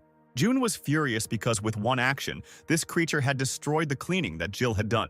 The next day, they went to the convention center where the hunting festival was taking place. The event was truly huge, and an incredible number of people came to the center. Yoji, who was sitting on Jill's neck, was whining that he could walk on his own. But the girl refused to let him go, because in such a crowd he could easily be trampled. Besides, she knew that he wanted to run away quickly and buy some food. All this time, he is just waiting for the right moment, because that is how he got the robot vacuum cleaner. It was indeed true. He had a bag of coins hanging on his back. He had worked so hard for this day. The girl laughed and asked him to keep his money, and if he behaved well, then she would buy him something. June suggested that he carry Yoji. He was probably heavy. Jill refused because it wasn't hard for her. And besides, Yoji wasn't in a hurry to be carried into the master's arms. They sat down at a nearby cafe and ordered baked goblin ribs. June was not thrilled with the idea. Yoji was drooling over them. This was the first time he would try them cooked. Jill deftly speared one piece with her fork and offered it to the dragon to try first. It was incredibly delicious. He couldn't even imagine that if you first roast a goblin and only then eat it, you could discover such a combination of tastes. The girl suggested that June try it too, and he was already pulling out a rib for her. Suddenly, a vicious little dog barked next to them. It looked angrier than all the bosses June had met. They watched the animal silently as it tried to scare them. Yoji clenched his fist and yelled at the dog to get away from them. And after he called her a troll spawn, she began to shake with fear. A second later, she was already flying towards the exit. Jill suggested getting Yoji a collar since there were a lot of signs around that said all pets had to be on a leash. The dragon immediately jumped on the table and declared that he was not a pet, but a security expert, monitoring the safety and health of the master and his daughter. June ordered him to get off the table immediately, then asked what the defender had been doing besides cleaning out the refrigerator. Jill washes him, plays with him, puts him to bed every day, so who else is protecting whom? He suggested that he close his mouth with food and hurry up, because he needed to do other things. They had lunch and went to the nearest store, where they bought Yoji a collar. The dragon muttered that he would think of it as a very expensive family necklace. The company was walking around the fair, and suddenly their attention was drawn to hunters who were shooting at a shooting range. The hunter took aim with the mana pistol and fired at the target, but the mana suddenly flew upward. The owner noticed the new customers, approached Jill and asked if they wanted to try it. The girl tensed up. She really wanted to try, but she didn't have the money for it. Yoji was already pulling out his bag. The entertainment cost 100,000 won, and to get the main prize you had to knock out 10 targets. It was too expensive to take the risk, but the owner tried to stop them because the main prize was an elf ring worth 8 million won. The man was distracted by the shooter. The guy knocked out 3 targets, and for this he will receive a buffalo potion. The guy was breathing heavily. He didn't understand whether these targets were falling at all. The shop owner smiled, but his head was thinking about a great plan. Specially designed targets, especially the last one, made from the bones of an S-rank monster. For the entire time of the shop, the record was 5 goals out of 10. He was sure that even the Emperor of the Sword himself would not be able to put everything. June brought him back to reality, said he would try and handed him the payment. Yoji looked at the master with displeasure, because he was always so greedy when it came to his food, but squandered the money on entertainment. Jill tried to stop him, but June had already fired 3 bullets in a row. From the outside, it looked like he didn't even hit the target area. The shop owner reported that no targets were hit, so he could only give a soft toy as a consolation. He went behind the counter and began looking for the box where the prizes were kept. Suddenly, he saw that targets 8, 9, and 10, which were the most difficult, were broken. June smiled and said that his daughter didn't need a stuffed toy. He looked at the targets again. Only small pieces remained of them. But this was simply impossible. Suddenly, he was overcome by even greater panic. What kind of prize should he give for this? The man only paid off part of the loan taken to buy the elder elf's ring, so it seemed that was the end. June heard him and offered to give them a low-ranking ability ring, since he hadn't completed all the goals. It was the moment of his salvation. Tears came to his eyes and he joyfully held out the ring. Jill pulled it onto her finger and couldn't believe she could actually take it. The hero immediately noted that there was no need to thank him in any special way, and that he could simply say thank you. Jill agreed and thanked her father. Satisfied, they continued their journey through the fair. The hunter who shot before June was indignant because he did not receive any ring, to which the owner of the shop said that he was closing. He was afraid that June might come back and bankrupt him, so he handed over the stuffed animal and asked her to leave it. June and Jill, with Yoji on their heads, moved towards the main stage, and the girl couldn't stop looking at her new ring. A man spoke from the stage, saying that the first cracks began to appear 10 years ago. It was something like a historical reference, telling about the appearance of the faults and the hunters. Jill suggested stopping and listening, as her father's memory might return. June froze in amazement, and Jill asked if at least a part of her had returned to him. He grabbed his head and said that some memories were returning, but lately he was focused only on work. Besides, he was very grateful to the girl for all the housework she did. He certainly couldn't have done it himself. Yoji turned to him and said that he always thought that Jill worked for him, and not just helped him. The hero glared at him and rage boiled inside him. A few seconds later, the dragon had a bump on his head, which he received for his words. The presenter continued the story about the first rift and asked where it appeared. And a second later, a man from the crowd shouted out the answer.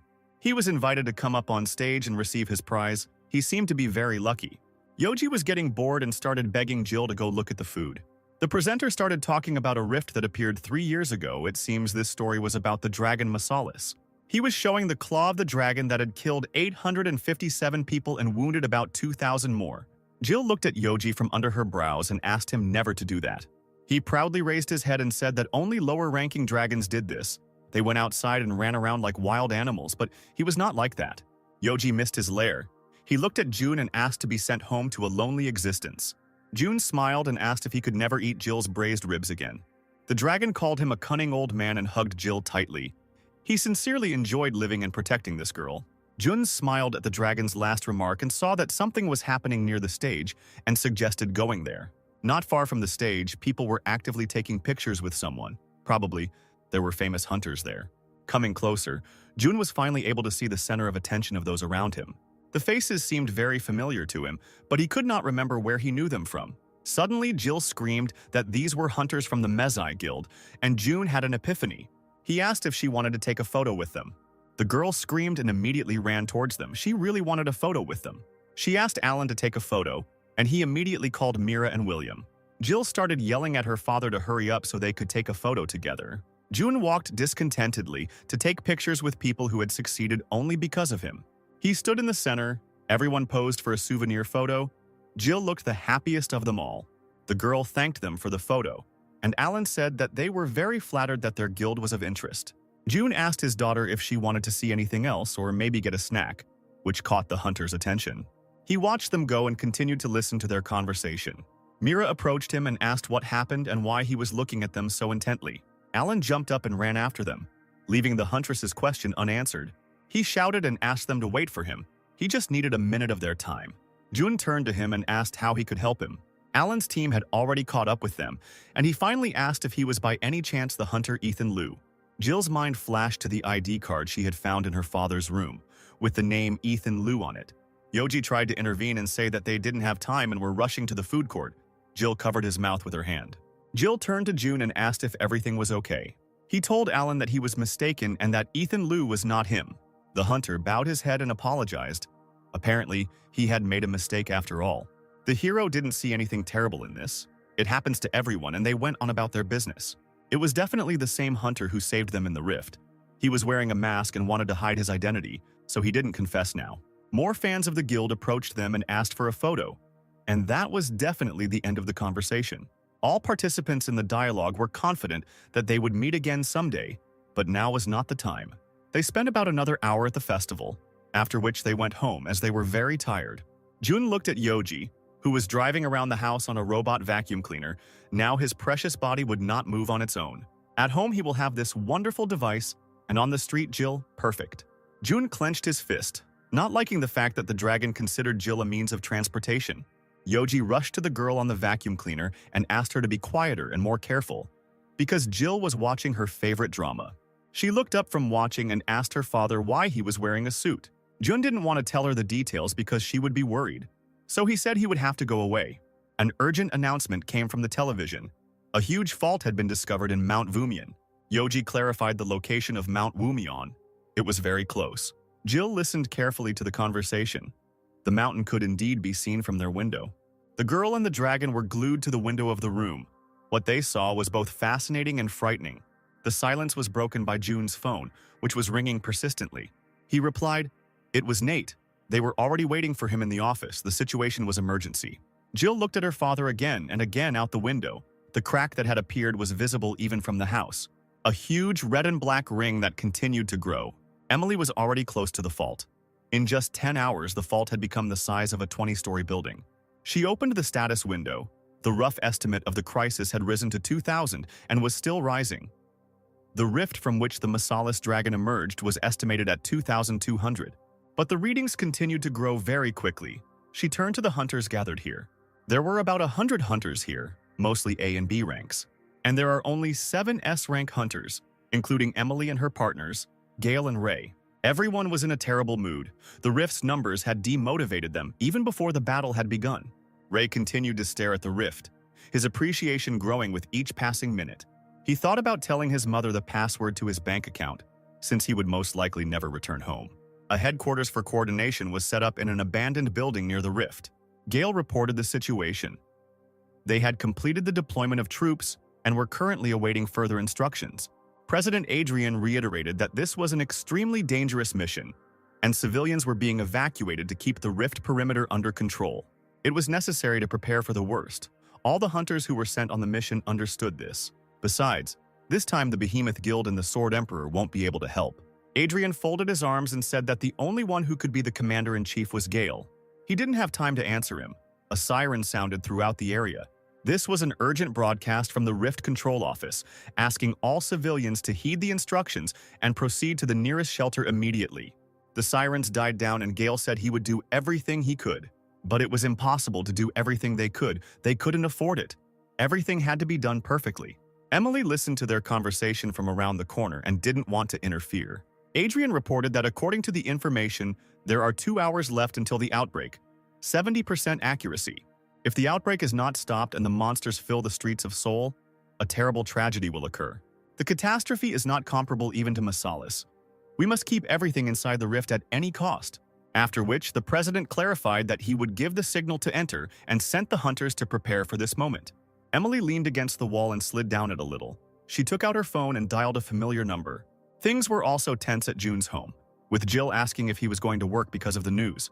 He didn't know the exact answer to that question, so he needed to get to the office quickly, but she was probably right.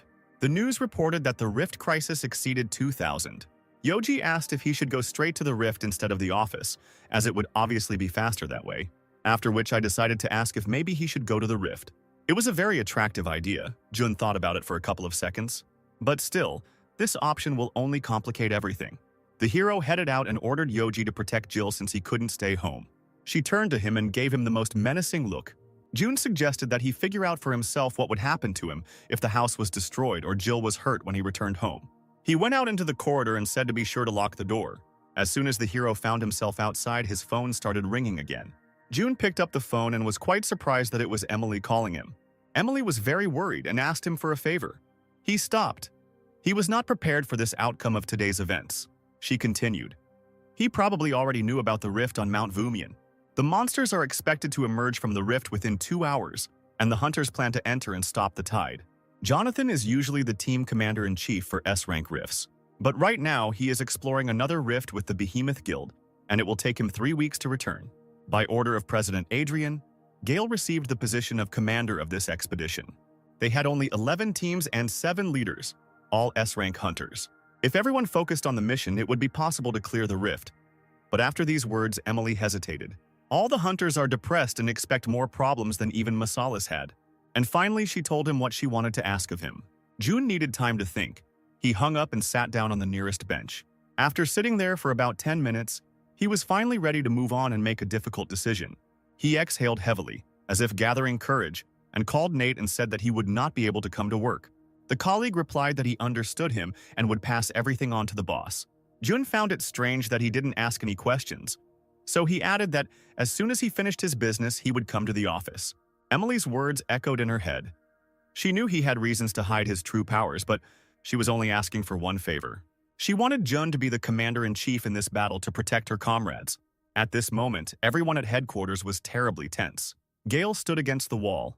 His head was splitting. Was he really going to be the commander of a huge army? And when he gave an order, would they listen to him? Emily interrupted his thoughts and noted the fact that the president had made him commander-in-chief. But despite Adrian's order, she wants to ask someone else to become their commander. He couldn't believe it, because right now his colleague was asking him to let the upstart Jun boss them around. She lowered her head and said it was not a joke. Gale asked if she really thought the other hunters would agree to this, but the huntress knew they wouldn't agree, so the two of them had to stick to the same legend. They needed to tell everyone that this was the president's order. Then, no one could disobey. He got furious and started screaming. He didn't understand what was happening to her and why she was making such decisions. It seemed as if steam was pouring out of his ears from anger. At that moment, June said hello. Emily rushed to him. He really came. She was grateful to him for that. Gale also headed his way and asked for clarification on something. Why does he think he can take the place of commander-in-chief in such a complex rift? June replied that if his help was not needed, then he could leave, because they were waiting for him at work at the city hall. Emily walked in front of June and started yelling at Gale. With each passing second, the hunter believed more and more that he was dreaming than that this was reality. June clarified when it was possible to go into the rift. This could only be done after the director's order. This is expected to happen in the next couple of hours, as we need to get in there before the outbreak. Suddenly, a male voice came from the entrance asking who this man was. It was Ray, who stared at June and reminded him that this place was off-limits to civilians. Emily introduced June and said that he would be the operation commander today. And now the debate about his candidacy has begun again. Ray shouted that they were short of S-rank hunters, and they were inviting some government official to take the command position. Emily said that it was Adrian's order and there was nothing they could do about it. Gale leaned on the table and said that he too was curious as to why the order had been given, but it had already been given. Emily smiled subtly as Gale agreed with her plan. At this point, June was already outside and announced through the window that he needed to prepare something. He suggested continuing the meeting without him and that he would return soon. The team looked after him in amazement. This man does whatever comes into his head because he can be trusted. June headed towards the rift, which by this point was already more than 60 meters wide. But without thinking, he entered it in one jump because he needed to check it from the inside. He moved quickly from rock to rock to take the most advantageous position for observation. The rift was S rank. The number of monsters was huge. But just because the rift was high ranked didn't mean the monsters would also be S ranked. There were A and B rank monsters here. Trolls, ogres, and even creatures that June had never met. One of them caught his attention. It was a goblin, but its skin color was strange. He threw a pebble right at his head. This goblin looked stupider than usual. The creature began to quickly turn its head and spin on the spot to find its offender. And finally, he raised his head and pointed his finger towards June. The goblin scratched at the huge rock, trying to climb it, but it was impossible. The goblin's body began to swell strangely, as if it were being filled with liquid from the inside. And a couple of seconds later, there was a powerful explosion. June managed to quickly group himself and jump to the next rock. A deep crater remained where the goblin had stood. So, the source of this explosion was the goblin himself. Jun noted this feature of the rift. He went further along the fault. He needed to check the next section. Next, huge ogres were waiting for him. One of them noticed him and tried to kill him with powerful blows. The ogre did not pose much of a threat. The hunters would quickly deal with him, so June moved on, which surprised the monster. And while he lost sight of him, it was necessary to quickly move to the next section. June thought that there were a lot of monsters in the rift that were not listed in the registry, and it was very dangerous to clear the rift in such a state. He noticed strange yellow stripes on the ground and landed on one of them. At that very moment, there was a clap of thunder and lightning struck the place where he landed. My head hurt terribly. One blow like that would kill another hunter, obviously. It's not worth stepping on the yellow areas. The rift was huge and filled with a bunch of different monsters and gadgets, probably due to its high rank. The Hunter Academy continued to monitor the situation and the numbers of the rift. The assistant entered the director's office, which usually didn't mean anything good. But this time, the guy reported that the level of the crisis was gradually decreasing, and the time of the outbreak was pushed back by 15 minutes. Adrian looked questioningly at his assistant. He didn't understand why this was happening. There were only two options that could lead to this. Either the rift dissipates on its own, or the number of monsters inside decreases. But if the rift were to dissipate on its own, the numbers would decrease much faster. The president proposed to continue with the plan, but seeing his colleagues look, he clarified what was wrong. The assistant decided not to continue this conversation and only said that the operation would continue in 30 minutes as planned. Gale walked up to Emily and relayed the president's instructions to begin in 30 minutes. He was worried about where June had disappeared to, since no one had seen him for an hour. He assumed that the manager had checked out the situation and simply ran away. This statement made Emily furious because he was not that kind of person, and if he did not want to help, he simply would not have come here. Gale yelled back at her. He didn't understand how she knew this. He didn't know they were that close. Besides, it was strange that he came after her call. June appeared behind him and said that he hadn't run away anywhere. The hunter froze. He could not understand why he did not feel his presence. June handed Emily some papers and asked her to be sure to distribute them to the leaders of each group. Gale kept thinking. He had been ranked 7th among the best hunters for over 8 years. So why couldn't he sense his presence? Maybe it was because of stress. No, stress couldn't affect this. There was only one option. This guy is not as simple as he seems. June clarified the situation and specified when they would be able to enter the rift. There were less than 30 minutes left. So there was time for a short briefing, and he asked to gather everyone together to do it. All the hunters who arrived for this mission gathered near the headquarters and looked in surprise at the guy who stood in front of them. The crowd whispered that maybe the administration wanted them to die for sure, since they had chosen him as commander-in-chief. No one understood why the president chose this kid to lead the mission. The hunters began to shout for this circus to be shut down, and for Gale to be returned to them. And while Emily tried to calm everyone down, June silently watched the chaos that was happening here. June asked for attention, and his voice rang in the ears of the hunters. The screams immediately died down. Everyone looked at him attentively and felt the enormous power that emanated from this man. June coldly announced that he was starting the meeting. The hunters looked at him in amazement. It was unclear what was going on here.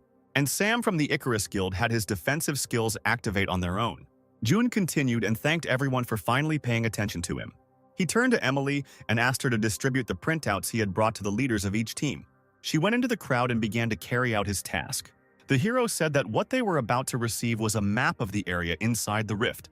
This amazed the hunters even more. Where could he have gotten a map of a rift in which no one had been?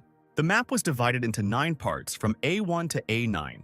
He started to talk about the order of attack, but Sam raised his hand. He had a question. Sam asked if there was any evidence that the map was genuine. June replied that even if there was such evidence, they would not believe it, and asked if there were any other questions. Gale intervened.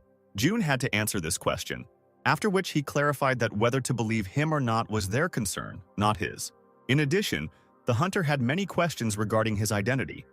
June said that he would tell about this later. He explained that the Fault Control Department staff can use a special application. The app provides access to information about registered faults, and all information about this fault is also located on his tablet. Sam started shouting, because what he had just said sounded like mockery. Gale turned to June and asked him to stop being sarcastic, because the lives of all these people were at stake. June continued calmly. He understood that everyone was nervous because this rift was the largest since the incident with Masalis, and their commander-in-chief is a civil servant who handed out pieces of paper at a briefing and claims that this is a map. He understands that they do not want to trust the documents called a map because their lives are at stake. There may not be a single person here who is confident that the operation will be successful. Probably on the contrary, those present here came to the conclusion that, as a result, the missions would be destroyed. However, they had to trust him for the operation to be successful. He asked them to trust them one more time. Their victory depends on how much faith they can give him. And if they believe him, he guarantees that everyone will survive. After this fiery speech, everyone began to listen to what June was saying. And so, 30 minutes later, they entered the rift. The hunters walked in a tight crowd and looked around, studying what was inside. Ray cried out, because what the manager said turned out to be true. The map was absolutely accurate. June reported into the headphones that, as he had said earlier, the 1st through 5th teams, Squad A, were entering Zone A7. From 6th to 10th is Team B, which is responsible for Zone A9. The 11th group, responsible for the delivery of supplies, will follow Team A. He also asked to report without delay if anything happened and gave the command that we could begin. The hunters roared and moved forward into the designated area. Emily turned to Gale and bowed to him. It was time to go into battle. Gale continued to watch as the squad headed into battle. One of the hunters said that it was time for them to move forward. Suddenly, Emily thanked him internally and offered to treat him to dinner when they returned. At that very second, he jumped onto the ogre with a joyful cry. Sam called him an idiot for attacking like that because it was supposed to be unexpected. Squad B was in a wait-and-see position when Jun suddenly reported that Squad A had begun the battle. Ray immediately jumped up and shouted that none of them could lose today and sent the troops into battle. Each of the hunters was giving out his battle cry. The mood was better than ever. Jun watched from a high cliff and coordinated his troops, hoping that they would soon finish with this rift. The president watched the battle unfold on camera and could not understand who had taken command of the operation. Gale delivered precise blows to the ogre and suddenly his head flew off to the side. Sam was a tank hunter, so he punched monsters. The entire field was strewn with dozens of hunters, each of whom had his own creature to fight. In the next blow, Gale put all his mana and forcefully hit the ground. The blast wave destroyed a bunch of monsters at once. Sam admired his last blow. It was exactly what he expected from him. Even though this battle was not easy, they seemed to have destroyed everyone in the area. There were a lot of corpses lying around them, and Gale informed Jun that Team A had cleared out Area A7. The manager thanked them for their good work and gave the order to proceed to Zone A8. Sam decided to talk to Gale and said that if he were president, he would appoint him commander-in-chief. The hunter asked him to focus on the battle. Sam sighed heavily and said that he didn't understand what Adrian was even thinking. However, Gale continued to warm to the thought that after everything was over, he would have dinner with Emily. June stopped the squad and informed them that from now on they had to follow a few rules. Ahead of them were black goblins, who either attack or blow themselves up. If the goblins explode too close, you can die and even armor won't save you. The hero noted the advantage, which was that they never attack first. So if you are careful, there will be no problems. The entire column of hunters moved along the rift, as if June was giving them a tour. He stopped the squad near the yellow lines and said that this was where the territory of electric traps began. If you fell into them, death would come instantly.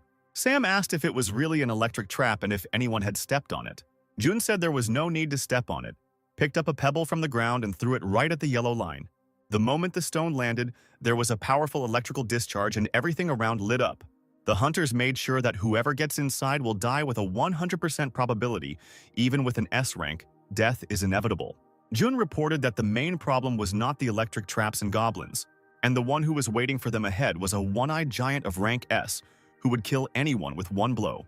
June noted that despite the giant's strength, he is very slow, so there is a chance of winning if you stick to a good strategy. He turned to the hunters and asked if anyone had any containment skills. One of the guys came out to him with a huge suitcase. This is certainly not a skill, but a deterrent pistol.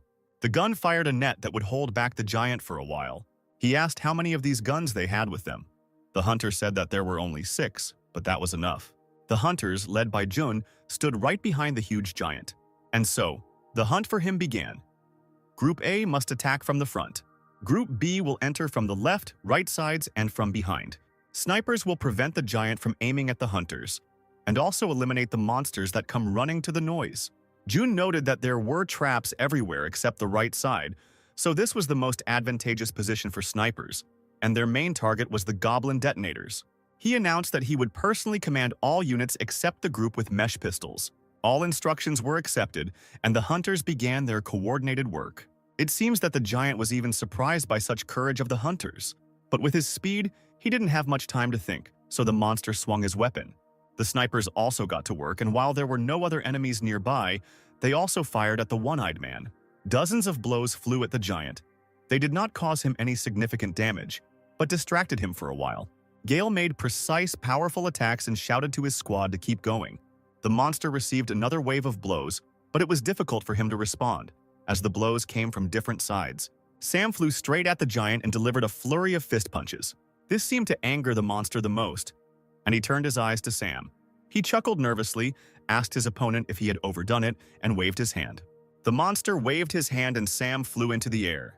The squad with net guns took advantage of the opportunity and fired nets towards the monster. The nets flew right on target. They entangled his legs and braided them tightly. Gale shouted that they had succeeded. They had been able to block the giant's movement. He gritted his teeth, which meant that the moment had come to deliver the main blow. In a few big leaps, he climbed up the giant as if he were climbing a ladder. He remembered Jun's words that the most important thing was to be able to blind him. Then they had every chance of winning, but there was only one try. Gale raised his sword right above his eye when suddenly a huge hand moved straight towards him. Emily was already next to him and held out her sword to protect him. At that moment, the snipers fired a shell into the giant's hand, and Emily had to leave the huge body. Gale grinned. This was his chance, and he raised his sword again. He plunged the blade into the giant's eye, blood gushed out like a fountain, and the monster roared in pain. Sam turned around. Strange sounds were coming from behind him. They were the dark explosive goblins, who had come running towards the noise, just as Jun had expected. The snipers reported over the radio that there were too many goblins and they couldn't handle them. June took note of this and gave the order to all 11 groups at once. He ordered to shoot to kill and not spare the bullets, and the hunters immediately began to carry it out. Hundreds of projectiles flew towards the explosive dark goblins. The goblins began to explode, hoping to damage the shooters, but they were too far away and the entire field was illuminated by explosions. The forces were running out. The battle lasted about an hour, but there were no casualties among the hunters. Gale thanked Jun for his excellent leadership, but they all needed a break. But they didn't have that time. Jun ordered everyone to concentrate. They needed to kill the last monster. June said that they needed to pull themselves together and find strength in themselves, because the main boss was already approaching and pointed ahead. The hunters looked high into the sky, their faces quickly filling with horror. It seems that this level will be impossible to pass. None of them have seen such strong and huge opponents. June was focused, trying to find this enemy's weak points to figure out how to fight him. Ahead was a control line, and behind it stood a giant, about 300 meters tall. This was the Titan Marinuk. Instead of hair, flames blazed on his head, and his eyes glowed bright red. He looked at the crowd of bugs that had not yet started fighting with him, and waited. The status window stated that only 5 people could enter the boss area, and those who did not enter the boss area would be expelled from the level. If Marinuk is not defeated within an hour, his army will follow those who remain. Gale began to list those who could fight among the S-rank hunters. It was him, Ray, Sam, Emily, but June did not let him finish the 5th name and said that he would go with them. He once again listed the names of those whom Gale had named and asked them to begin preparing for battle. Tired but not broken, Emily accepted his order with a smile. Gale looked at the mysterious June and asked if he had any plan. The hero simply walked forward and noted that the entrance to the boss was behind the yellow line. The hunters followed him and also crossed the yellow line. The team was chosen. Nothing could be changed. At that moment, all the other hunters seemed to evaporate and disappear from the rift. Ray clenched his fist and declared that the main goal was to hold out as long as possible. Sam tried to continue joking and said that he thought that they had already won, and now the main warriors of this battle would be served a table, and the rest would be sent home. After which he turned to Jun and asked why he went with them, since he wasn't even a hunter. He replied that he couldn't find a way. Sam looked at him questioningly, trying to understand what way he was looking for. Jun continued his sentence and said that he couldn't find a way that would allow them to defeat the Titan without him. The thought flashed through Gale's mind that this strange man still thought there was a chance to win, to defeat someone who was 100 times bigger than them and loomed over them like the tallest high-rise building. Marinuk began to awaken. This meant that the battle was beginning. Suddenly, the computer reported that Marinuk's abilities were being restored. The players were frozen, and the use of skills was impossible. Sam started to cry. It wasn't fair. They couldn't even move and Marinuk would kill them. At that moment, the Titan raised his axe in the air and aimed at a pile of ants on the ground. A huge blade rushed towards them at the speed of light. Emily closed her eyes. Right now, there would be a blow and they would die. But after a couple of seconds, she realized that the blow never came and opened her eyes.